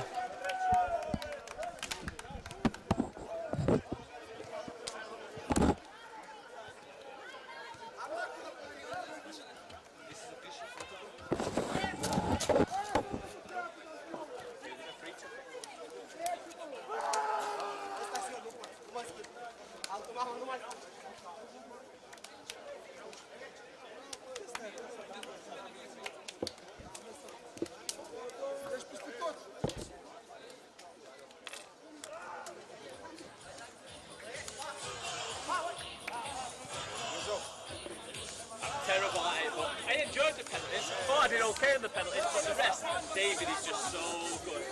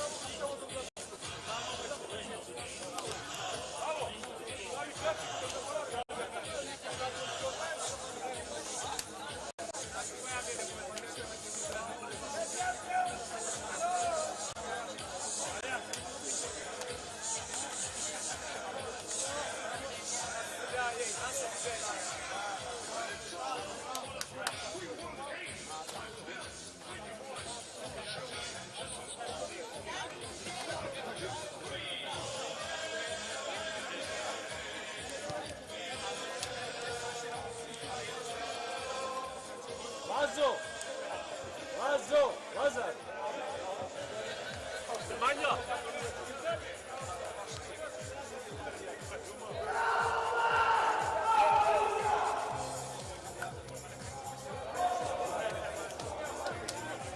Nemanja.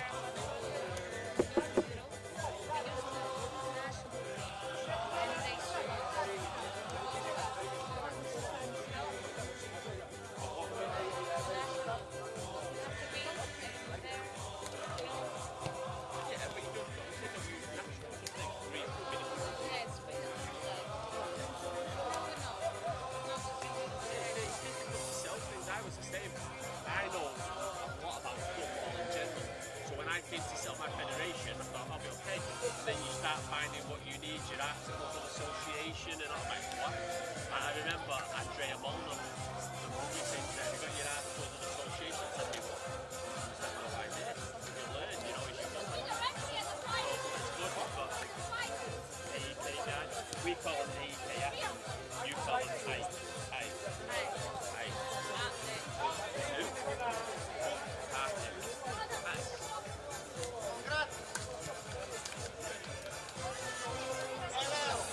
Señoros.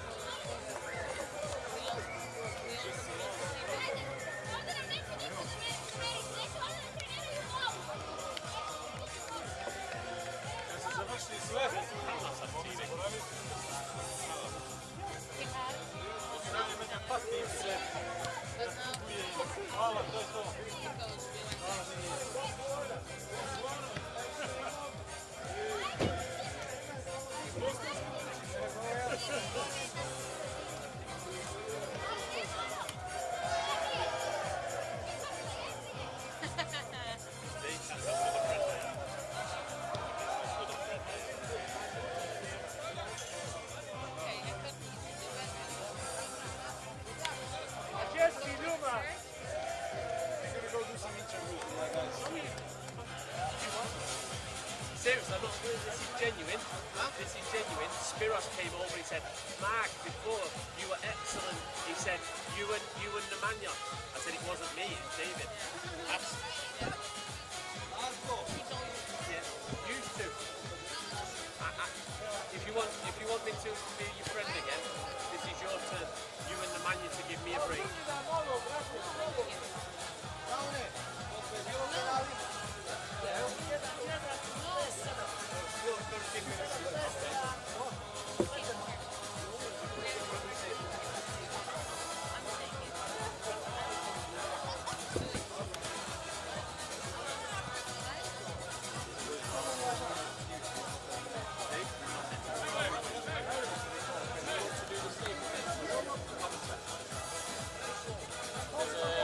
Spiros and that said, he said, Mark, you and Nemanja were very good. I said, it wasn't me, it was David. But are you going to do it? Yes, I get a break. Stay there.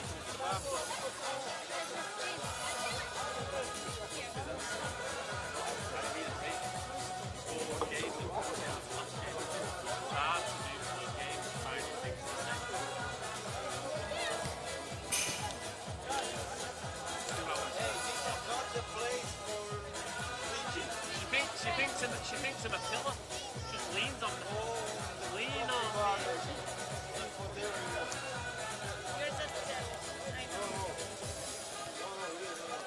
She don't mean of her, she means of me. Her jealous you can't help me.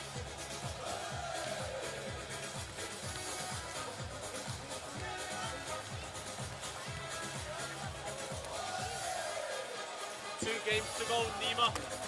And then you can relax.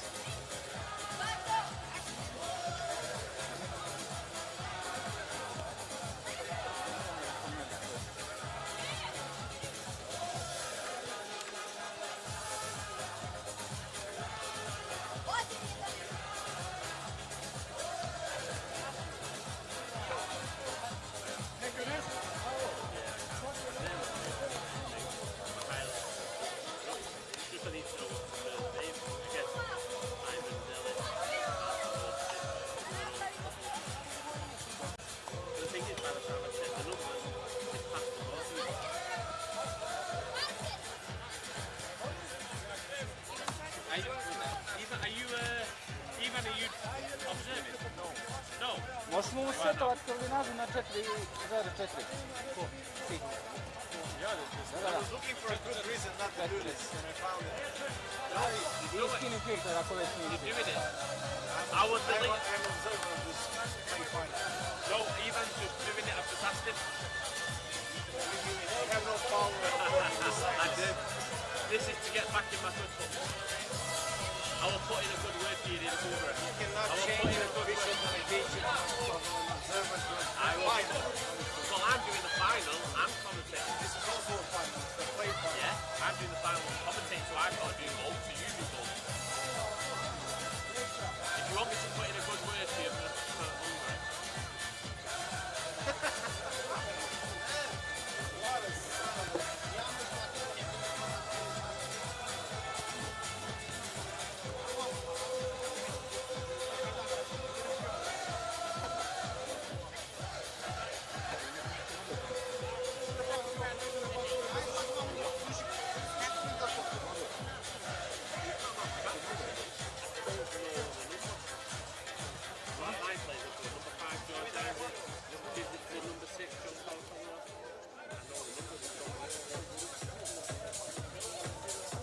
Where's the match sheet for this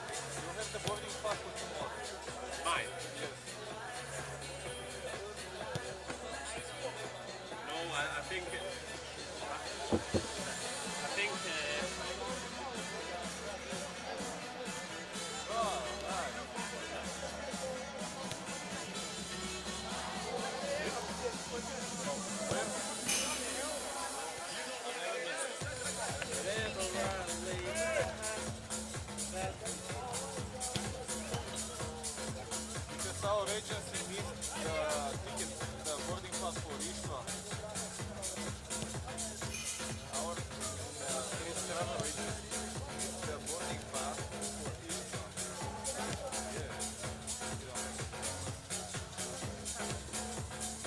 Maybe they will charge him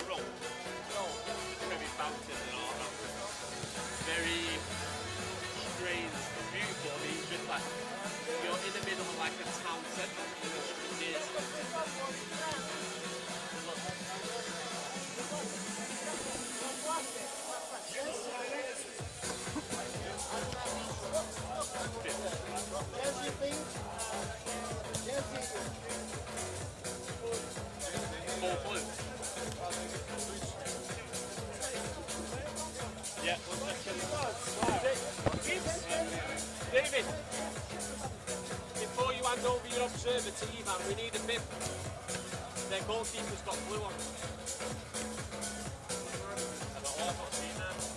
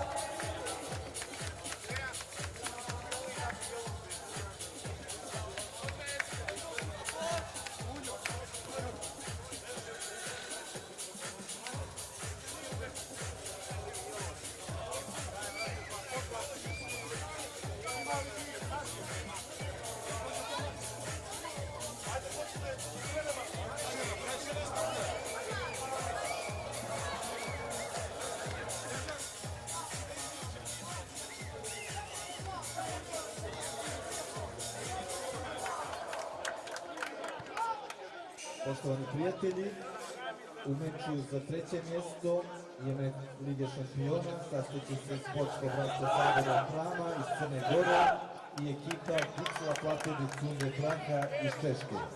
Srećno!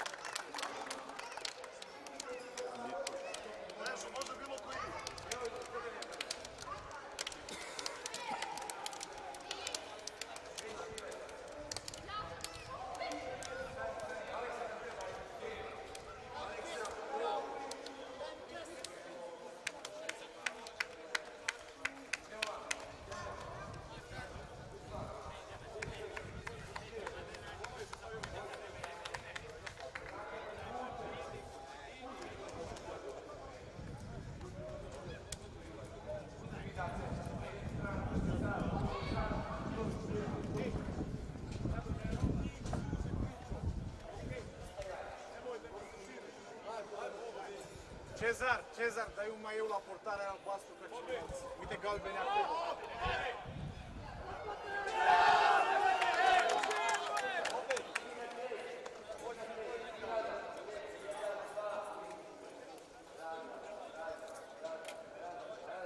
Spune-le că mai eu li se duc acum.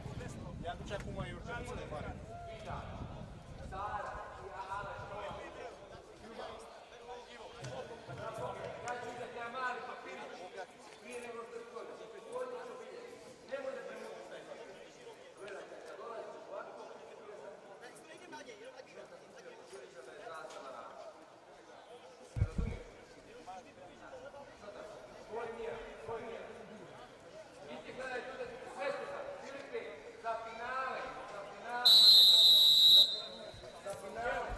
So hello and welcome again here to Igalo Herceg Novi.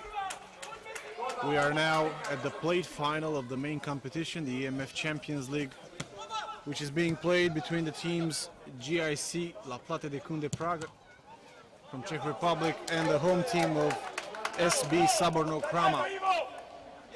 These are the teams that earlier today have lost in the semi-finals. Prague lost against AEK Rada from Romania 1-4, while Saborno Krama was beaten by their compatriots from Dadi Gradnja 1-0, and it's the first chance for number 19, I'm sorry, from Saborno. I'm David Alberti and I have Nemanja Lumovic here next to me. Hello to everyone. Here we on the game. As you know, probably, David, that it's always good that you finish the tournament with victory. So I hope this team will, let's say, fight till the end. Medals, Yeah. Add more incentive. You want a medal after a competition Yeah, like but this. it's a little hard to, let's say, to be stronger after the loss in the semi-final. So this team must find new energy to try to win this game. The way I see them, Nemanja, in this beginning of the match, I think they're pretty well mounted. They're pretty well energized. They won this victory. It's important for them, having gotten so far to the last 4 of this year's edition in Herceg Novi. They are chasing that bronze medal to take home with them. It should be an interesting match because, as we saw earlier in the competition, especially the Czech team is a very spectacular team, very energetic, a lot of young players who are totally unpredictable, and Saborno Hrama is one of the best teams here in Montenegro now. Yeah, Saborno Hrama is always pretender on the title in Montenegro League, so we are hoping, like a host, that they will try and give the best to reach the 3rd place. Yeah, and for you as a host, you have 2 teams in the top 4, which is already a big achievement. Yeah, we are really pleased. It's a big success for us. Also, we will have Dadi in the final, so we are expecting the big final. But Saborni Hram will have also the chance to get trophy. So the referees for this match are Cezar Ionescu from Romania and Emil Mitev from Bulgaria. And if you can read to us the Saborno Hram starting lineup. Saborni Hram, yes. Number 12, Darko Brkovic. Number 1, Rajko Grujic. Number 33, Sasha Roćen. Number 23, Velibor Babovic. Number 25, Stefan Ivanovic. Number 5, Ivan Tomašević. Number 20, Nikola Radonjić. Number 8, Dragan Radoman. Number 17, Bogoljub Komatina. Number 26, Boris Mijović. Number 19, Miloš Miličković. Number 10, Slobodan Drobnjak. Head coach Nikola Zarubica. The squad of the GAC La Plata de Kunde Praha. Number 1, Jakub Stenho. Number 2, Tomaš Jurčik. Number 10, Jakub Novi. Number 98, Michal Vavra. Number 8, Tomaš Planička. Number 8, David Baran. Number 3, Marek Brož. Number 16, Matej Nemec. Number 17, Jakub Sedlaček. Number 11, Radovan Lokša. Head coach of this team is Miroslav Vostanek. Yes, as we've said before, 2 good teams who have made it this far in the competition. La Plata de Kunde, having been in a death group, we could say. The B group was an amazing group with AEK Rada, Birbasha Baku and DXC Technology from Sofia. They managed actually to top the group. Yes, even when I was looking the game of the DXC, who didn't pass to the next round, it was very good team, so we can easily say that this was the group of that. Was it a surprise for you that Dadi Gradnja beat Saborno Hram? Were Saborno favorites in the semi-finals? As I told in the semi-final, I was expecting that Sabornik has small advantages because they had bigger squad list, bigger quality players, so that's why I give advantage. But this is one game. We saw the Dadi from the first moment are playing the top defense. They not concede too many goals, so 1-0 was enough for them to win this game. Yeah, the defense has been a great asset for Dadi in the knockout stages. They haven't conceded in the quarterfinals against Birbasha Baku. 0-0 it ended, and then in a penalty shootout they managed to win. And again in the semifinals where they managed to squeeze past Sabornog 1-0. We'll see what the final brings. It should be an entertaining one as both teams are very strong, physically and technically. But until then, we have this plate final, the final for the bronze medals. Yes, the team are trying on the beginning to find their game and to find a way how to score the goal.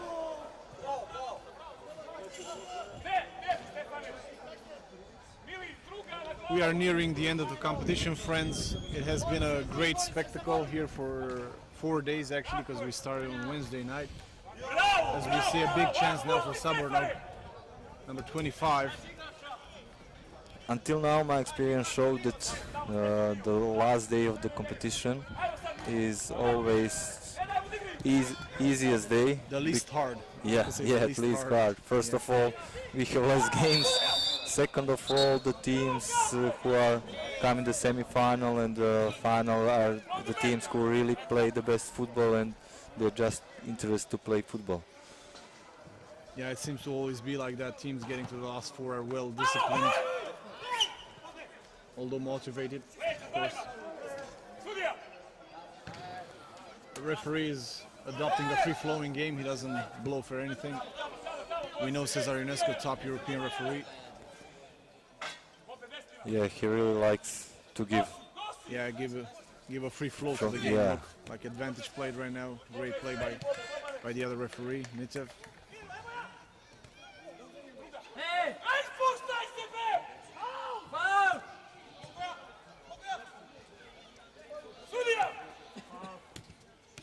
Another advantage, a lot of advantages played. Yeah. In this Komatina from Saborni Hram tried to fight for his position, but in the beginning it's not giving the result for his team. So we're almost 8 minutes into the match. It's still 0-0. We haven't had many big opportunities from both sides. Both of them are chasing, I believe, their first medals at the European level. Yeah, I think so. I think so that until now they didn't reach. In the main final, we will see two teams who have achieved glory at the European level. Dadi Granja winning in 2017 in Intermission in Slovenia, and AEK Orada being the finalists of last year in Misano, Italy, losing on penalties to Mad Dogs from Hungary. It was really tough game, and in the end, luckiest team was AEK, because the penalties are, I can say, lucky game. You mean the final last year? Yeah. It was a lucky game for Mad Dogs. It was a great game. 6 goals in that final. I think it that was in like that 25 moment, penalties. yeah, Penalties taken. 2-3 times AEK has chance with the scores to win the trophy, but the players miss, and in the end AEK do it. I believe that the venue this year in Igalo Herceg-Novi is superior to the one last year. I think the pitch is better, and I think the conditions are better to For organize. sure, pitch at first place, it's really look nice. We have fantastic nature around us, sea, mountains, is giving to the whole tournament totally different picture. So it's really fantastic to be present here.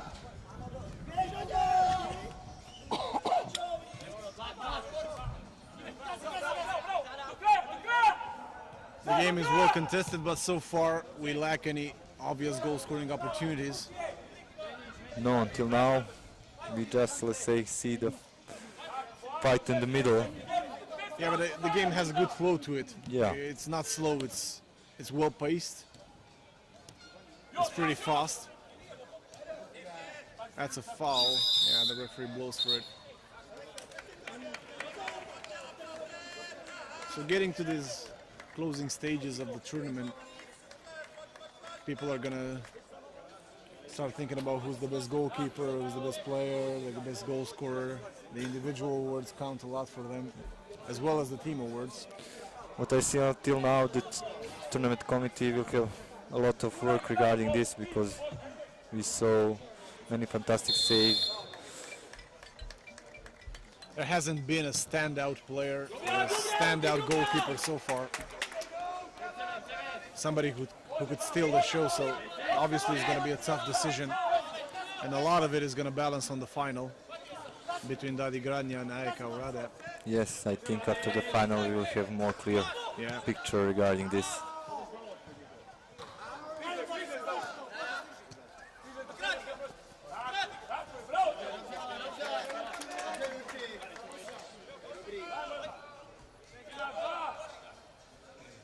We saw until now many equal matches. A lot of matches go on the penalties, so just show that the quality of the mini football here is very good, and we have many quality teams. Yeah, even in the last game, the final of the Masters, we saw a very tight game, very attractive. Ended in a very long penalty shootout with Legends Galați becoming the new Masters Champions League champion of this year against Tasman Shah Bucharest. Here's a chance for Saborni. Shoot back, goalkeeper save, and corner kick for Saborni Hram. Think that Mijovic try his left foot shoot. Yeah, but Jakub Stenko was there at the near post and kept the ball out. He's not a big goalkeeper, but he has good reflexes. Jakub. Yeah, but we must admit the goals are really big. Yeah, it contributes to the show of the Especially game. when you And come. now a big chance for La Plata here. What a save by Brkovic. Great save by the goalkeeper. And a subsequent shot going wide. Very powerful shot.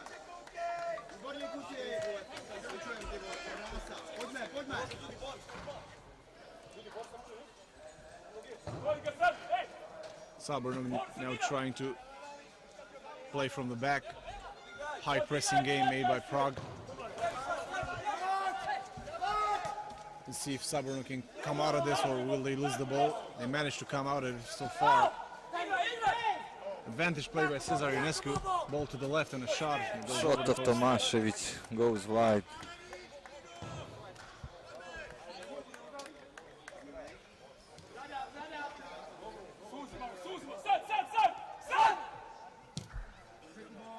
Long ball by Jakub Stenko. The referee waves play on.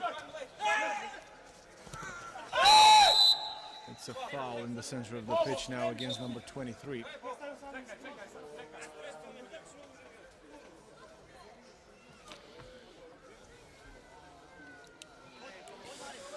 Babovic from Saborni Hram is injured on the middle of the pitch. Yeah, has to come He's out asking, substitution yeah. probably. So we're nearing the end of this competition. Some intense days here in Herceg-Novi. A lot of matches, a lot of good teams, a lot of details for the organizing team, which obviously Unemoni are the head of. Yeah, it was very, very tough, but with a good team, we managed it, and I'm really pleased at how we come almost to the end of the tournament.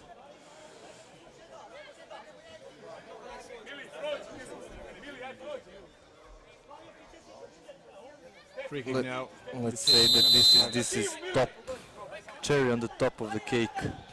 These final matches. Yeah, only 2 matches remaining actually. This match and the final between Dadi Gradnja and Ajaka Radap. Let's see now what the Czech team can do. Shot blocked. Ball back to Sabornog.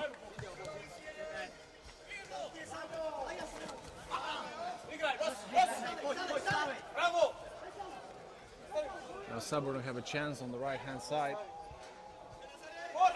See if you can get something out of it. Yeah. The ball goes out for a corner kick, I think. No, I think it's out. No, it's a Throw throw-in. in. You're right. It's a throw-in for Sabornog.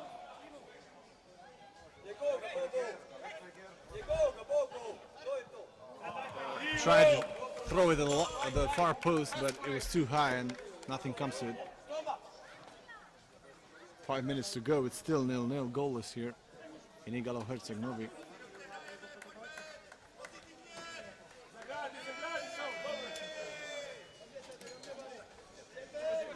As we can see, people are starting to gather up in the stands, probably for the big final.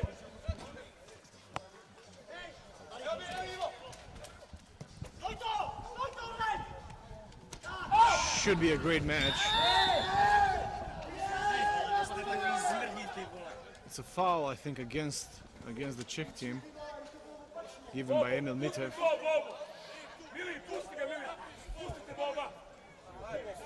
Now the floodlights are on. Yeah, the night is starting to come. The weather is great for Minifootball. I'm pretty sure that players on the pitch are enjoying in conditions. Yeah, it is a free kick for Yeah, Sabornog. Drobnjak is near the ball. Slobodan, he'll probably try. Yeah, look how far he is from Yeah. the ball. He's gonna number 10. He's searching for space. Yeah, he's probably gonna shoot if he's that. Yeah, it's blocked. Just the wall.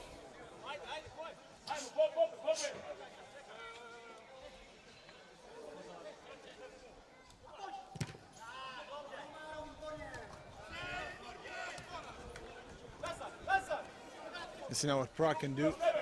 Number 3. Number 3 is Marek Broz. He was blocked there. And the ball back to Sabernug now. Recovered by number 16, Marij Nimitz.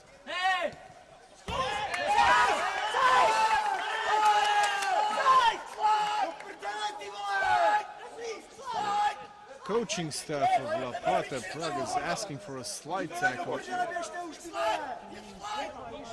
Seem to be pretty annoyed with it, although I think there was distance there between the player and the ball. Yeah, I think that was enough space to not whistle.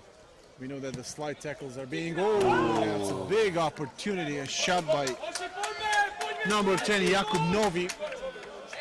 It was deflected by his own teammate and into the post and out. Great chance there for GIC La Plata de Kunde from Prague. Score remains 0-0.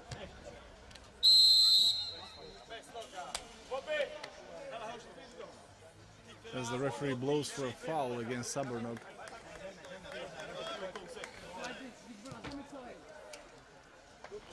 We have 2 minutes more in the first half. Yeah, 2 minutes remaining of this first half here. Goalless still between Sabernug Kram and La Plata de Kunde Prague in the plate final of this year's Champions League. These two teams searching for that bronze medal to take home with them. Ball thrown into the area, but it's easily catched by the goalkeeper.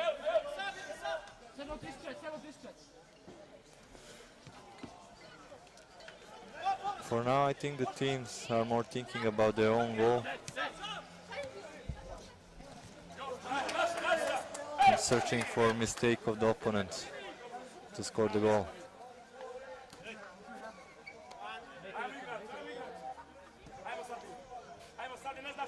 Yeah, not a lot of big chances, but the teams have the desire to win this. We can see that. An intense first half. As we see in the number of fouls and advantages given by the two referees, Ionescu and Mitev. So I think he blew for a foul there. Yeah, he blew for a foul for Prague.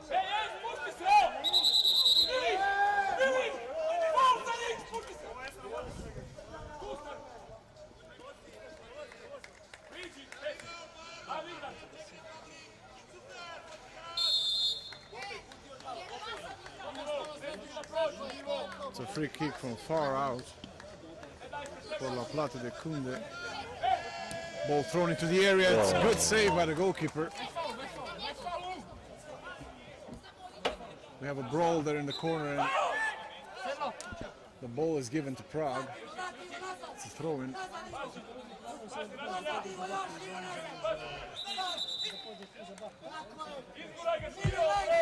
Probably the last play of the half. We're a few seconds away from the 20-minute mark. Let's see if GIC can strike before halftime. That would be important for them. Sabernug managed to get the ball away, and it's halftime here. Friends and Herceg Novi. It's 0-0 in the plate final between Sabernug and La Plata de Kunde Prague. We'll be back with the second half.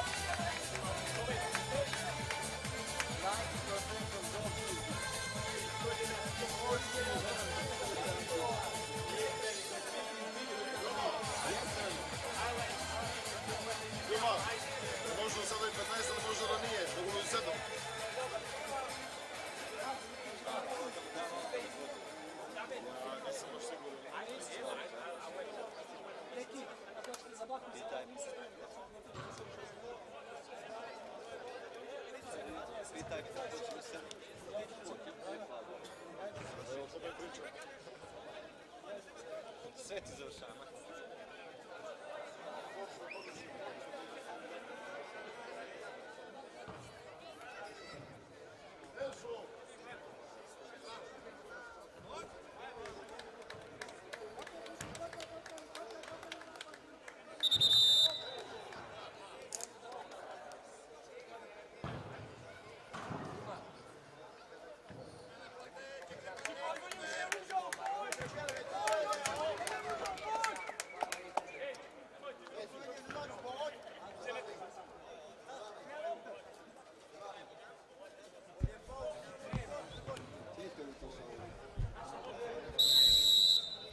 Here we go, friends, the second half of the plate final in the E.M.F. Champions League between Saborno Kram in blue, the local team here from Montenegro, and Jikla Plate de Kunde Prague in gray. 0-0 at half-time as we start the second half. Both teams are chasing a bronze medal here in Herceg-Novi. It would be a first medal for them at the European level. After this match, starting at 19:45, we will have the main final of the Champions League between the local team of Dadi Gradnja from Montenegro and the finalists of last year, AEK Oradea, who for the second consecutive year have managed to get to the final. Last year they lost against Mad Dogs from Hungary. Will they be able this year to go one better and win the trophy? We will see. Or if Dadi can repeat that performance in 2017 in Terme Chatez and obtain a second European trophy, as we see Saborno Kram having a big opportunity to score by number 11, right? Komatina Open goal, he miss really can't get his shot on target. chance. Wow, the ball was a little behind him. Yeah, maybe the biggest chance of the match so far. We can see behind us that teams from the finals are starting to preparing themselves. Yeah, it's one match, winner takes all. It's a very important match for both teams. They'll be looking to add that trophy to their cabinet.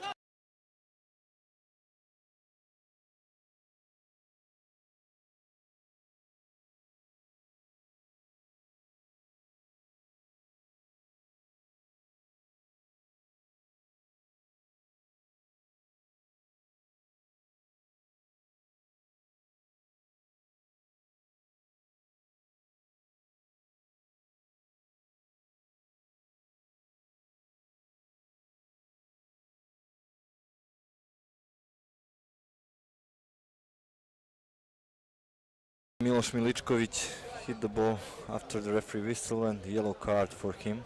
First yellow card of the match, I think. Yeah. 23rd minute. For delaying the play.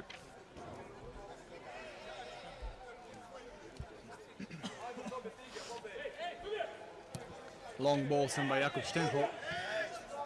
Nothing happened there, so the ball is now with Saborno Kram. Trying to counter, but the ball goes out. Barely went out, but I think that we can say that Saborno Kram opened better this second half. yeah, for sure, they've already had a big opportunity to score. They're controlling the start of the second half. But a long way to go until the end of the match. We'll see what the Czech team can do. Number 11 there being blocked. I'm very pleased to see that Praha has Radovan Lotka. a lot of the young players who is getting experience in these big competitions. Yeah, most of them are quite young, in their early to mid-20s, and it's great to see them doing so well here in Champions League. Maybe one of the nice surprises of the competition for sure. Yes. This team from Czech Republic. We know Czech Republic has a very strong national team, but we were maybe not used to them having such good club teams. This year they have one, at least one. There was another one in the group stage, Laguna Pardubice, but they didn't manage to qualify from the group stage. Last year, 2021, I was the guest on the final in Czech Republic, and I saw a very good team, so this is not so big surprise for me that La Plata reached the plate final.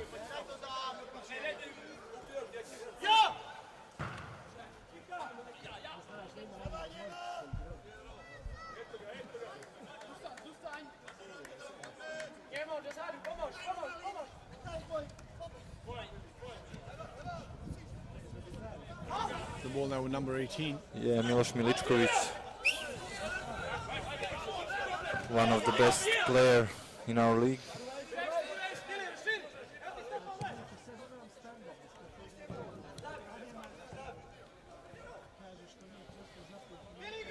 Sabor now calm, still trying to find the first goal of the match, and it's a good chance here. A shot going over the post. Great play by Miličković.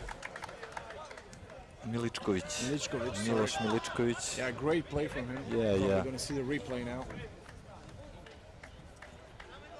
The shot went over the post. Could have been 1-0, but it's still goalless.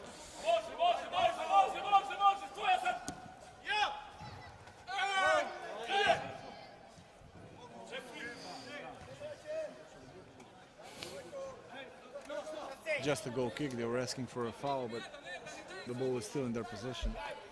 Sabornog.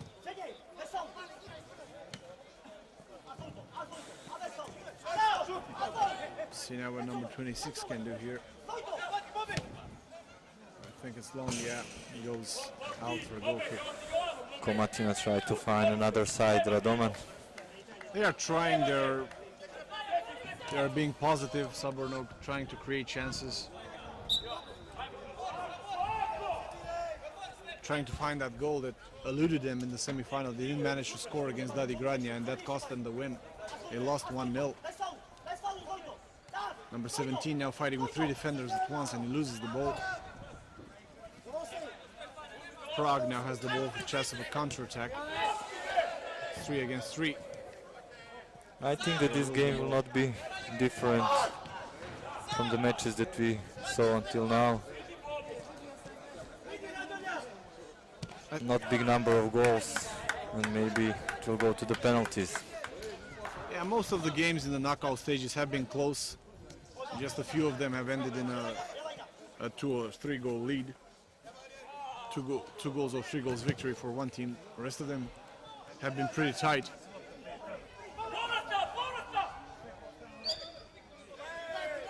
Sabornog managed a great win in the quarterfinals against Sodor Petbau team from Hungary, equalizing with just a few seconds to go and then winning on penalty shootout.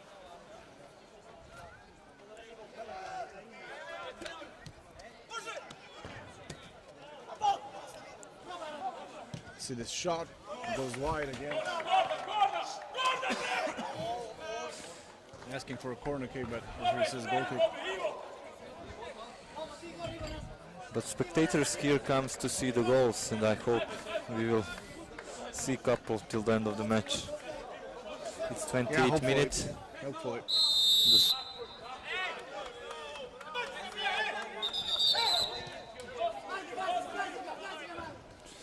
Mijovic is trying to find a space for shoot, but he's blocked.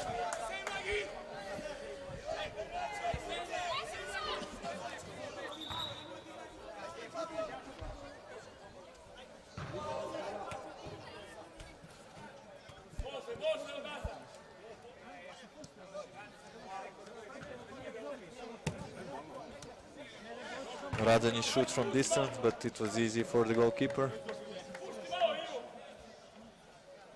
Now Praha will try to organize. There's definitely a foul push there from the attacker against the Czech defender. This is some kind of a foul that doesn't have sense to make it. Yeah, but it's far away from the goal, so it doesn't matter very much. Sabornog loses the ball now, and GIC has a big chance here to maybe create something, but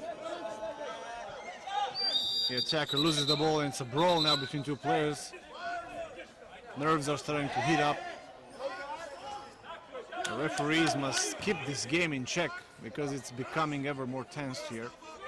Doesn't look like a plate final like they usually do. It's usually much more calm, but these teams really want this.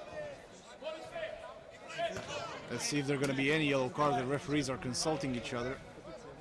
Let's see what the decision will be.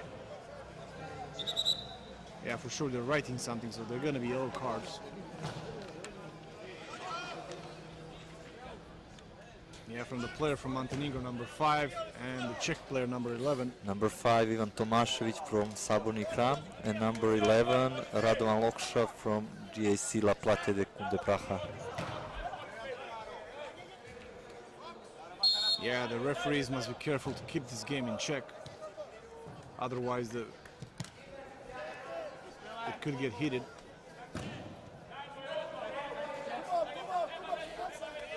As we enter the last 10 minutes of the match, and it was still goalless here in the plate final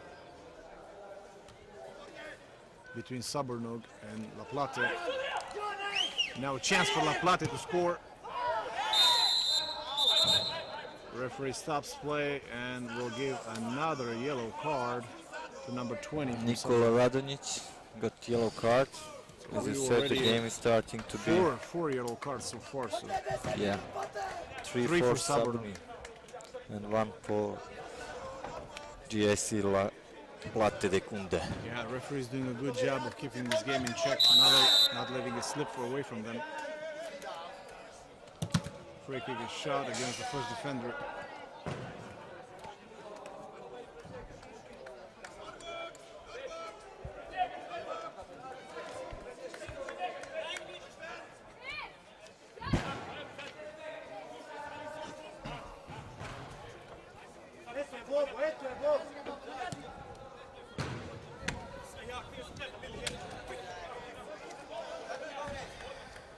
Throw-in now for the Czech team, taken by number 8, David Balan. Keeps the ball a little bit too long, and the opponents are asking for the throw-in to be given to them, but the ball is theirs anyway, going out the other side.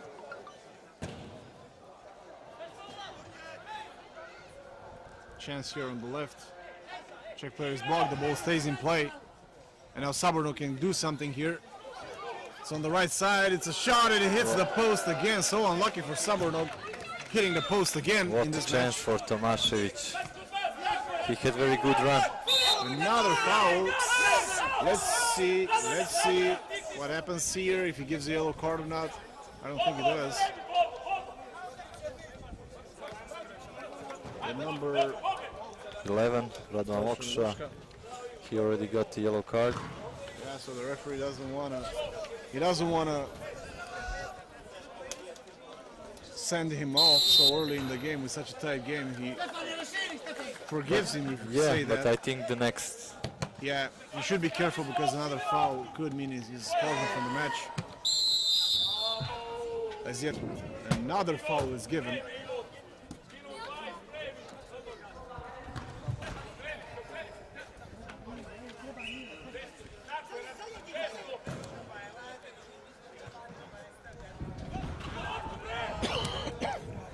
Shot over the post by number 17, Jakub Sedlacek.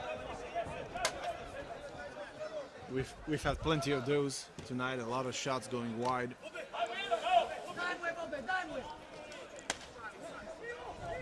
Saborno with another big chance here. And again it's wide. Again it's wide by number 17, I believe. GAC La Plate trying to make pressure sometimes, but Saborni Hram is always find a way to go out from their defending space.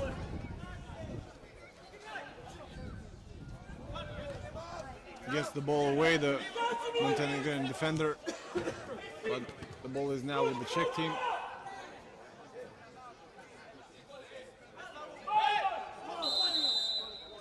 As the referee blows for yet another foul, I think.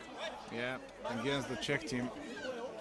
A lot of fouls being made, especially in the second half. 4 yellow cards so far, but no goals.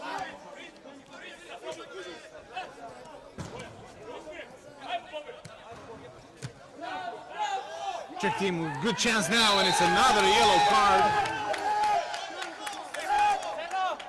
Another yellow card for number 25. Stefan Ivanovic, but he saved his team. Yeah, it was one of those yellow cards you had to get, because if the Czech player had gone through, there would have been a huge chance for them to score. That's a 4th yellow card for Saborno Kram tonight. The free kick is taken by number 9, Tomasz Planica. The referee stops play because two players are pulling each other's shirts in the penalty area. Number 9 leaves place for number 11, Radovan Lochka. Take this free kick on his left foot. He passes it to the left, and a shot easily taken away by the Saborno defense. Saborno now with a chance, but it goes out for a goal kick. Just a little over 4 minutes to go. We're still goalless here in the play final of the Champions League. We saw earlier today that the Legends competition is over, and Legends Galats, the Masters competition is over, and Legends Galats is the new European champion. Tasman Shah Bucharest finished 2nd, Mav Glissando Timișoara finished 3rd, and Liriala Râșnov finished 4th, all 4 teams from Romania. We now have a play final between a Montenegrin team and a Czech team, and after this we will have the main event, the final of the Champions League. A big chance now, and it hits the post. It's the La Plate's turn to hit the post. Huge chance there. Fantastic advantage from the Cezar Ionescu side. Yeah, it was a foul here in the middle of the pitch. Cezar Ionescu played the advantage. La Plata de Cunde had a huge chance to score. We've had a number of shots hitting the post tonight, but no goals.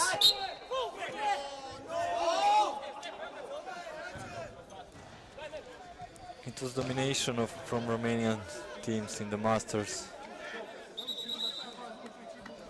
From semi-final we were feeling like we are in Romania. Yeah, some good teams from Romania coming here.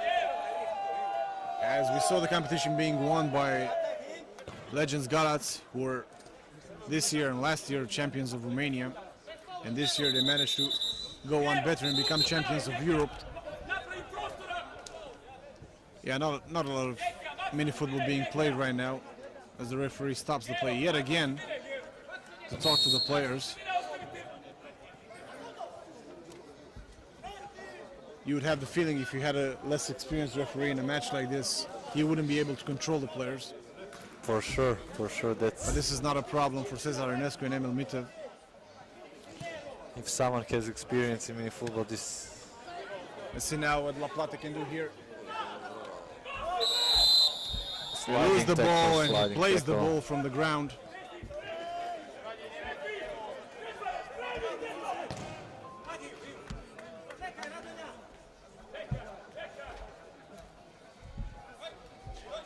Play resumes with a free kick for Saborno. 2 minutes remaining.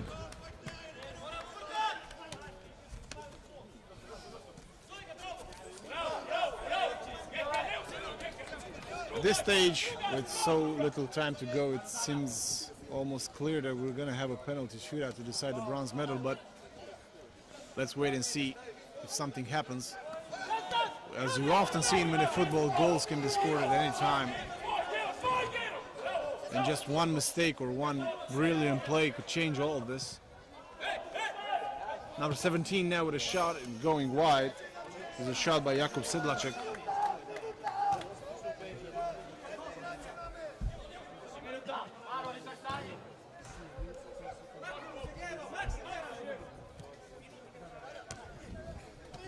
It would be the second penalty shootout for Sabornog after the one in the quarterfinals against the Hungarians' Todor Petbau team, and the first penalty shootout for the Czech team.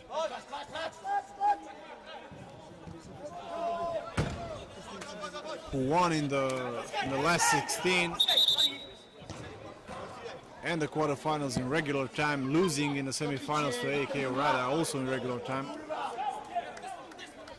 This could be one of the last chances of the match. The ball is thrown in, but they lose it quite fast. Possession changes. It's now with Sabornog. Bojogub Komatina throws it to number 10. Turns and shoots. It's easy for the goalkeeper to catch it. We're set. And we have reached the end of the match. 0-0. Final score here in the play final, and we await yet another penalty shootout to decide the third place team in Champions League.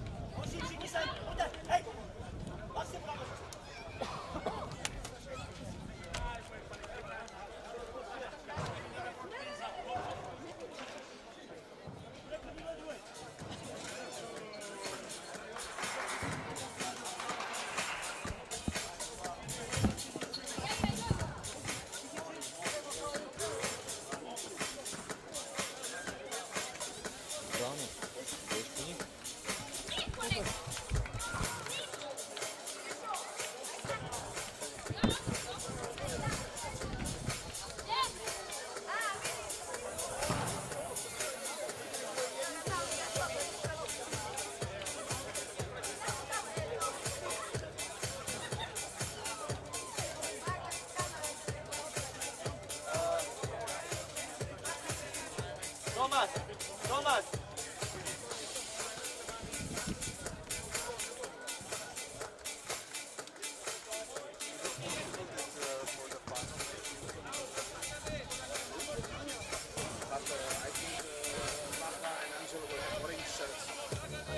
So we need to have the same at least.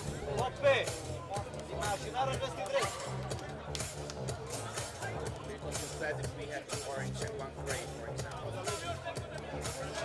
I think it would be in Baja that we orange. But what are colors?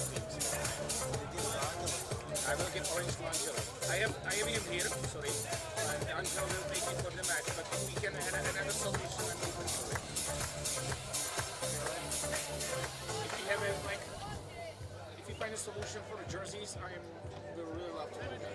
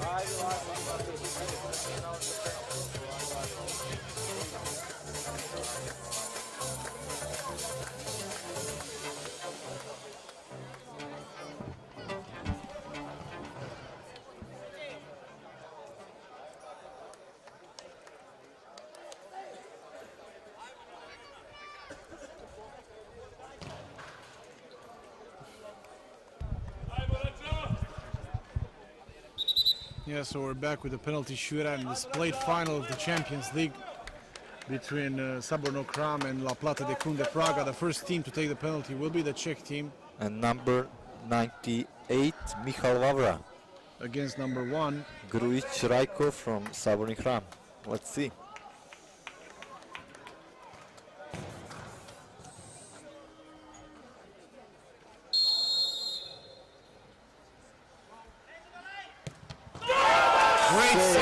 Great save by Rajko Grujic. Wasn't the best shot, but the huge goalkeeper managed to keep it out. First blood to Sabornog. And now we have number 10, Slobodan Drobniak, trying to make it 1-0 for Sabornog against Jakub Šteno from Czech Republic.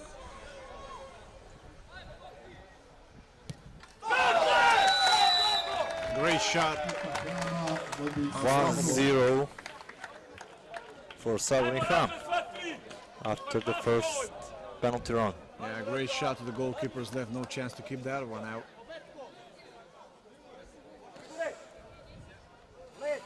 Number 11 now. Radovan Lokša. Will try to be the first scorer for La Plata de Kunde Praga. He manages to do so.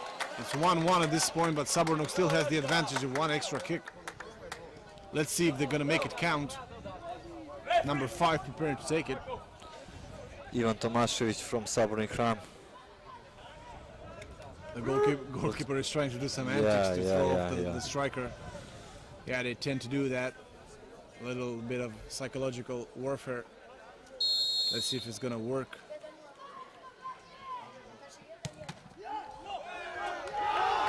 And it worked! we could say so. The ball is kept out with a little bit of luck. It hit the post and bounced back on the line. So after 2 kicks each, the score is 1-1. We're all square again with number 10 from La Plata, Jakub Novi, preparing to take the third kick. And to take the lead for his team. Left-footed again, and it's a goal. 2-1. Look, the goalkeeper is trying to do it again. The referee intervenes, tells him go away. Number 20.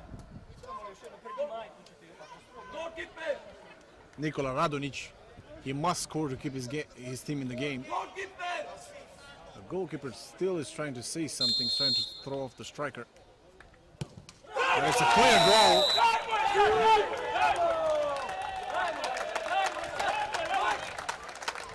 After 3 penalties each, the score is 2-2, so we continue the penalty shootout. We are coming to the sudden death penalties. Jakub Sedlacek to take the next kick.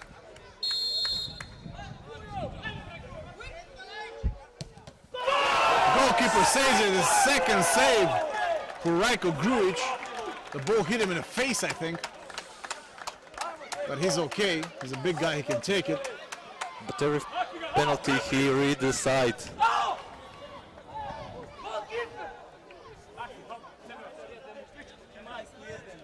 Number 25 now with the decisive penalty for Saborno Kram to take the bronze medal. Stefan Ivanovic. The goalkeeper keeps saying something. He's telling the referee the ball doesn't touch the I don't know why referee is accepting this His kind behavior of is behavior. a little bit unsportsmanlike. Number 25. And it's a goal! Saborno Kram get the bronze medal of the E.M.F. Champions League 2022 edition. Heartbreak for La Plata de Kunde Prague, who finished 4th. It's the first medal for the home country here in Montenegro, bronze medal. As we wait to see if there's gonna be a shinier one in the main final, which follows soon. Dari Granja vs AEK Orada. Stay tuned with us.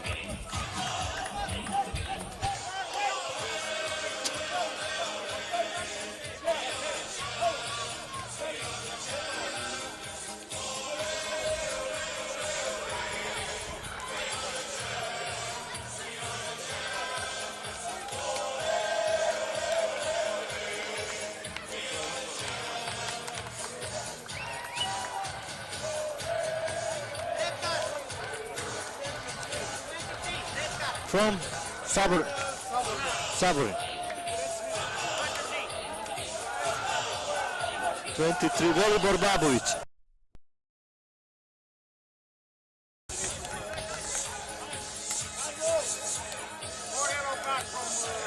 Yeah.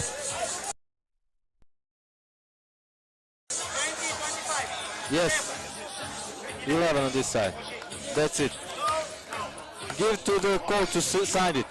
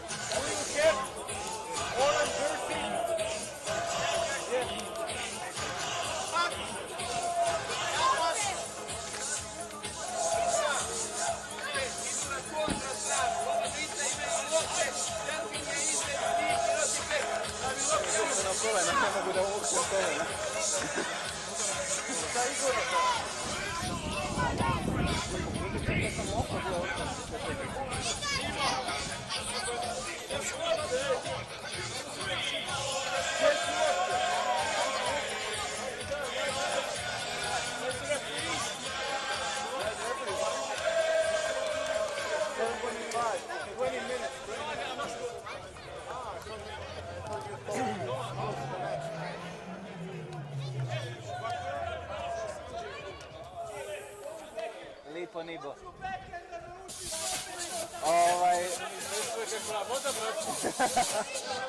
Može balans na 3600. Ej, kad ti...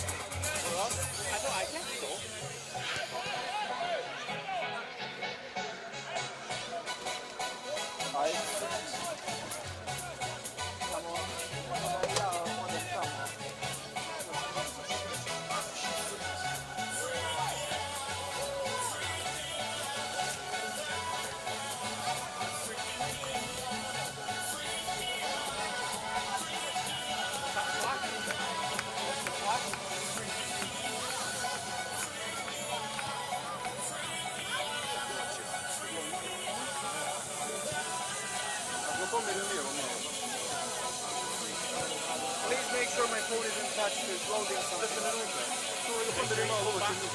gonna go change my shirt.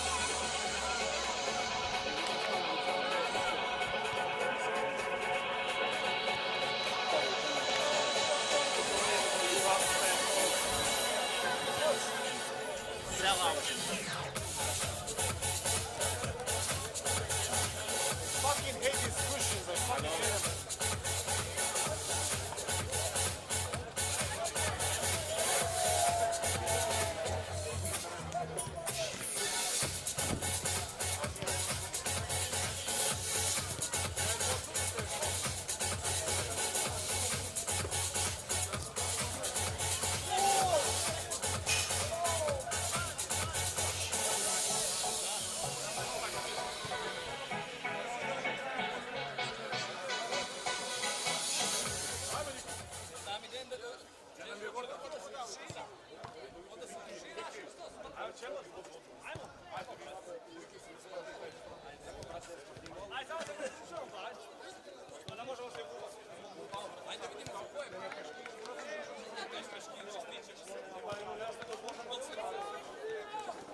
Stefan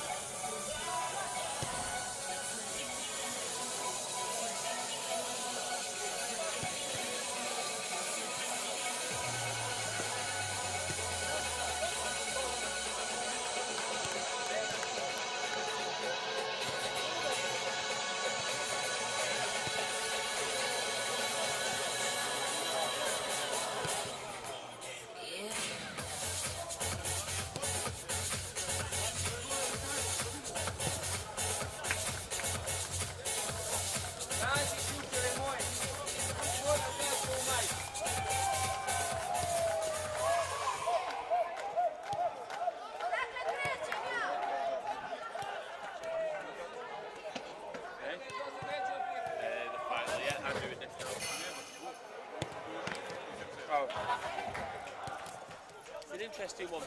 Danny Gradner won it in 2018,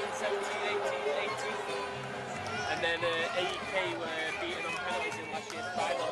So AEK have 2 national finals and the 2 Champions League finals. They're the last 4 major finals they've been to. So they're obviously a very good team. They've got most of the Romanian national team, 5 playing. So, who are you thinking?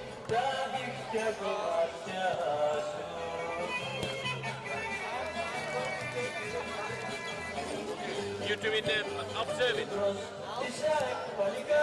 was meant to be me observing. Both. Anything you know.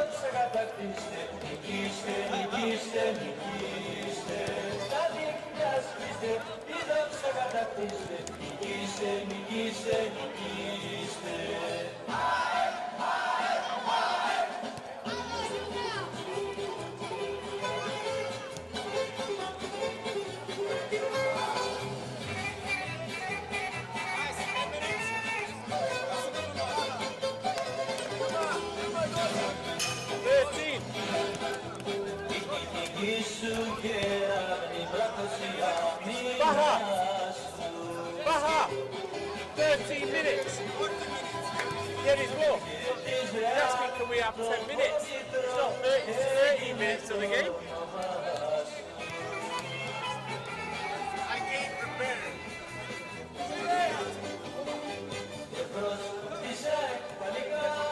That's okay, I will let you. I thought you were trying to put a shirt on.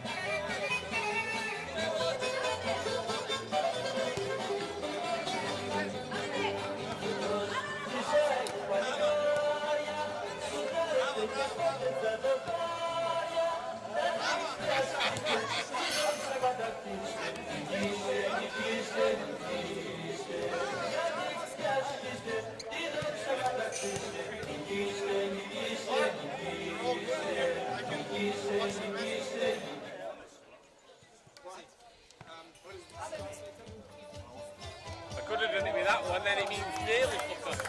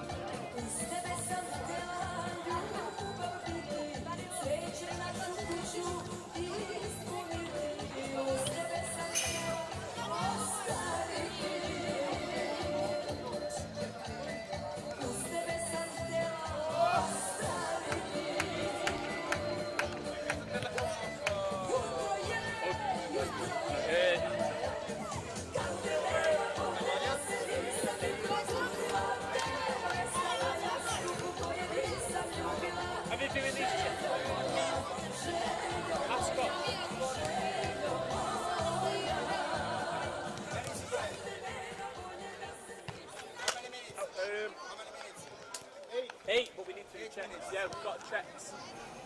We need to do the checks of the team. We didn't have to make it? No, Nemanya's been doing it, but he's not here. Nice. We're commentating. Nemanya's meant to do it. What to do? I see. What did you say then? It's good, whatever you said, but what was it?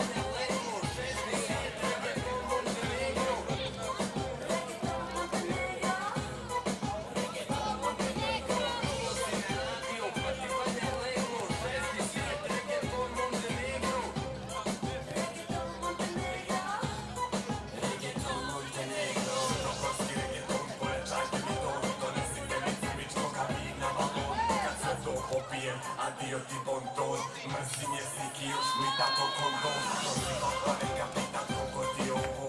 Rekli su mi da sam sovo kad sam naručivo. Ali da nosim mjesto se uperi na krov. Doma ne idem dok ne poljubim beton. I ne dobro mi se pojavi nekaki moron. Kada vas da mora neko da okroji šahlon. Nemo mi to, da valjam sto kako ko. Ne sjećam se što odakle mi sam. Ima li vode u pičku materiju? Ništa se ne sjećam u glavu, ni kratak spoj.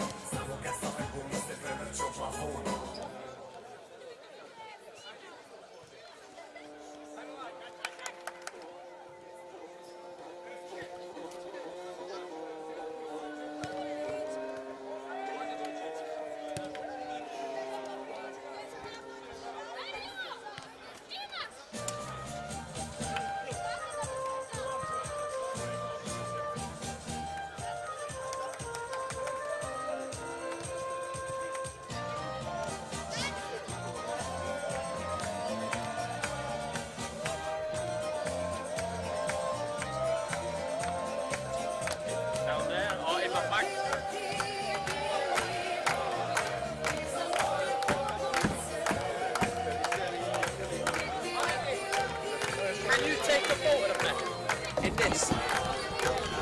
Just so I can have a laugh with my family.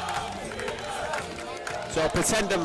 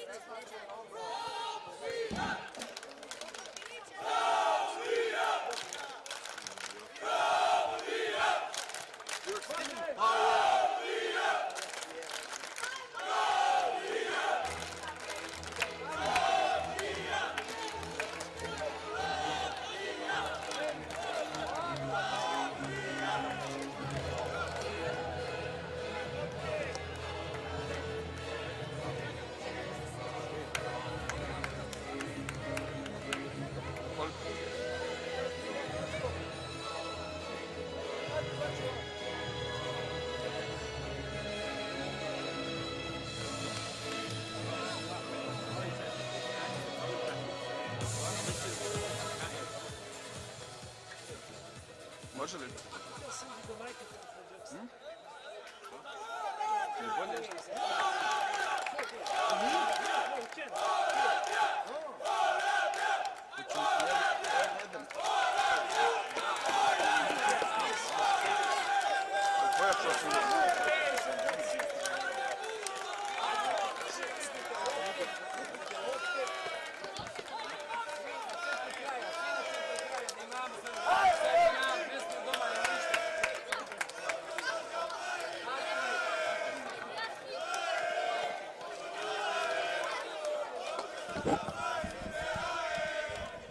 Hello and welcome to the final of this year's edition of E.M.F. Champions League.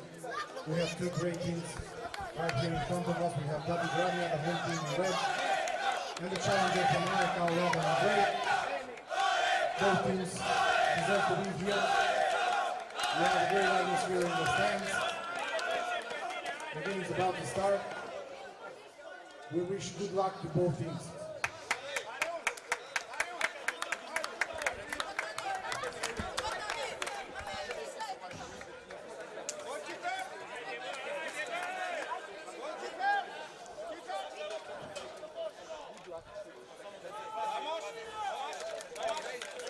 You join us and welcome here to the Polino Sport Arena in Novi, Montenegro for the final of the E.M.F. Champions League 2022. With me, I have David Alberti sat alongside me. David, what are you expecting from this? Hello Mark, here we are, the great match, the great final of this tournament. Amazing tournament so far. The best teams in front of us, the home team Dadi Grania of Montenegro and AEK Oradea of Romania. Dadi in red, AEK in gray. I'm expecting a tight match, I'm expecting a tactical match. I don't think we're going to see many goals, I think we're going to see a very physical match. As Balog is trying something for the first play of the match, but he's being muscled out, the ball remains in his possession. And now a chance for AEK Oradea's first chance of the match for Ionuț Furtuna. We should probably read the two lineups. Dadi Grania, number 20 Dalibor Abramovic, the captain of the team. Number 6 Zoran Kovac, number 15 Dino Muhovic, number 21 Mihailo Tomkovic, number 10 Ivan Mizhurkovic, number 19 Đuro Mugoša, number 8 Ivan Delic, number 4 Miro Jovanovic, and number 12 Danilo Vucetic. Manager Dragan Krasmanovic and team leader Haris Muratovic. On the other side, AEK Oradea, number 1 Rezvan Egri, number 25 Bogdan Mintaj, number 10 Andrei Ferig, number 7 Christian Andor, number 21 Marius Balog, number 18 Silviu Ionuț Furtuna, number 22 Andreea Posto, number 20 Andrei Nemitsanu, Sabin Drstaru with number 19, and two more players, number 24 Sergiu Matei Turceanu, and last but not least, number 69 Mircea Popa, Romanian player who now tries to shoot. The ball is deflected by a defender, and Dadi Grania had a chance to counter. They still have a chance to counter because AEK lost possession again. Dalibor Abramovic, no, it's not Dalibor Abramovic, it's their striker number 19 who lost the ball there, Đuro Mugoša. Advantage played by the referee. So Mark, we should also mention the referees of this final. Referee number 1, Bahadur Giracu from Belgium. Referee number 2, Angelo Croce of Italy. And number 3, Tomasz from Czech Republic. Yeah. Ike have started quite well. Started at a good tempo. They'll be looking to do that. Worth pointing out that Ike were runners-up last year in the 2021 edition of this tournament, narrowly losing out on penalties in the final. Daddy Gradna with the 2017 winners in Terma Charters, Slovenia. So 2 teams with a lot of expertise. They'll be experienced for a game like this.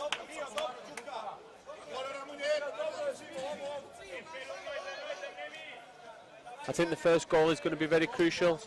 I think if Daddy Gradna get the goal, I think they will put their bodies on the line. Whereas Ike Aradia, if they were to score first, I think they would try and control the tempo of the game.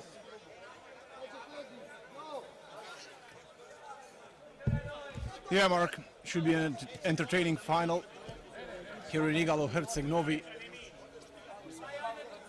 We can't say one team is favorite. Daddy Gradna plays on home turf, so to speak, because we're here in Montenegro.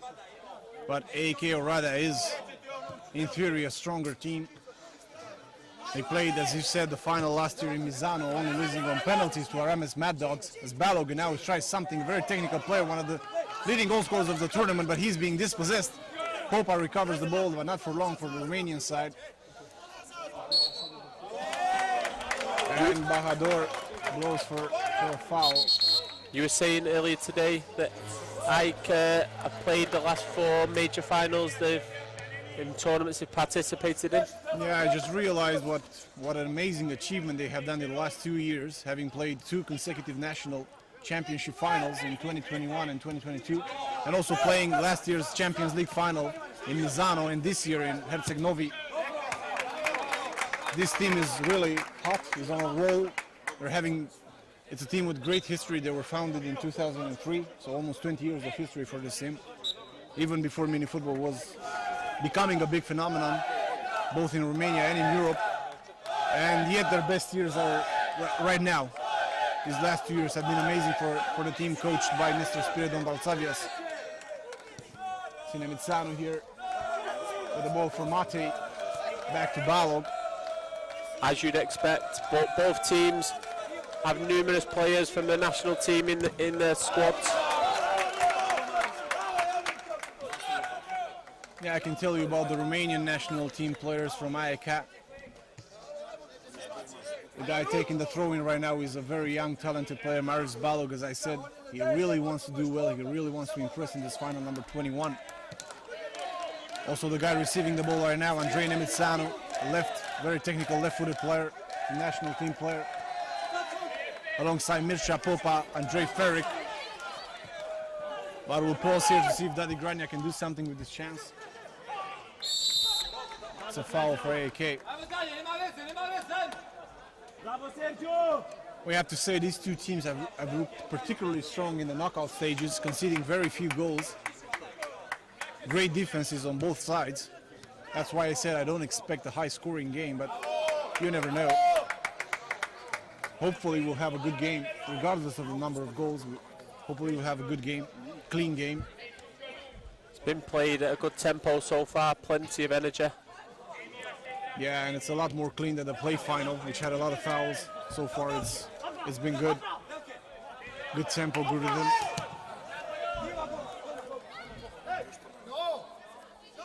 Dalibor Abramovic loses the ball, concedes the free kick. So the ball is now with AEK Orada. In the 8th minute of the match, already 8 minutes passed, really fast. AEK chasing their first European title, while Daddy is chasing their second. Aramis Mad Dogs of Hungary actually have won this competition a record number 3 times, 2016, 2019 and 2021. Mircea Popa will take this indirect free kick.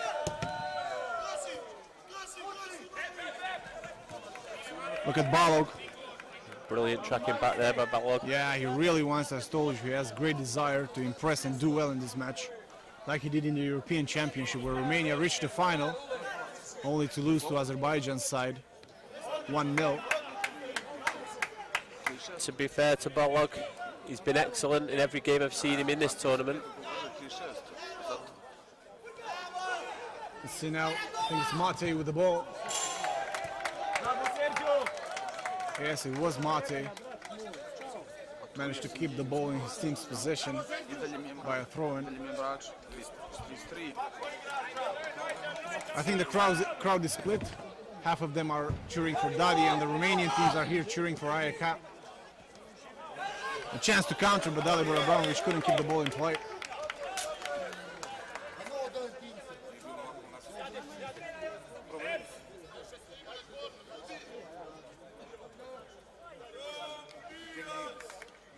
If we had judged these teams from the group stage, I don't think we would have thought they would reach the final. AEK finished 3rd in their group, behind La Plata de Kunde Praga. Big chance now. And a chance to counter for Dadi Gradnia. Number 10, very close, very big chance for number 10, Ivan Mišković. A good shot just going wide of the post there. First chance for Dadi Gradnia in this match in the 10th minute. Yeah, as you were saying, Aradia finished 3rd in the group.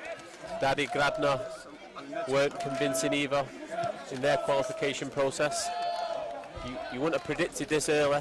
Yeah, but it's like there were 2 separate competitions. One in the group stage where neither team impressed, and one in the knockout stage where both were fantastic. There's Van Egri now tries to shoot. It goes wide of the post.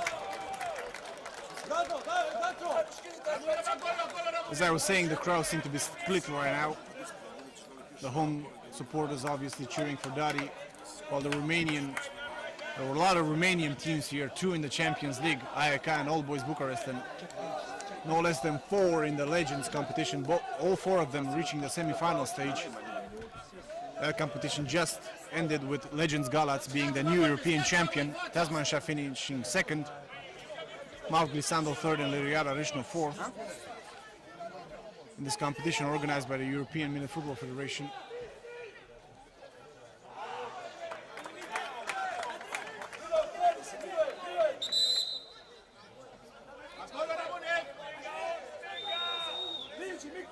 For sure, the difference here will be made by the smallest of details, smallest of margins. Let's see Balog now, he loses the ball. But he gets to Sergio Mate and back to Chuka, Mircea Popa. Passes to Aposto, very technical player. He manages to get inside his center and shoots. Great save by the opposing goalkeeper. I think it's worth mentioning also, regardless of what happens in this match, Montenegro will have had 2 teams in the top 3 of this tournament. A really good achievement. Yeah, great achievement for them. We saw the plate final earlier on. Saborno managed to get the bronze medals. Let's see now Nemesano with a huge chance to score, but he just shoots wide of the post. Amazing chance for AEK to open the score. Nemesano just lacked a bit of luck there. He'll be disappointed. The 29-year-old international Romanian player. Now a foul committed by Mate. It's a free kick to Dadi Gradnia. Yeah, big chance for AK. Hopefully you can see a replay of that. Yeah, I was just looking for the replay, it's not showing you. Yeah. But big chance.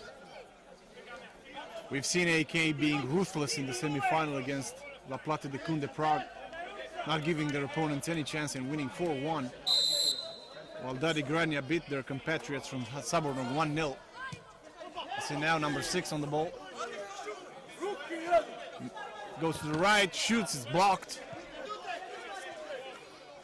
It lands with number 8. shot over the post there. I think by number 21, if I'm not mistaken. So despite being Mihajlo Tomkovic. Despite being Romanian, there's a Greek connection with the team. Would you like to explain what that is? Yeah, it's all because of the owner of the team, who is also the manager and head coach, Spiridon Balsavias. One of the most important people in Romanian mini football. I told you, he's a Greek who came to Romania a long time ago, founded this team, a fan of AEK Athens, obviously.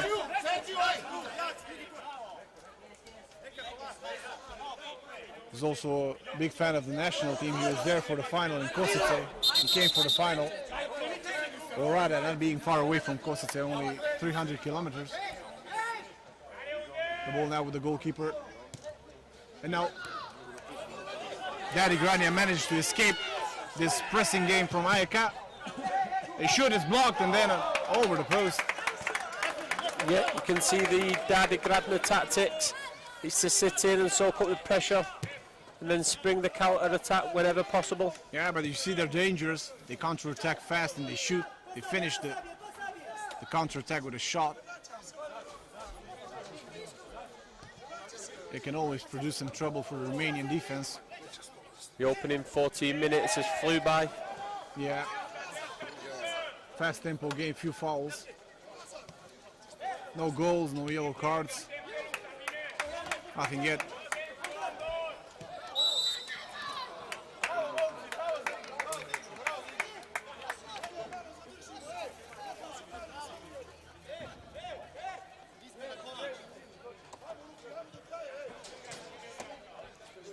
Papa Michu.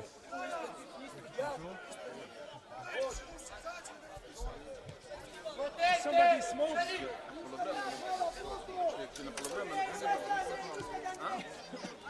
Yeah, Chuka now with the ball, Mircea Pop, as you call him. Everybody knows it's Chuka in Romania.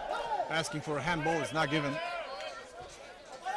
And again, Daddy is trying to launch a counter-attack.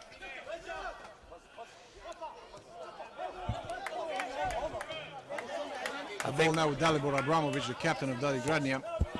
If the home team was to score, I think it will put a lot of pressure on Ike to get back into it. The crowd will definitely get behind the home team. As always, in these type of matches, in these decisive matches and finals, the opening goal is very important, it's crucial sometimes. So both teams will be looking to do that. Like we were saying earlier, when you see two teams that are good sides like this, makes you wonder why they struggled in the qualification process. Well, to be honest, I watched very closely the group of AEK Orada, and they had a very tough group with very good teams. We saw one of them finishing fourth, the team from Czech Republic. The other one being Birbasha Baku, champions of Azerbaijan, went out in the quarterfinals to Daddy Gradnia in a penalty shootout, 0-0 in regular time. And the other one being a team from Sofia, from Bulgaria, very good team, DXC Technology. So that could explain that AEK only made 4 points in the group stage.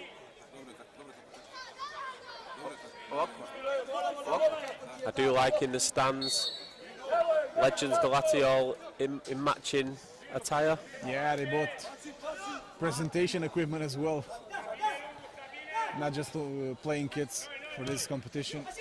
Let's see now what he can do with this chance. A huge chance, and it's a foul. I think it's outside the box. A foul by Dalibor Abramovic, the captain of Daddy Gradnia. See if he gets a yellow card for this or not. No, it's just a free kick. Great chance for AEK to do something here with 3 minutes remaining in the first half. Yeah, it's very close, in on goal. If you can get it past the wall and on target, the keeper won't be able to see much of it. It's just finding that gap. Will Daddy Gradner's defenders be strong and stand tall?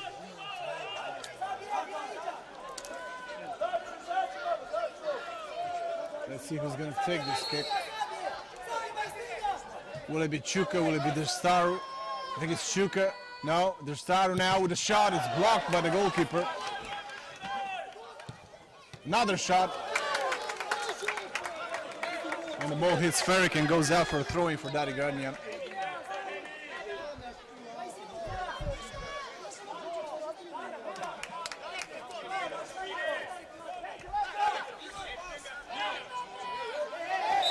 Two minutes to go in the first half of this year's final. Daddy Gradna, 0. Ike Aradia, 0.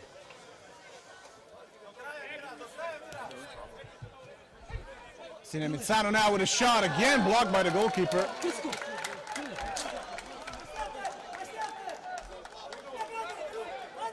A throw-in taken by Nemizano. Inside the area, the ball is again in the hands of the goalkeeper. Great goalkeeping so far. I think it's number 12. Danilo Vucetic protecting the goal of Daddy Gradnja.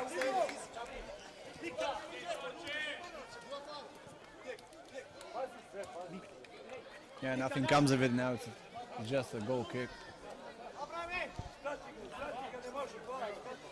Number 8 there, Ivan Delic, asking for a foul, but not given. Mircea Popa now on the ball. Shoots, and again, good save by number 12, Danilo Vucetic. Yeah, I guess the ball must have moved in mid-air. Keeper struggled to deal with it. You would have thought it was a routine save. Yeah, great balls for this tournament. Derby Star Select, the ones they use in Bundesliga. Great balls.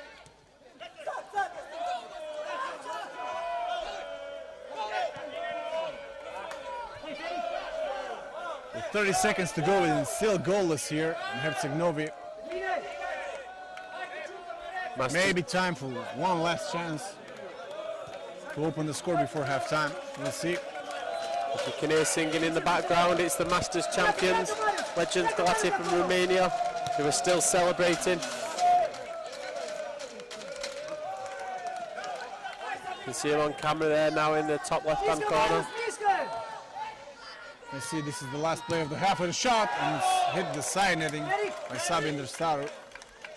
We'll see if there's going to be any additional time to this first half. I wouldn't have thought so. I wouldn't have thought he'd had any minutes on. And you're right, Mark. It is half-time now. 0-0 goalless here in the final of the Champions League between Daddy Gradnja and AEK Rada. We'll soon be back with the second half, friends.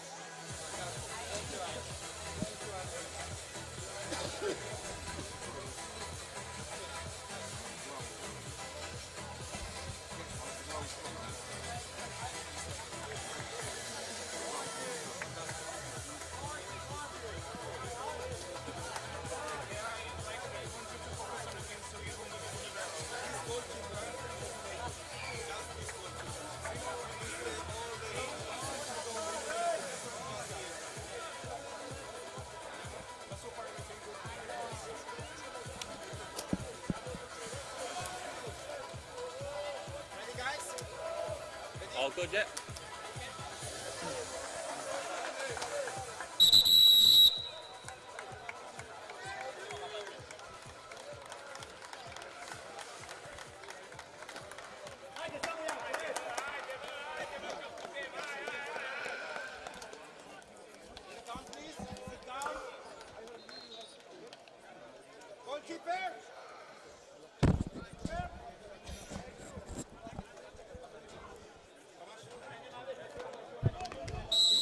And we're back underway for the second half of the E.M.F. Champions League. Very tight first half, although it's played at a good tempo. Ike was back out for the second half early. They were on the pitch ready and waiting. What's your thoughts, David, after the first half? Let's see what Nemitsano can do here. Shots is deflected by the goalkeeper. Lands to Sergio Mate. Shocked, is blocked. AEK start very strong in the second half. First half, I believe, Mark, was evenly matched. Maybe AEK dominate a little bit more, but Dadi Gradnja have defended well, and their goalkeeper looks to be in a good form tonight. Number 12. Yeah, Danilo Vucetic. Aradia definitely had more of the ball, but I think that was also partly down to Dadi Gradnja's tactics of just sitting in and waiting for the opportunity to counter-attack. Yeah, probably one goal will settle this, or penalty shootout, as we saw earlier in the plate final, also in the Legends final.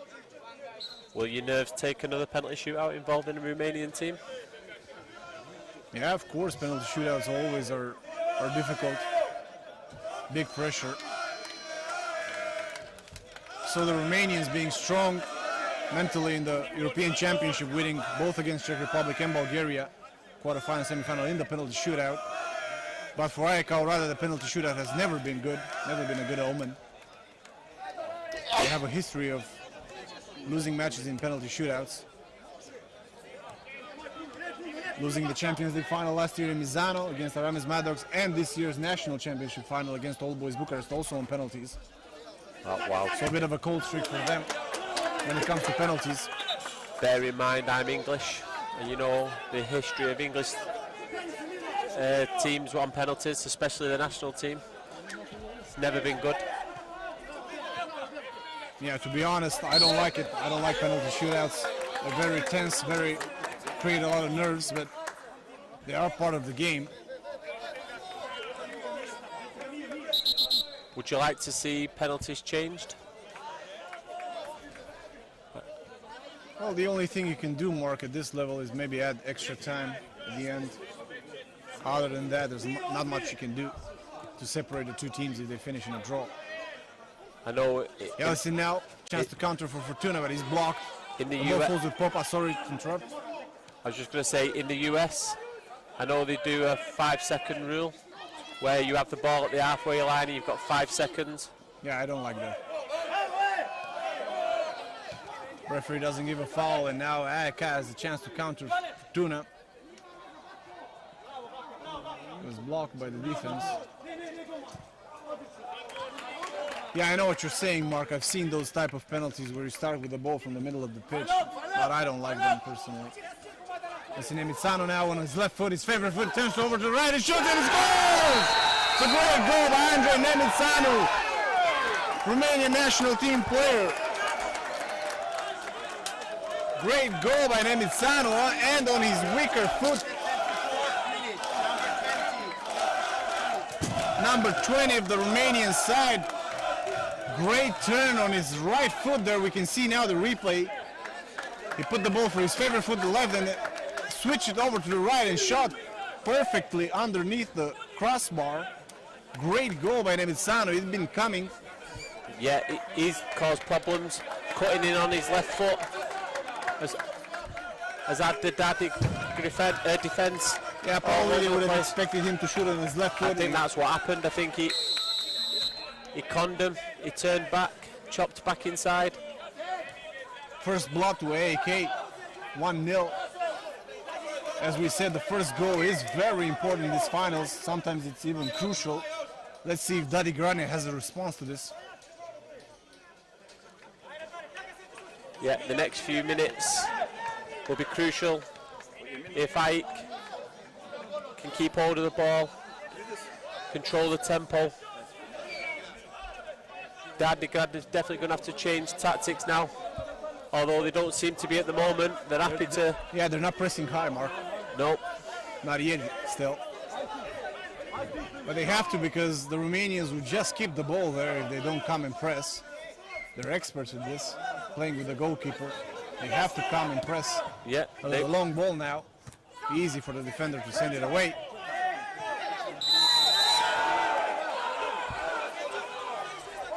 A decision by the Italian referee Angelo Croce to give a free kick there for dangerous play. Yeah, although it's not always exciting to watch, they will be happy to keep the ball. Unless Dadi Grania press them, there's no reason to give the ball away. Yeah, they're going to keep the ball in their own third. There we go. To do that. This is going to be their tactic from now on. Let Dadi come out of their cage and maybe surprise them if they could for a second goal, which, in my opinion, will settle this. Just have to be a little bit careful here. You see now, big contact there between two players, but it's an advantage rule played by the referee. The ball now with Fortuna, and in the hands of the goalkeeper, Vucetic. Dalibor Abramovic now sends the ball forward, but it's recovered, and now it's with Balog. Balog tries to go at his own, and again it's a free kick given by Angelo Croce. Number 10 is really not happy with that. He's asking explanations of the referee. I was just saying, they will have to be careful. Dadi with his tactic, they seem to just be having the one player pressing on his own. He can't do all that work. He's chasing down three players. It's easy to pass it round him and take him out of the game. Seems now to be an injury to Marius Balog. Doctor has to come on to the pitch. So 7 minutes gone from the second half of the final of the E.M.F. Champions League here in Igalo-Herceg-Novi. It's 1-0 for the Romanian team, AEK Oradea against Dadi Grania of Montenegro. The only goal so far scored 2 minutes ago.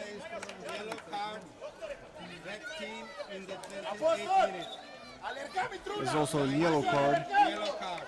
We're being informed by the referee Bakador Jiraku that Juro Mugola, number 19, got a yellow card. Maybe for dissent. Popa will take this free kick. Shoots really hard, and the ball is again parried by Vucetic.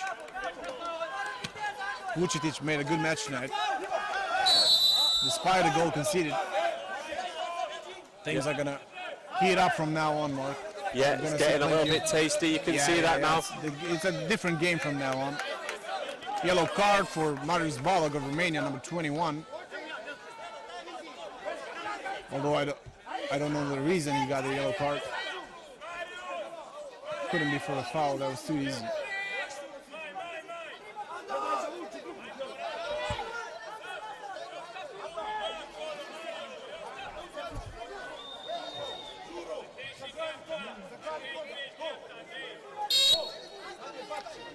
Number 8 to take the free kick. Passes right to Abramovic, the captain. Sergio Mate easily dispatches the ball away. Ivan Delic passes back to Vucetic. And again with Ivan Delic. Number 19, the big striker of Dadi Grania. But their game plan doesn't seem to be working right now. It's difficult for them to respond. In the last two phases of the competition, as we've said before, they hadn't conceded. So now they are obligated to come from behind, something they are not used to maybe. The ball is sent forward to Balog. No foul. The referee says no foul. Apostol presses Vucetic, sends it long. Number 19 with a bad first touch, and then he just pushes the opposing player. This is definitely a foul. A good thing the referee blew his whistle very fast. Number 19, that's Juro Mugosha, the big guy in the center of the attack of Dadi Gradnja. They have to start pressing harder. Got to create problems for the Romanian defense, otherwise it's going to be difficult for them to come back into this match. Sergio Matei now to Christian Andor. Try to find Andrea Apostol, the ball out for the throw-in.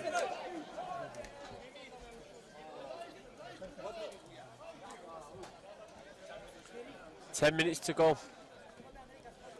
AAK seem to be in control of this match so far, but without the second goal, it's still going to be touch and go till the end. The ball with Vucetic now, sends it forward to Delic, is being fouled by Dostaro.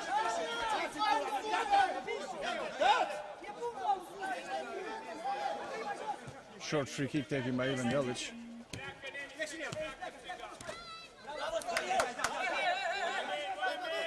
Slowly but surely, Dadi Gradnja is trying to get close to the Romanian goal frame. They have to start sending some shots. They have to start creating something. See if they can do it. If they were to get level, I think the crowd will go crazy. Then they'll definitely be in the ascendancy. Yeah, so far I can't see them. They don't seem to have inspiration trying to construct. They're perfectly adequate at defending and counter-attacking, but now they have to create, and it's a whole different story for them. Very strong, very physical team, although technically not very gifted. It's also worth mentioning that a one-goal deficit in this format is not the end of the world. At some point towards the end, they probably will go fly keeper and try the overload 6-on-5. Yes, for sure. Towards the latter stages of the match. See now Delic, fouled by Dostaro. It's going to be another yellow card for Romanians. Number 14, Sabin Dostaro will get a yellow card for this foul on Ivan Delic. Free kick for Dadi Gradnja.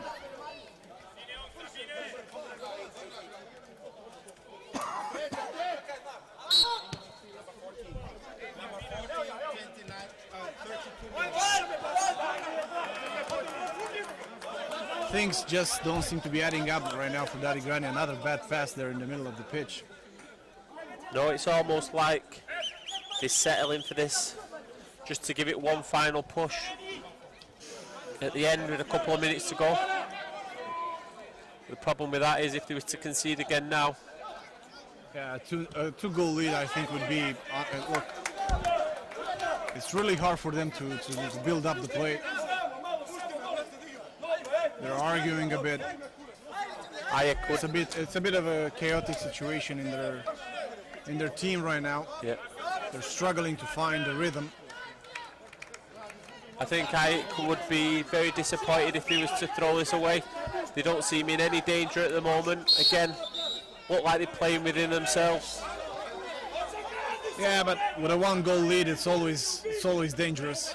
Unless they can score that second goal, the pressure will be there until the end. Pass now for Ivan Delic again. Bad first touch and ball goes out.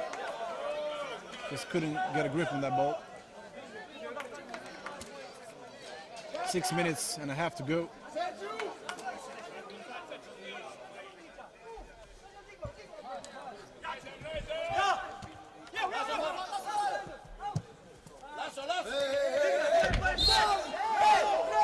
Foul given now for AAK.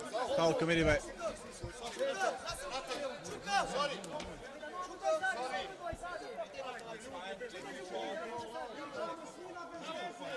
it's not a foul, it's a throw-in taken by Dostaro back to the goalkeeper, to Egri.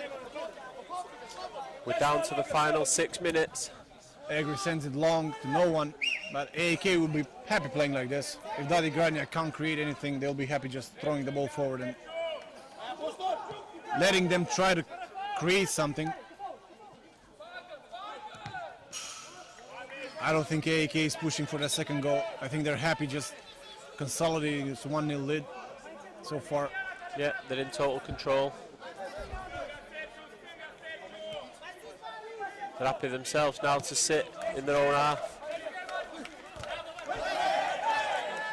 Daddy don't look like they have many players that could beat you one-on-one. Romania do have a couple of the Romanian team do have a couple of them. Balog being one of them. Yeah, and Emiliano, as you saw in the goal. Number 19 keeps hold of the ball. He turns again. It's a good play for Daddy Gradnja. Back to number 19, but the shot goes agonizingly wide for Juro Mugosha. One rare chance for Daddy Gradnja. Yeah, he was leaning back, never really caught it. Yeah, their build-up play was great. It was very good, but the finishing was poor. Still 1-0 here. Going into the final 5 minutes, how's your nerves, David? I have some nerves, it's normal, but they seem to be in control, you know. Romania winning both tournaments, that'd be an amazing achievement. It would be a great achievement, yeah, for sure. Especially the Champions League, because Romania hasn't won it since 2018. Oh, it's a free kick now for Daddy Gradnja. Dangerous position here. Foul against Ivan Delic. Ivan Delic seems to be the only player who can create something for Daddy Gradnja. Very technical player. With 4 minutes to go, this is a big play.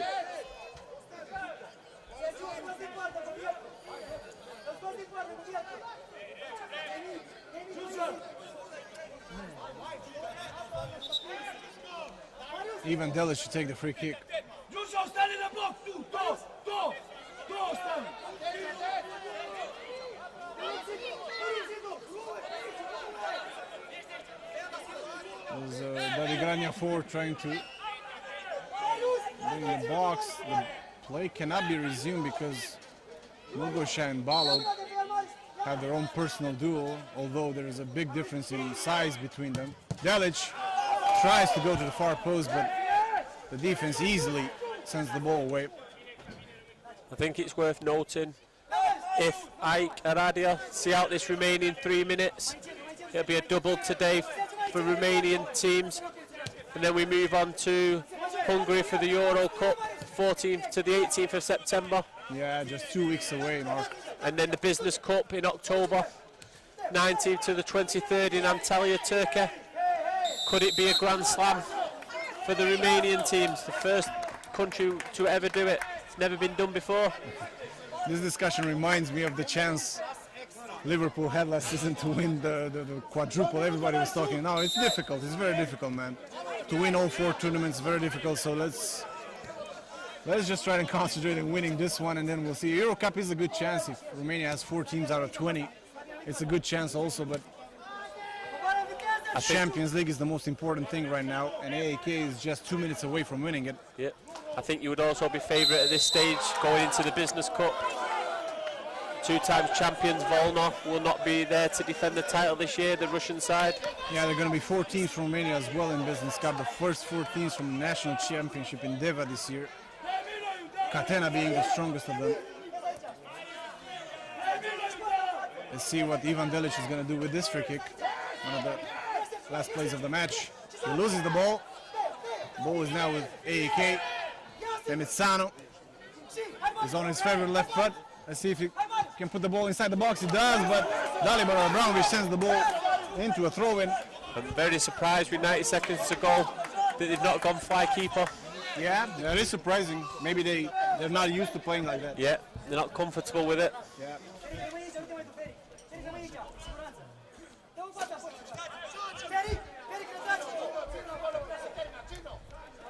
Just 1 minute to go.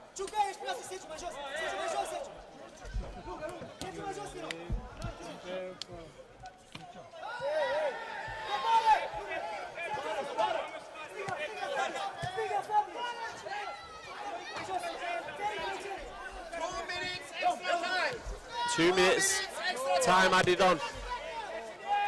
I've lost David Alberta. He was a representative. Yeah, not yet, because Bahadur Jiraku gave 2 minutes extra time, so we still have some play to do here.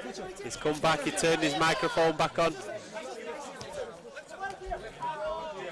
Maybe he was a bit premature as a representative of the Romanian Mini-Football Federation. He went out to celebrate with the team. Now he has to endure another 2 minutes.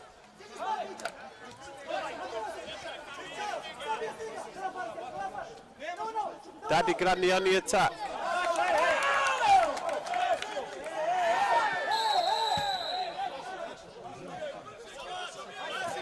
Something's happened in the bottom corner. I didn't quite see it. Romania side AK will be happy to waste his dying seconds to let the clock run down.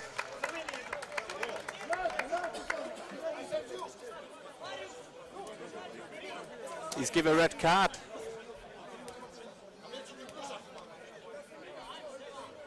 Referee Bahadur Jiraku has shown a red card in stoppage time at the end of this match.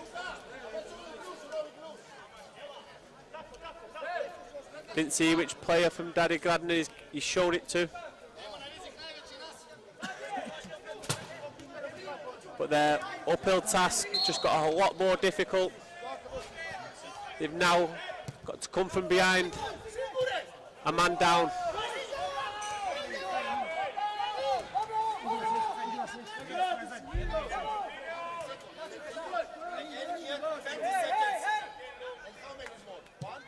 One minute to go. Anywhere will do for Ike.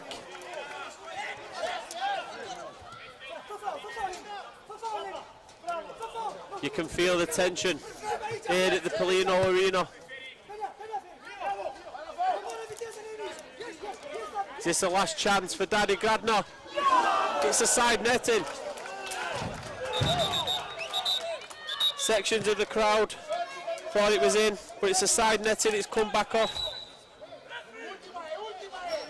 He has been the best player for Daddy Gradny. He's tried and tried. Ivan Delic, but it's just not been his night, and it's not been Daddy Gradny's night. And I think we're about to have the second Romanian team crowned champions. An amazing day of mini-football here in Herceg Novi, Montenegro. This beautiful arena set amongst the mountains. The referee looks at his watch.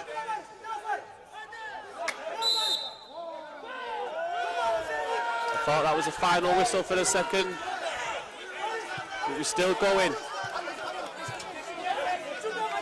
A long look at his watch for the second time by Jiraku. This is the very last attack. And there we go. It's a final whistle. Ike Rada from Romania are the 2022 E.M.F. Champions League winners. They put to bed the hoodoo of the previous years when they missed out. But the players go wild. General.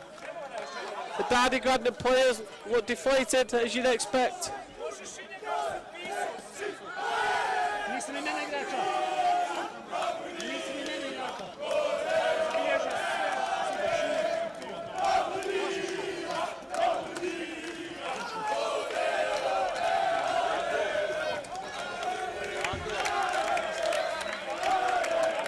The final result here in the Polino Sport Arena.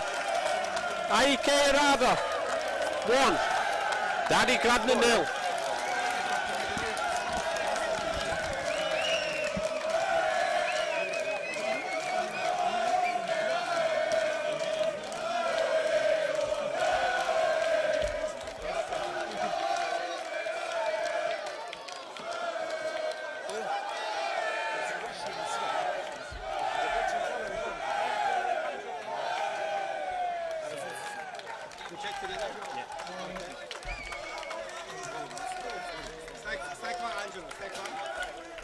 Allora, red team, no goals, In the 28th minute, number 19, yellow. Yep. In the 39th, in the 28th minute, number 19, yellow card. Then in the 39th minute, number 3, direct red card. I couldn't lose another final. In the 20, yes, number 3, red card, direct.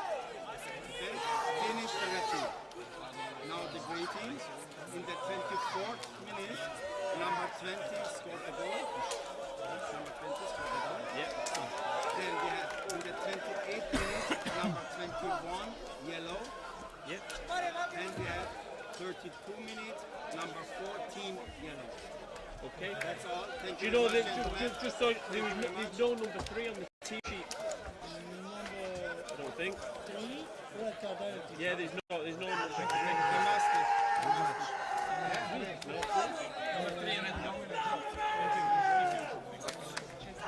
No number 3 on the match sheet. Okay. Number 3, the red card, there's no number 3 on the match sheet. Are you sure?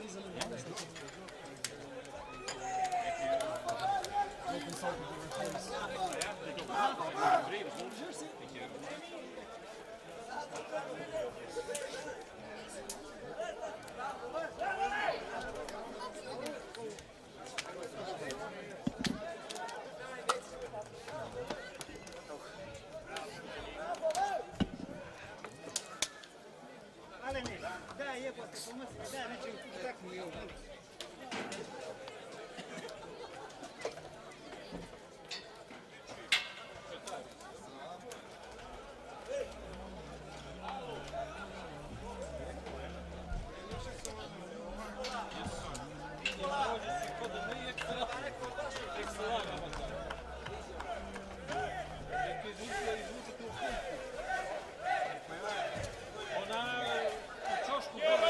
Alo, jer vam ne treba mikrofon, jel?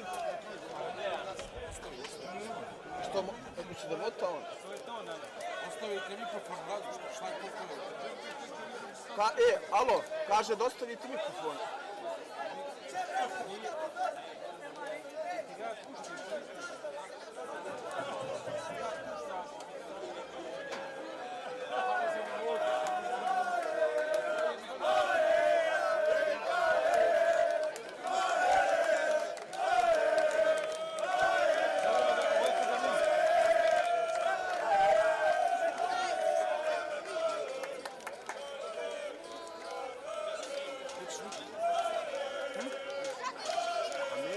Demi, ne znam šta radi.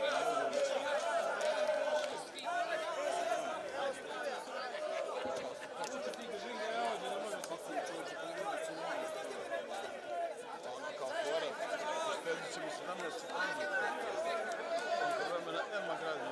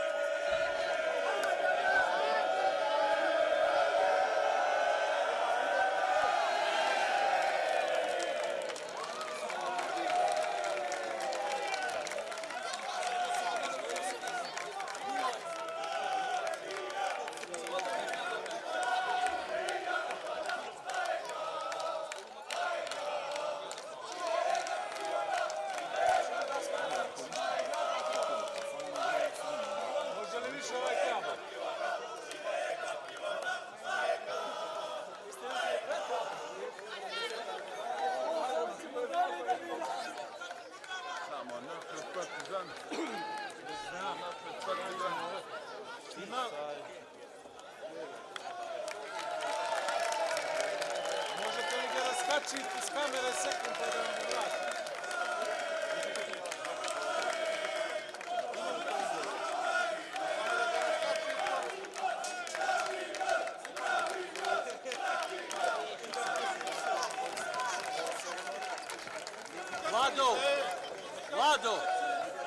Vlado, raskači kabel XLR pa ću ti ga vratiti.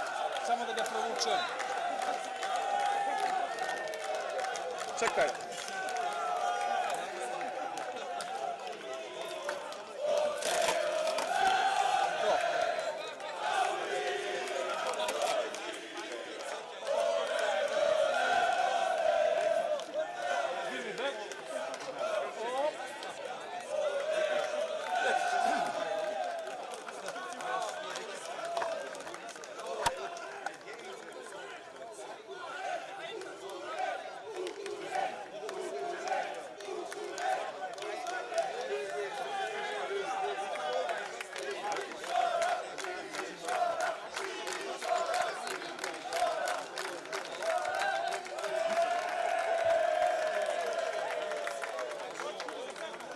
Mišure, valjalo bi ovdje da... Ok, nego valjalo bi da bude neko tu. Ako najmali Lazar neće da snima, neka dođe. Tu sam. Hoćeš ti da snimaš? Snimam, nego menjam kasalicu dok je u WC-u. Ne, nego zbog ovoga ti govorim, ako ti nećeš Pedro da... Jer u biti ovdje je dovoljno...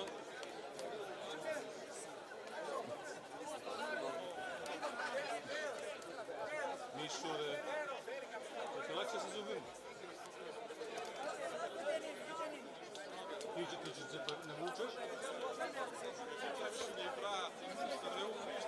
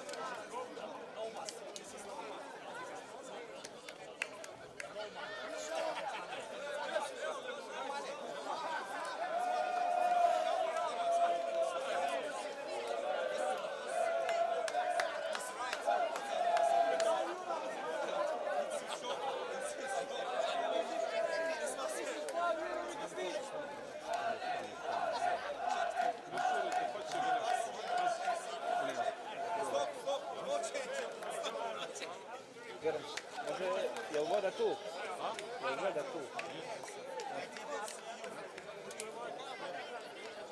Dijelite vodu u dobu korone.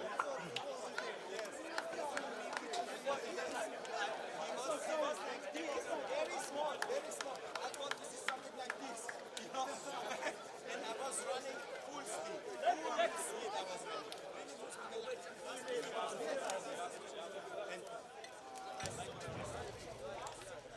Lemon! Like this. No problem. Yeah, okay, it's okay. I think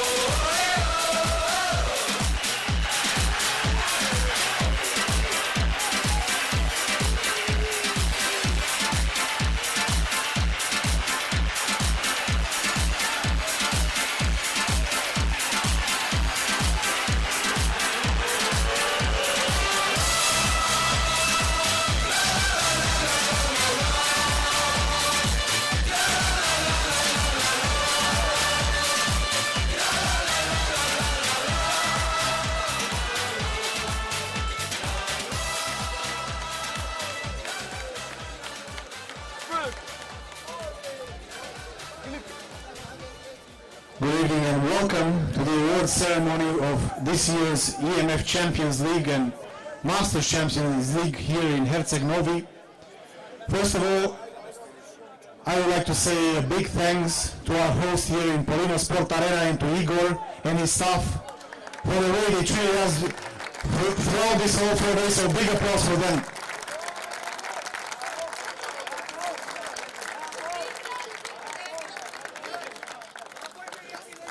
Second of all, we had two amazing tournaments, the Champions League with 24 teams and the Masters Champions League with 10 teams. We saw some amazing matches, had some great times, made new friends. So all in all, this should be the spirit of mini football, just enjoying, playing and making friends. And I believe that everybody will leave this place happy and eager to return again. Thank you.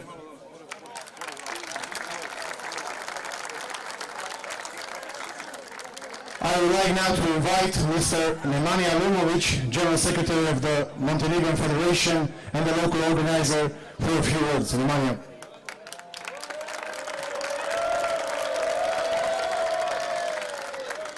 First of all, thanks to all that come here. We are sending the beautiful picture that mini football is really something and that teams come here to play and I hope really enjoy it. Thanks once again. I want to invite Mr. Boris Alexandrov, E.M.F. President, that say something regarding the tournament. Thank you.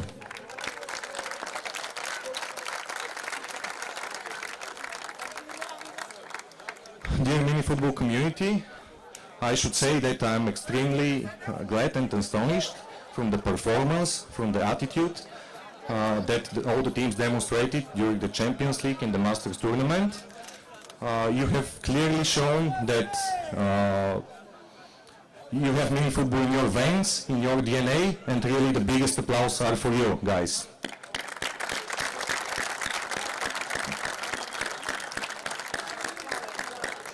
Of course, we have to distinguish both winners in the tournaments, legends in the Masters category and Ike in the main category, both from Romania. Big applause for them as well.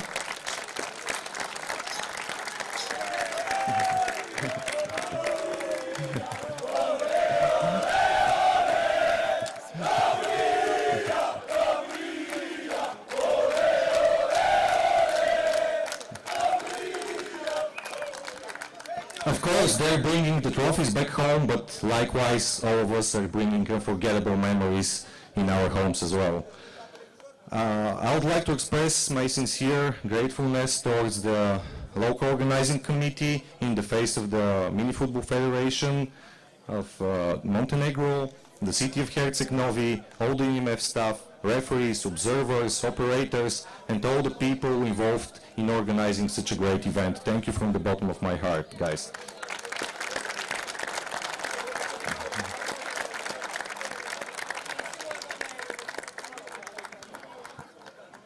You can see, we can conclude actually that mini football is one of the fastest developing sport in the world, and I highly encourage you to always carry on our favorite game close to your hearts, and looking forward to welcoming you for our further tournaments. Thank you very much for your attention.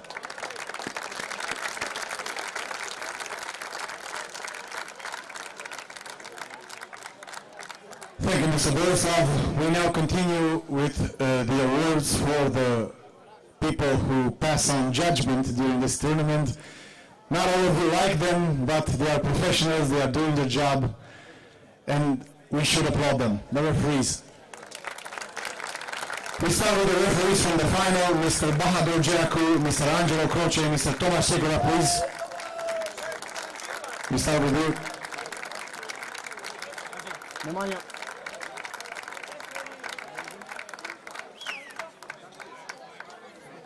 Yeah, at the end.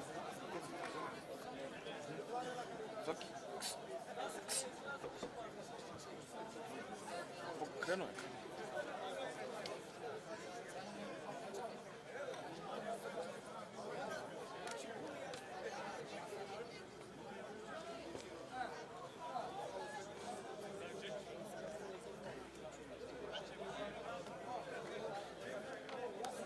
We now invite the rest of the referees to come and collect their awards. Please, guys. Mr. Cesar, Mr. Ishvan, Mr. Brown, Mr. Frito, Mr. Marko Popovic, Mr. Emil Mitov.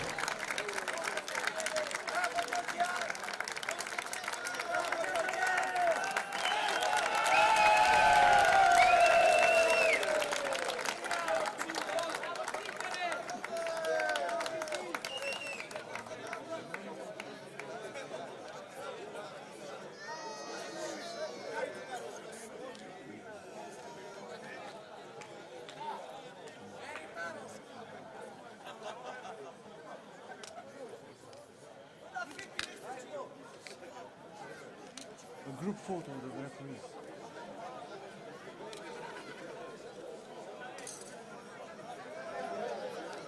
I asked the photographer to take a group photo of the referees, of course. Thank you.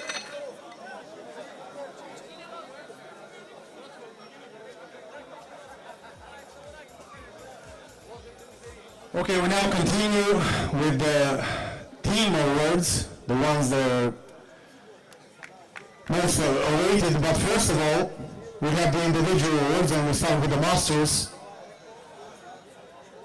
The first award goes to the best scorer of the Masters competition, given by Mr. Nemanja Numovic, and it's Gabriel Tenace of Superclub AC, Italy. The best scorer of the Masters Champions League this year, Gabriele this year.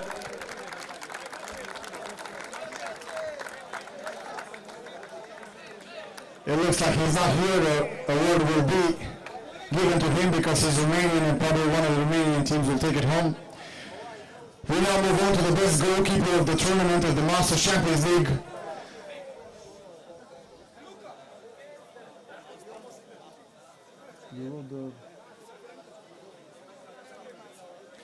The best goalkeeper goes to Luka of Legends Garac.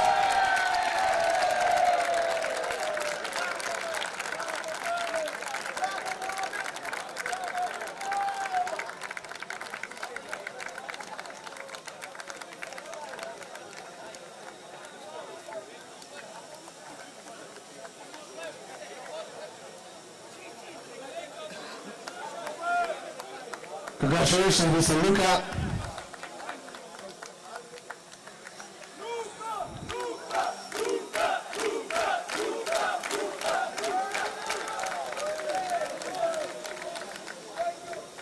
And now for the best player of the Masters Champions League this year, he comes from the finalist Tasmanschaft, Alexandru Șelaru.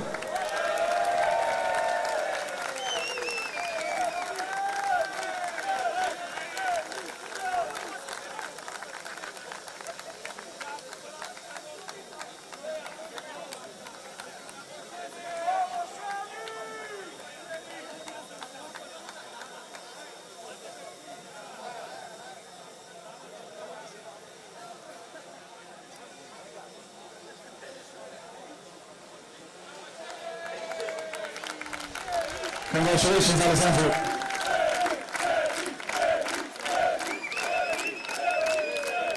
We now move on to the Champions League individual awards.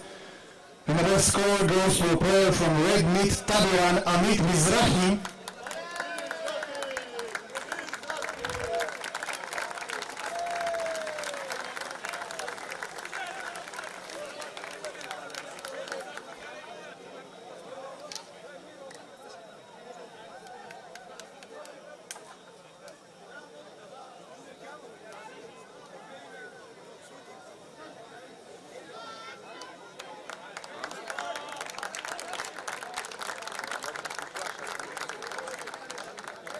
The best goalkeeper of the Champions League is the goalkeeper of Dadi Gradnja, Danilo Vujović.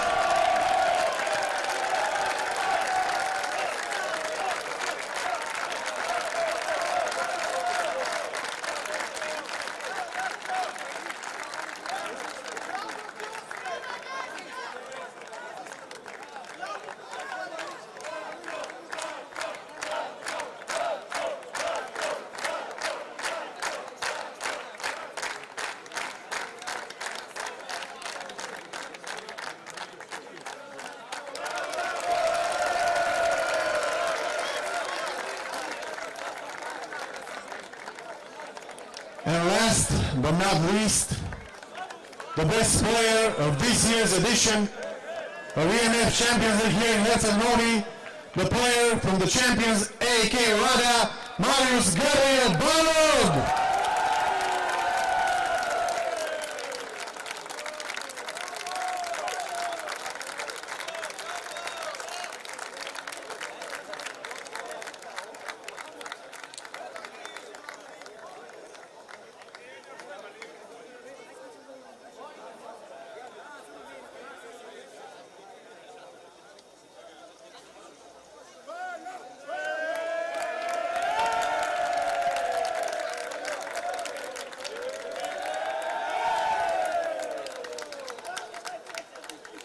We move on now to the team awards, and we start obviously with the bronze place of the Masters.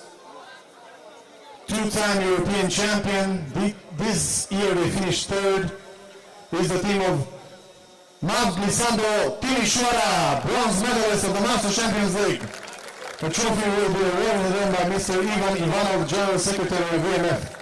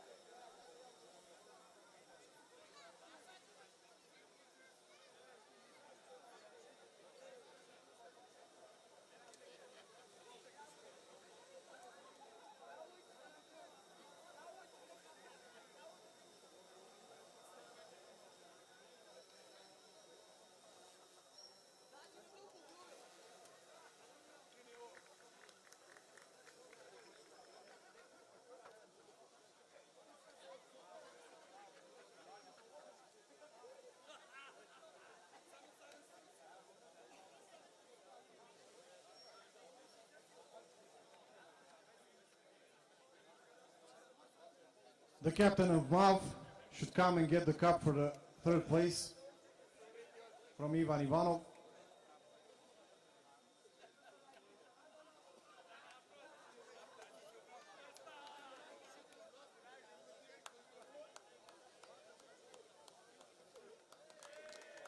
Congratulations again for yet another podium finish for E.M.F. Lisandro Timișoara, as I said before, two-time European champion in the Masters category.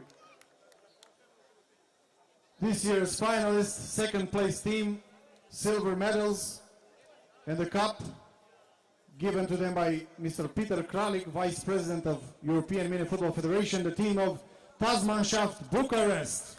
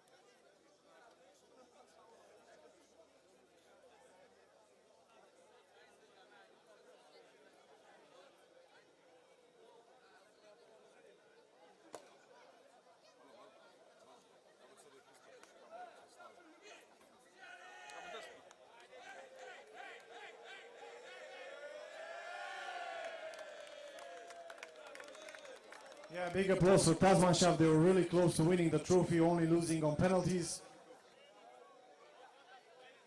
And now for the gold medals of this year's Masters Champions League. For the first time, European champions, trophy given to them by Mr. Nebojša Krajlović, president of the Montenegrin Mini Football Federation, the team from Galați, Legends Galați!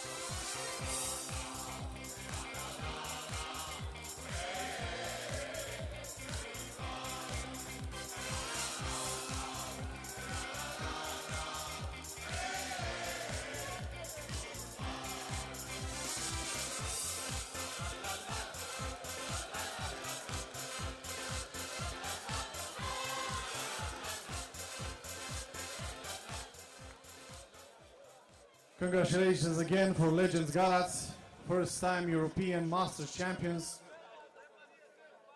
We can now move on to the main category, the E.M.F. Champions League. Here in Herceg-Novi, we start with the third place team, bronze medalists of this year. Trophy given to them by Mr. Peter Kralik, Vice President of the E.M.F. To the local team of SB Salornog Rama from Montenegro.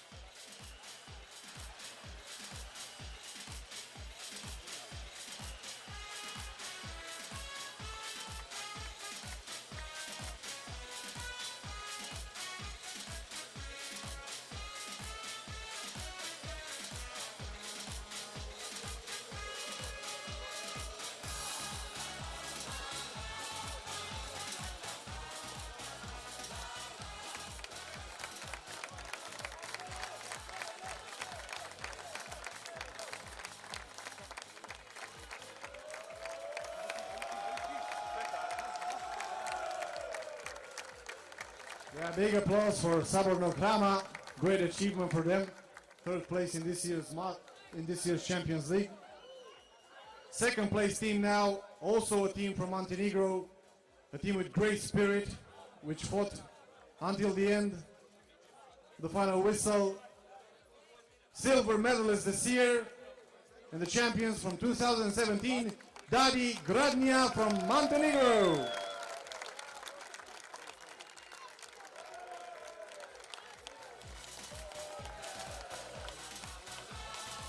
Trophy is given to them by Mr. George Stanilovic, director of the touristic agency.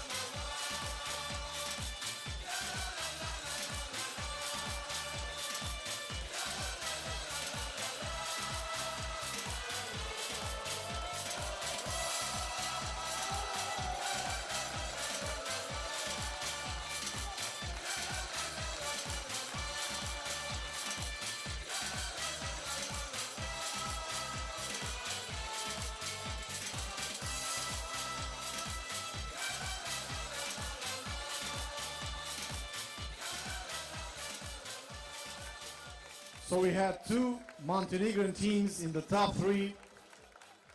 Third place team Saborno Krama and second place team Dadi Gradnja. Great achievement for Montenegrin mini football here on local soil in Herceg Novi.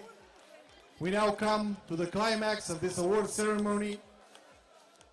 The first place team, trophy given to them by Mr. Borislav Alexandrov, president of E.M.F. For first time European champions, AAK Oradea from Romania!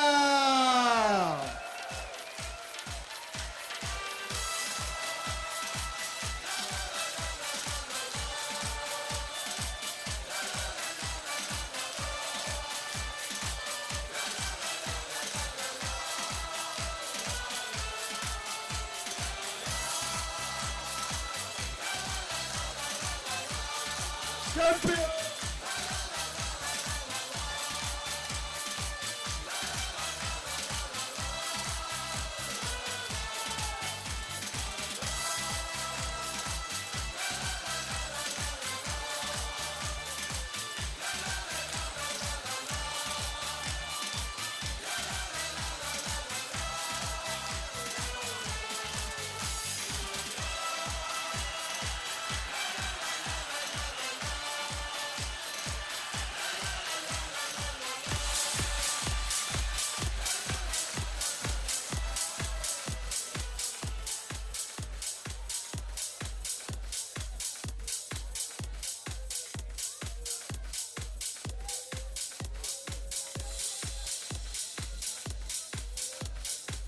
So the climax of the evening, let's hear it.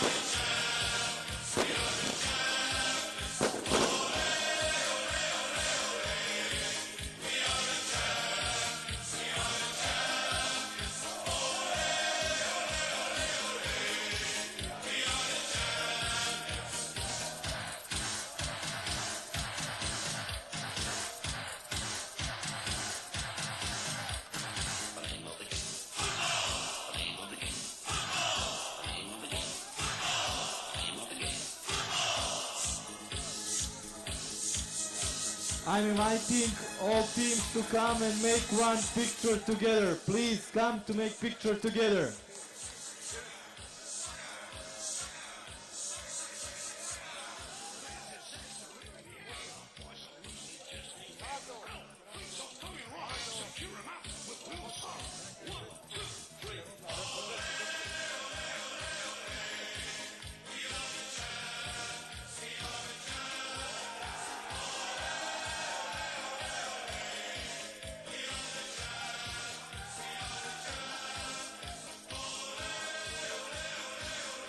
Thank you all.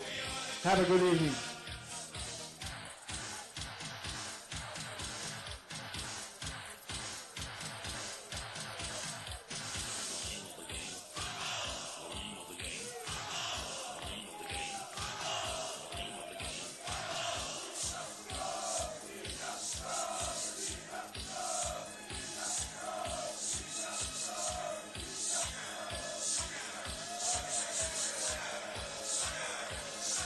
Please all team come to make picture together.